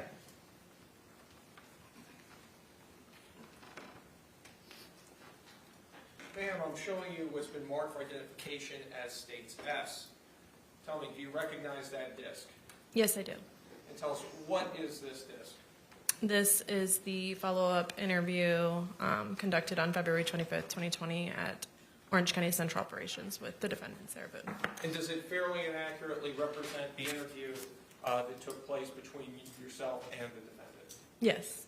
And is that your initials on this disc? It is, yes. And you had an opportunity to review it prior to coming to court today? Yes. Your Honor, at this time I'd like to move what's been marked for identification as states S into evidence. The only objection is from the previous pretrial issues. The state will, court will receive an evidence that was pre-marked as states S over objection as states Exhibit 20.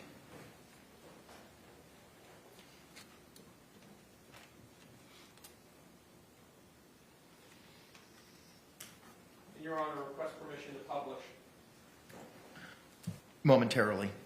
Members of the jury, I have an instruction to read to you before the Exhibit 20 is published to you. Members of the jury, you are about to view and listen to a video recording. The court instructs you that the recording has been edited to eliminate irrelevant portions that would not add to your understanding of the case. The fact that the recording has been edited should not concern you in any way and must not impact the way you view, listen to, and consider this evidence.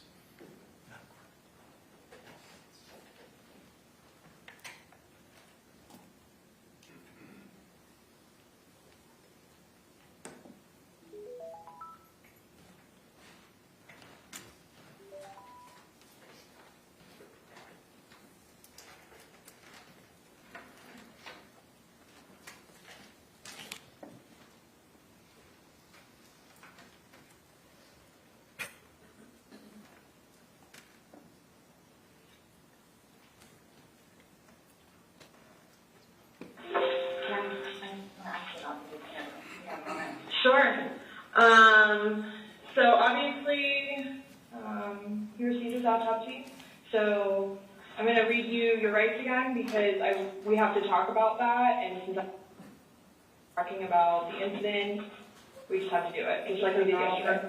Just like we did yesterday. Remember I read you the rights? Your rights? Yeah. So it's the exact same thing, but since I'm asking you follow-up questions, I need to read them to you, okay? All right. So you have the right to remain silent. Anything you say may be used against you in court. You have the right to talk to a lawyer before and during questioning without charge. If you cannot afford a lawyer and want one can be provided for you before questioning without charge. Has anyone threatened you or promised you anything to get you to talk to me? No. And do you understand what I just read you? Yes. Perfect. Okay. So this morning we went to his autopsy, and we were informed of some injuries that he has by the doctor. So I want, so he's got scratch marks to his back. I know that's wrong. Okay. And it's called a contusion. Do you know what a contusion is? So like basically you're getting hit and then you get a mark from it. You'll get bruising. Like someone hit you or something like that. It's called a contusion. So he had some injuries to his left shoulder. He had a cut near his lip. We could see his mouth was a little. I haven't laid a hand on him. Okay. Also too, he fell off my son's bike. Okay. So I don't know, and he's notorious for running into the wall or the haltery. So Okay. I don't- What about the scratches? Because there's also sex. Yes. Okay. Because there's also like a scratch on like the back of his neck, like kind of like going, but it's like going straight across. I have no idea what that's from. And they're all recent. Like they occurred recently. It wasn't something that occurred post or that occurred a week ago, 2 days ago, 3 days ago. They definitely occurred, the night leading up to when he was. In all honesty, we have not gotten into it. Okay. That's why, the only thing I thought you guys were going to ask me about, which I was going to be honest with you anyway, are the scratch marks on his back. Mm-hmm. Everything else, I have no idea what it is. No idea what it is. Nonetheless, I've had my son over the house too, so. But your son was there when? When was he last there? Oh, gosh. My understanding he was there like last Tuesday? I don't know if it was Tuesday, but yes, he was there last week, so. Well, we're talking about Sunday. We're just talking about what occurred Sunday. Because like I said, the injuries they occurred within that time period. So you're talking about day before yesterday? Sunday leading into Monday. You called us yesterday at 1, but the incident, you guys were painting and stuff the night prior. Correct. So we're talking about Sunday, and then That's into why Monday. I'm thoroughly confused, because we had a good time sitting on the back porch, having wine, and smoking a couple of cigarettes, and then decided to go inside and literally paint, do puzzles, and play, and listen to music. That's why nobody got out of sorts. This is what's mind-blowing to me. I have no clue. Nobody laid a hand on anybody. He also had, on the left side of his forehead, he had basically bruising, and on his head, his skull. I have no idea. As if something hit him. I Consider not touched him. I have not touched him. I have not touched him. How would you get those injuries? Tell me, we'll both know. I have not touched him. Yesterday, when we took photographs of your overall body, and they did the buccal swabs, did they go under your fingernails? No. Okay. Are you willing to let us Absolutely. swab underneath your fingernails? Go for it. Okay. I have no idea, and I don't want to seem out of sorts, but I have no idea. We had a good day. Mm-hmm. It was a good day. We've had good days lately, even considering everything that's going on with our jobs and life in general and ex-wives and everything. It's been good. I don't even know where this is coming from. Yeah, you said the last physical was probably, you said, I think, a month ago? Where you got the injury, right? You said that was I'll say a few weeks, give or take, yeah. A few weeks. That was the last, physical altercation between the two of you? You said a month ago you hit you with a curtain rod. Yeah, with a curtain rod. That's why I can't believe you guys didn't take that either. We've been good. I don't know if, it's since the last time he got out of jail. We've been good. He's been having his classes and seeing his probation officer, who's amazing. So. What do you mean by good? What's your definition of good? The probation officer? No, you said you guys have been good. What's your definition? I've been good. I don't think you all understand. He comes at me all the time. He comes at me. So it's either I flee or try to go upstairs and go to sleep. That's usually what it is. I don't know if you talked to Brian about any of that, but most of the time when I flee, I go over there. So. Right, but you're saying that you guys have been good, and when I asked you yesterday, the last incident that you could remember was the curtain rod incident, which you said was a month ago, so. Give or take. Right, so what do you mean by he comes after you? He gets belligerently drunk. Mm-hmm. I don't know if you all have looked through my phone yet and seen any of the pictures and the videos that I have taken. Mm-hmm. And at one point, I started documenting everything. Okay. So you all will see in my pictures, bloody fingers, split forehead, he split my nose. I've got this. Right. I don't know if Brian told you about it, where I had to have almost I had one really bad surgery, but then it got really, really, really, really bad, where I had to go 4 or 5 more times afterwards and then tend to it. And then poking me in the back of the leg. Right. So it's. Then why are you still with him? Everybody asks me that. When I tell you guys this, I really love him. Like I do. And I feel like I can help him. Like I feel like I could help him, which I did because he came a really long way from where he was in Philadelphia to moving back to here and to dealing with everything else that he's been dealing with. I've really helped him. I've bailed him out of jail, 3 times.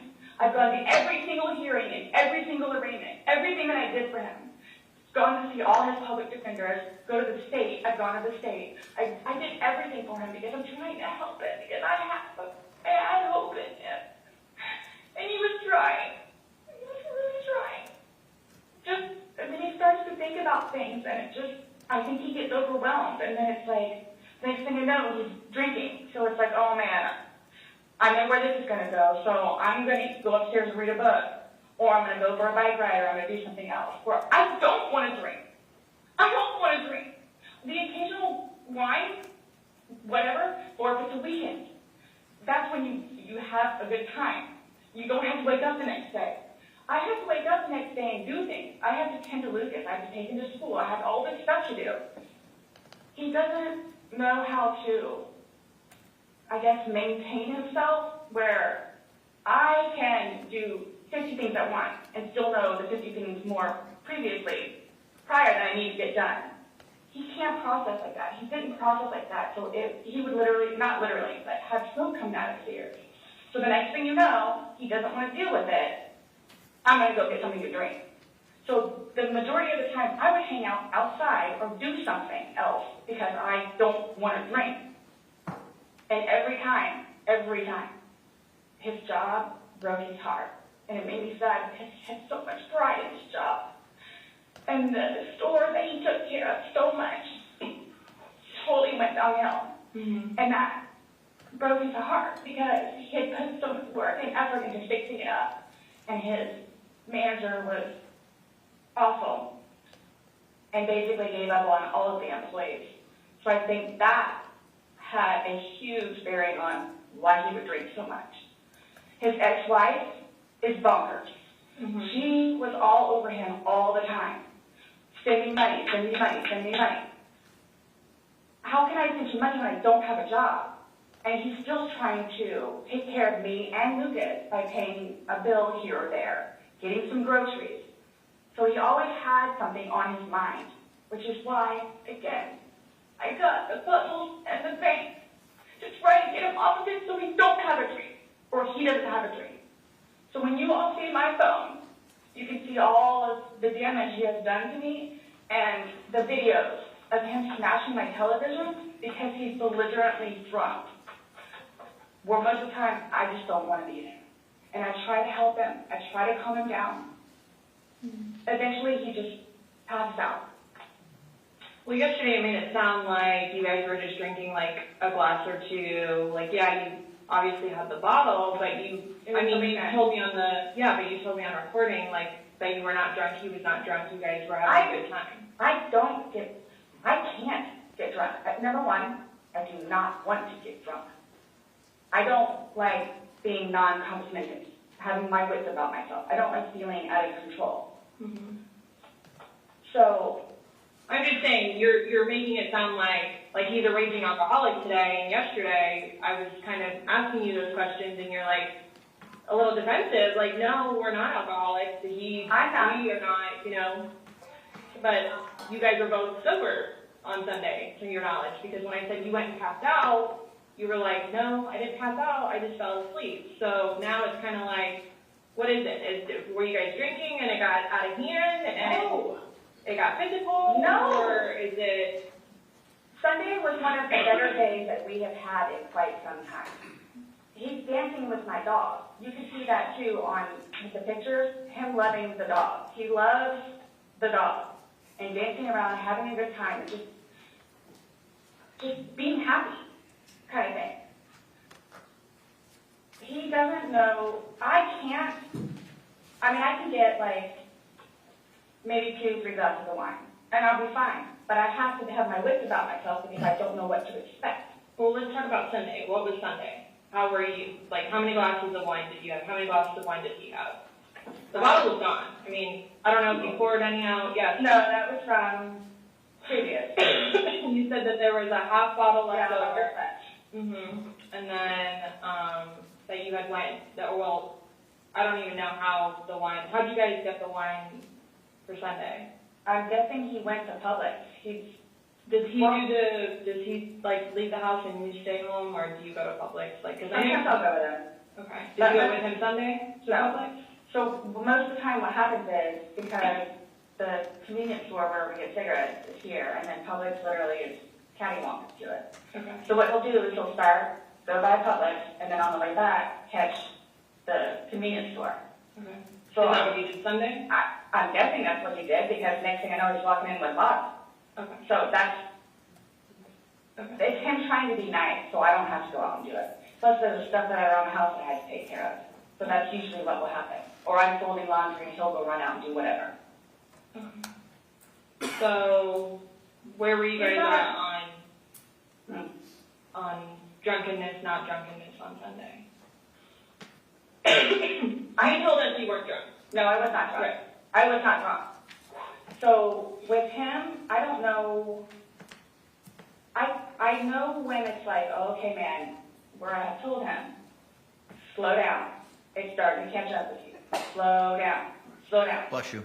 And another thing too is I don't like listening to music with him because he gets too involved in the music, and the music that he listens to is a little rough around the edges, and like just it makes me fractious listening to his music. So I kept asking him, let's just you and me talk. You and me will just be the ones that are talking, which was fine because I mean we were playing with a dog, whatever, and then it's like, okay, now let's do the painting. We just did the puzzle, took a break, now let's do this.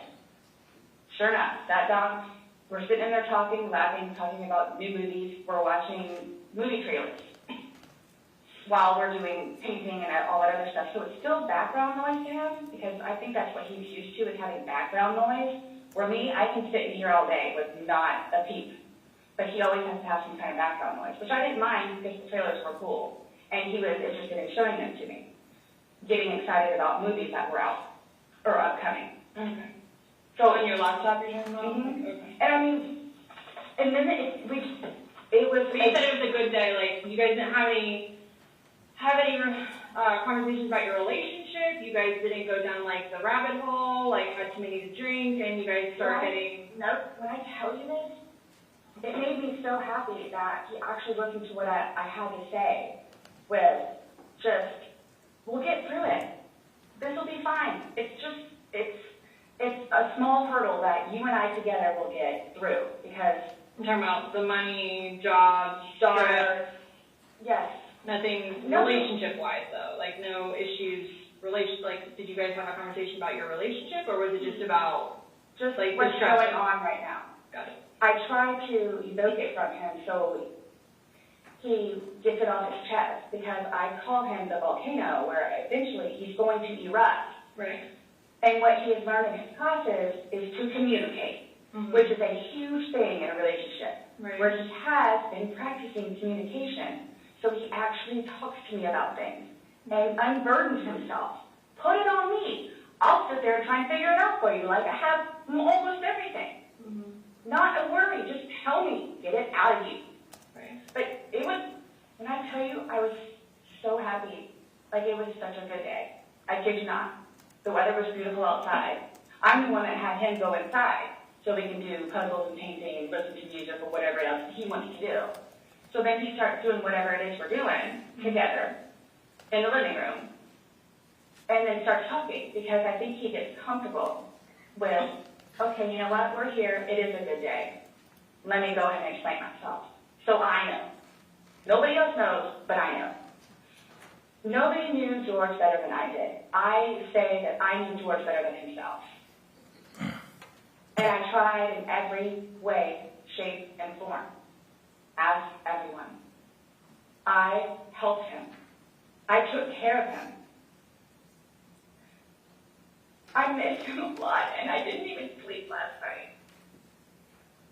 I miss him a lot. I mean, is there any chance it got to be too much for you and you couldn't handle taking care of him? And I never stopped. Trying to I never stopped. That's what I'm here for. I never stopped. I'm here now and I'm still trying to help him. Yeah, we just don't, I mean, it's unexplainable how he got these injuries, and I have no idea. you were the only one with him. 100% right hand to God. I have no idea how he got them. Nobody touched anybody. Nobody touched anybody. You had mentioned that you would take photos, videos, kind of like a proof and just in general. Yeah, I started documenting at one point, but that was way before, I think, the last time that he got arrested, where he was flying off the deep end. But then I had him bailed out. I got him out of jail. Right. But because he had violated the pretrial diversion, this time it's probation, so you don't have a choice in it. You have to go see your probation officer. You have to go to these classes. It's court ordered. Mm-hmm. Where it took them a while to get used to it and understand, they're not messing around. I even went down and met his probation officer, which I say she's wonderful. That's one of my questions too I need to talk to you about. Hugged me and said how much she knows that I take care of it. She called me personally one time when George was at work, when he was working. 42-minute phone call. She and I just saying how grateful she is that George has me. And she knows how hard I'm working to help him, just as she is and just as the classes will. So once he started actually going on a regular basis to the probation officer, and then to his substance abuse class and his, I don't know what BIP stands for, Batterers Intervention Program, and actually listening to what it is everyone had to say, he changed. Like I could see a change in him, where before lashing out, he would think about it. And would always come home and show me his papers, and we would look over his papers together. Where it's like, wow, you actually are learning this in class? And some of the stuff that they would show them, like videos, he would come home and be like, Sarah, I'm so sorry for what I've done to you. Because for a video that he watches, to make him feel that way, where it's like, oh man, I have done her wrong. But he's changed. He changed. And that's why you're still with him, even though he's done all these things to you. And when I tell you I love him, I love him. And when you love somebody, you have limits. Everybody tells me that. All my neighbors still tell me that. The office, property manager. At some point, somebody gets enough, then they have to do something to defend themselves. I would just flee. And I don't know if you would like to see on my phone, or I think it's actually on a laptop. I actually, because, and you have to understand too, I have, like, prior to classes in PO, take him out. How many times? I had him arrested. How many times? But you also went down and bailed I know. the next day. I know. What's on your laptop? What was I going to tell you? Oh, previously, I actually looked up how to file a restraining order. Okay. Because I would take him out, his parents, because of them constantly having to take him back in, his bags of clothes, all his stuff. The last time, the father came out and irate and just not even, I don't even know if he knew Lucas was in the car. Just opened the back of my car and started throwing all his crap and just throwing it. Like the car would jostle, he's throwing all his stuff.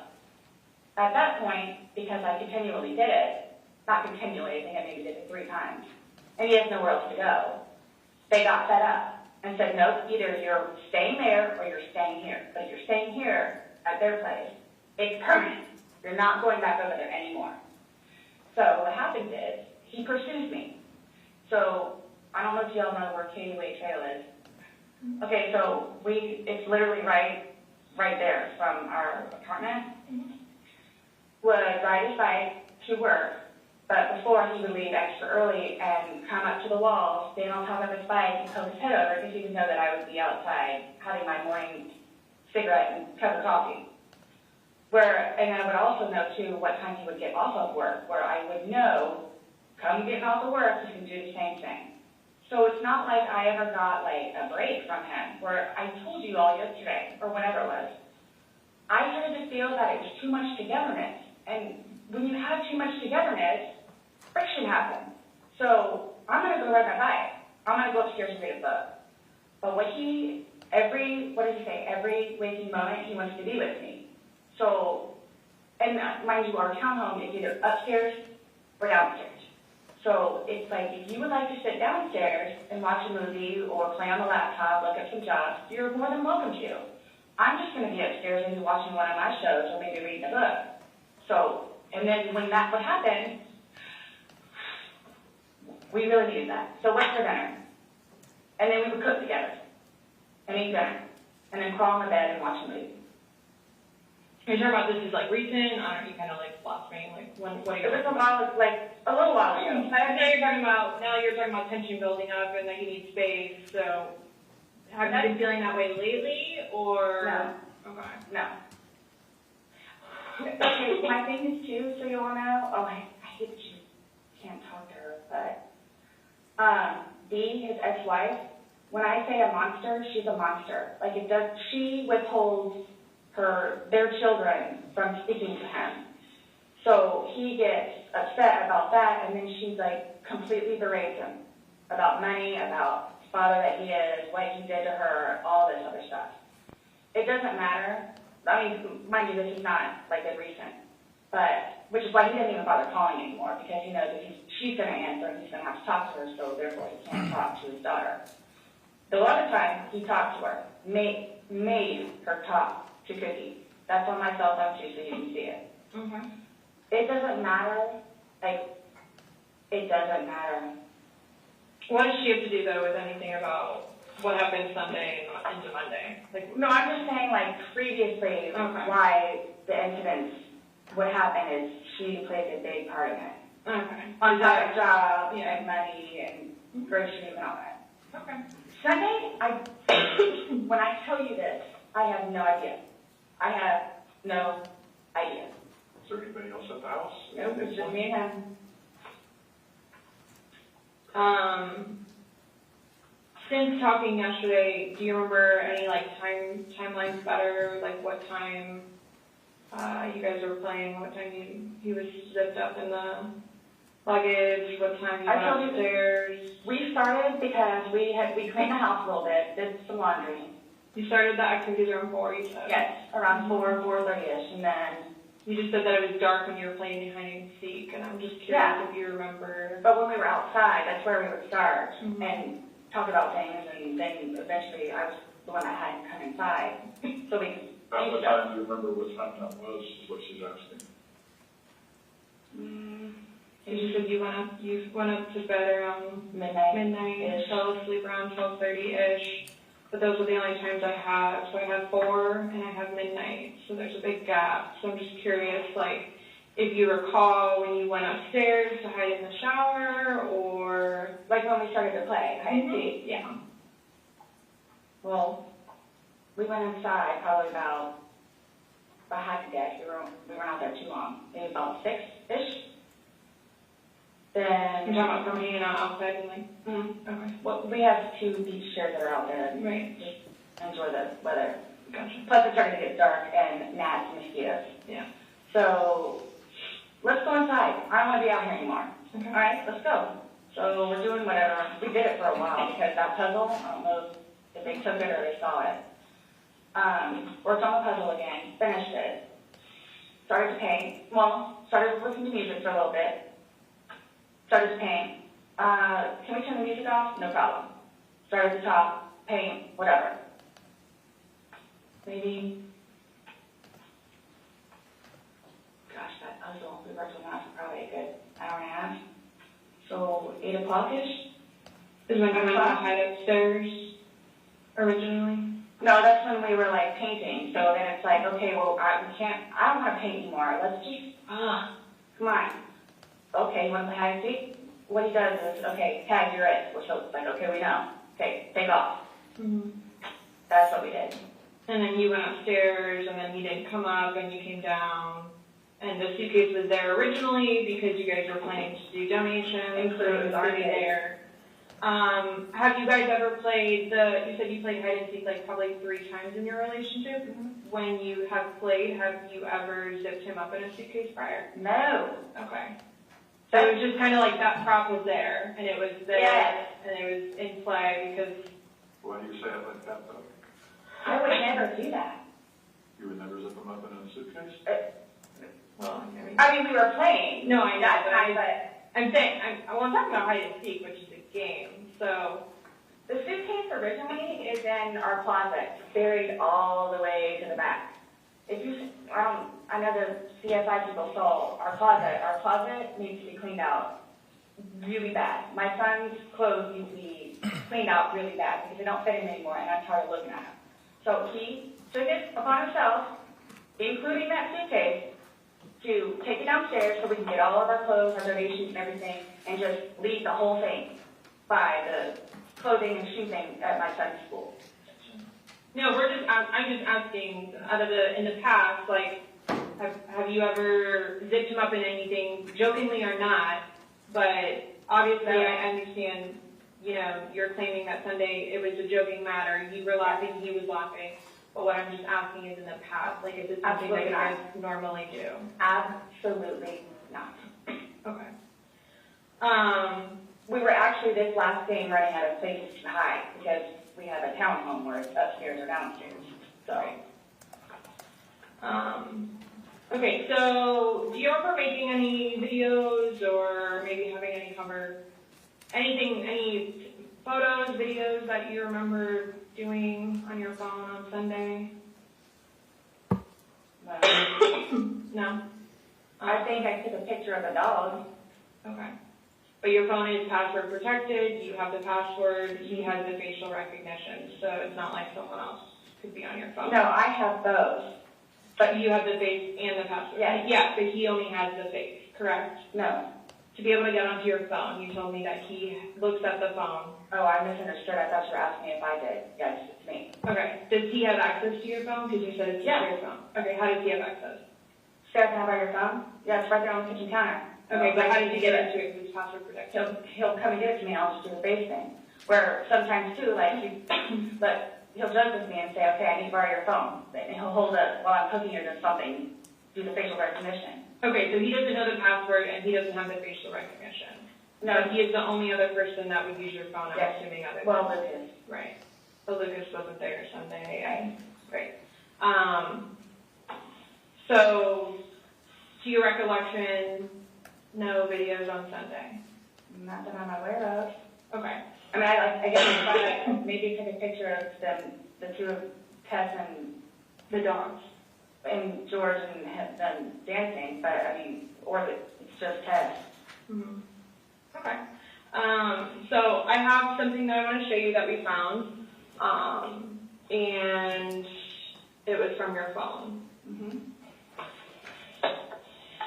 Can you see it? Can you move it around? Go ahead.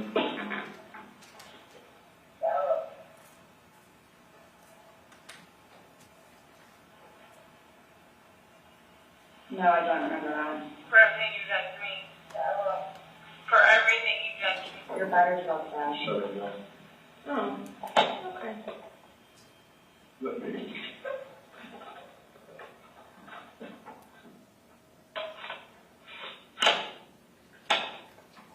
The battery doesn't last very long. It used to last a lot longer than that. I don't know what happened. Okay. Let me just grab something else.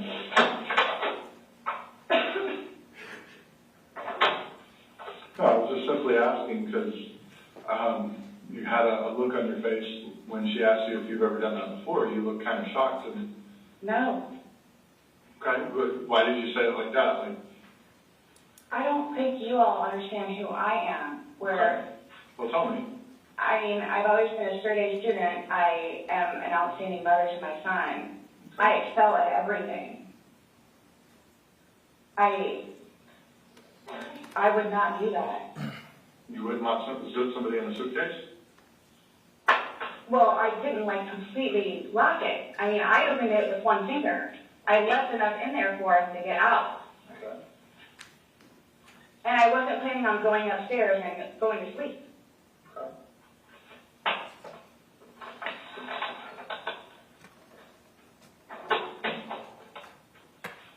No, it's just the way you said it. You guys are scaring me. Sorry. We just want you to watch this. This came from your phone. Don't you want to know what's on it? Yes, please.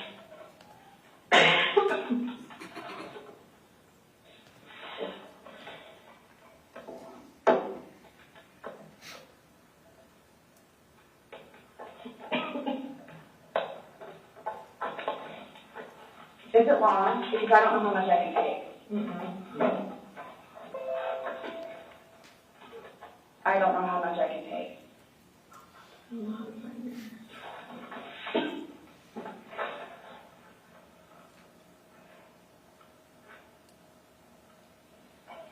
Do I have to watch this? I continuously throw up. I don't sleep. I don't want to see it. If that's okay. Well, it's on your phone, and you can either explain it or we take it for what it is. Yeah. We're just trying to give you the opportunity to tell us what's going on. That's it. It's that long? 2 minutes. No, that's- For everything you've done to me. For everything you've done to me. Fuck you. Fuck you. That's you. Your voice. Stupid. That's my name. Don't wear it up.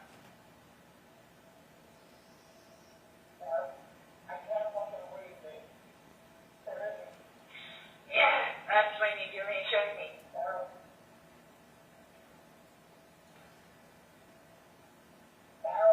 I don't want to watch it, please. Last time we talked to you, you had said that you put him in the suitcase, you had 2 fingers hanging out. You I went to flipped the- him over. I flipped him over, and that's where it was. There's 2 different videos and a still picture where, yeah, it shows you flipping in the different positions and him saying that he can't breathe and you saying fuck So you. this is upside down. So in order for him to have gotten into it, It was flipped up.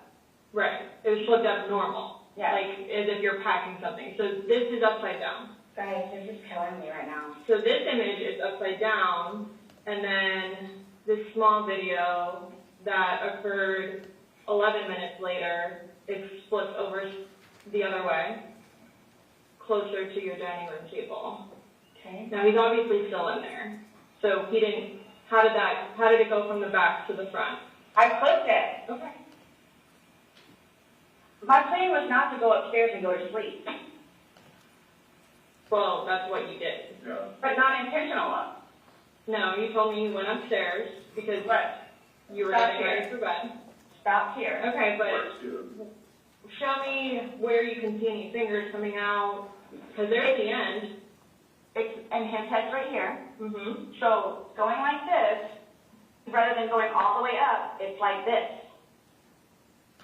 But why is he saying I can't breathe, and why is he pushing on it as if he can't get out? And it doesn't show a hole. There's no hole. There's no fingers. I don't see his fingers. There's no hole.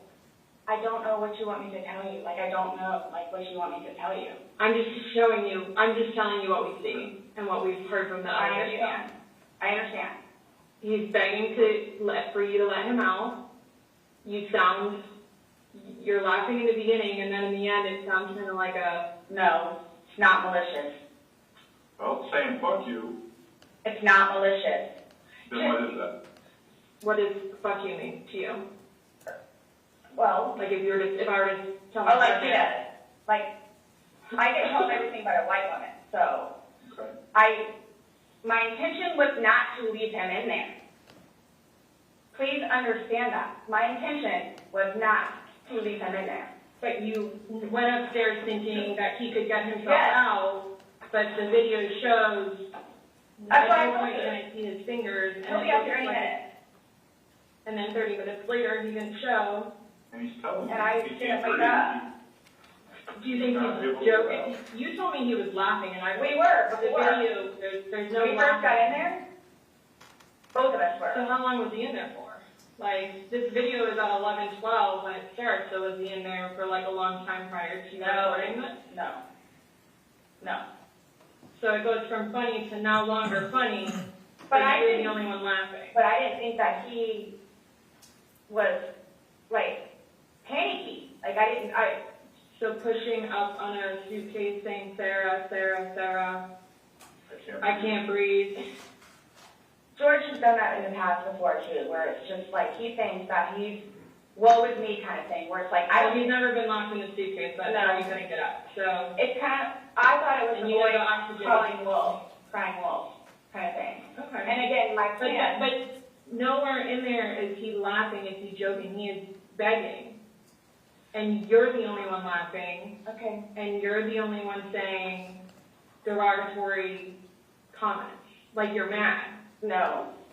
Please don't, I don't mean to sound negative, and I don't know if I can say this, but like, it's like you guys are kind of trying to like feed me. Like, No, I'm just trying to show you a video that you no longer want to watch because you probably don't want to know the outcome of how and what you said. well, I know what, You know what's on that video now? No. You remember making that video? no, Why don't you remember making the video? probably because we had been drinking. But you weren't drunk. No. Just because I went upstairs and, just because you're drunk doesn't mean that you. Times that you were not drunk. You said that you had your wits about you. You said he had his wits about you. Mhm. You said that you don't like not having your wits. In my experience, if somebody cannot remember doing something to the extent of making 2 videos and a video and taking a photo, they are intoxicated. Okay. I understand where you all are coming from. Well, I we're get it. trying to make sense of it. We're trying to I get it. figure out what We're you're trying to saying. figure out this You video. explain it to us. We're listening. I just did, like, we were playing, and then, like, I thought it was, my plan was not to go upstairs and go to sleep. My plan was not to, he'll be up here any minute. But you willingly went upstairs and went to sleep. No one forced you to go upstairs and. My plan was also to leave him in the suitcase, So why didn't you take him out? because I went upstairs, and then I fell asleep. But why didn't you consciously think he's asking to come out? he I can't didn't do it breathe. intentionally. What do you think is going to happen if you leave somebody in a confined space like that? Well, I thought by not giving it up all the way, it would be okay. My plan was not to leave him in the And what was suitcase, your plan? waiting for him to come upstairs. And then when you did it? I fell asleep. You said you were up there 30 minutes. After 30 minutes, somebody not coming up.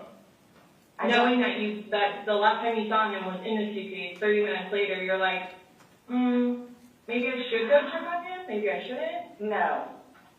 That didn't cross your mind because That's it like, didn't happen. that's like an assumption. Like, that's what you all are thinking, just, We're asking. it's the You whole, tell us. it's the drinking. That's what it is. It's the drinking.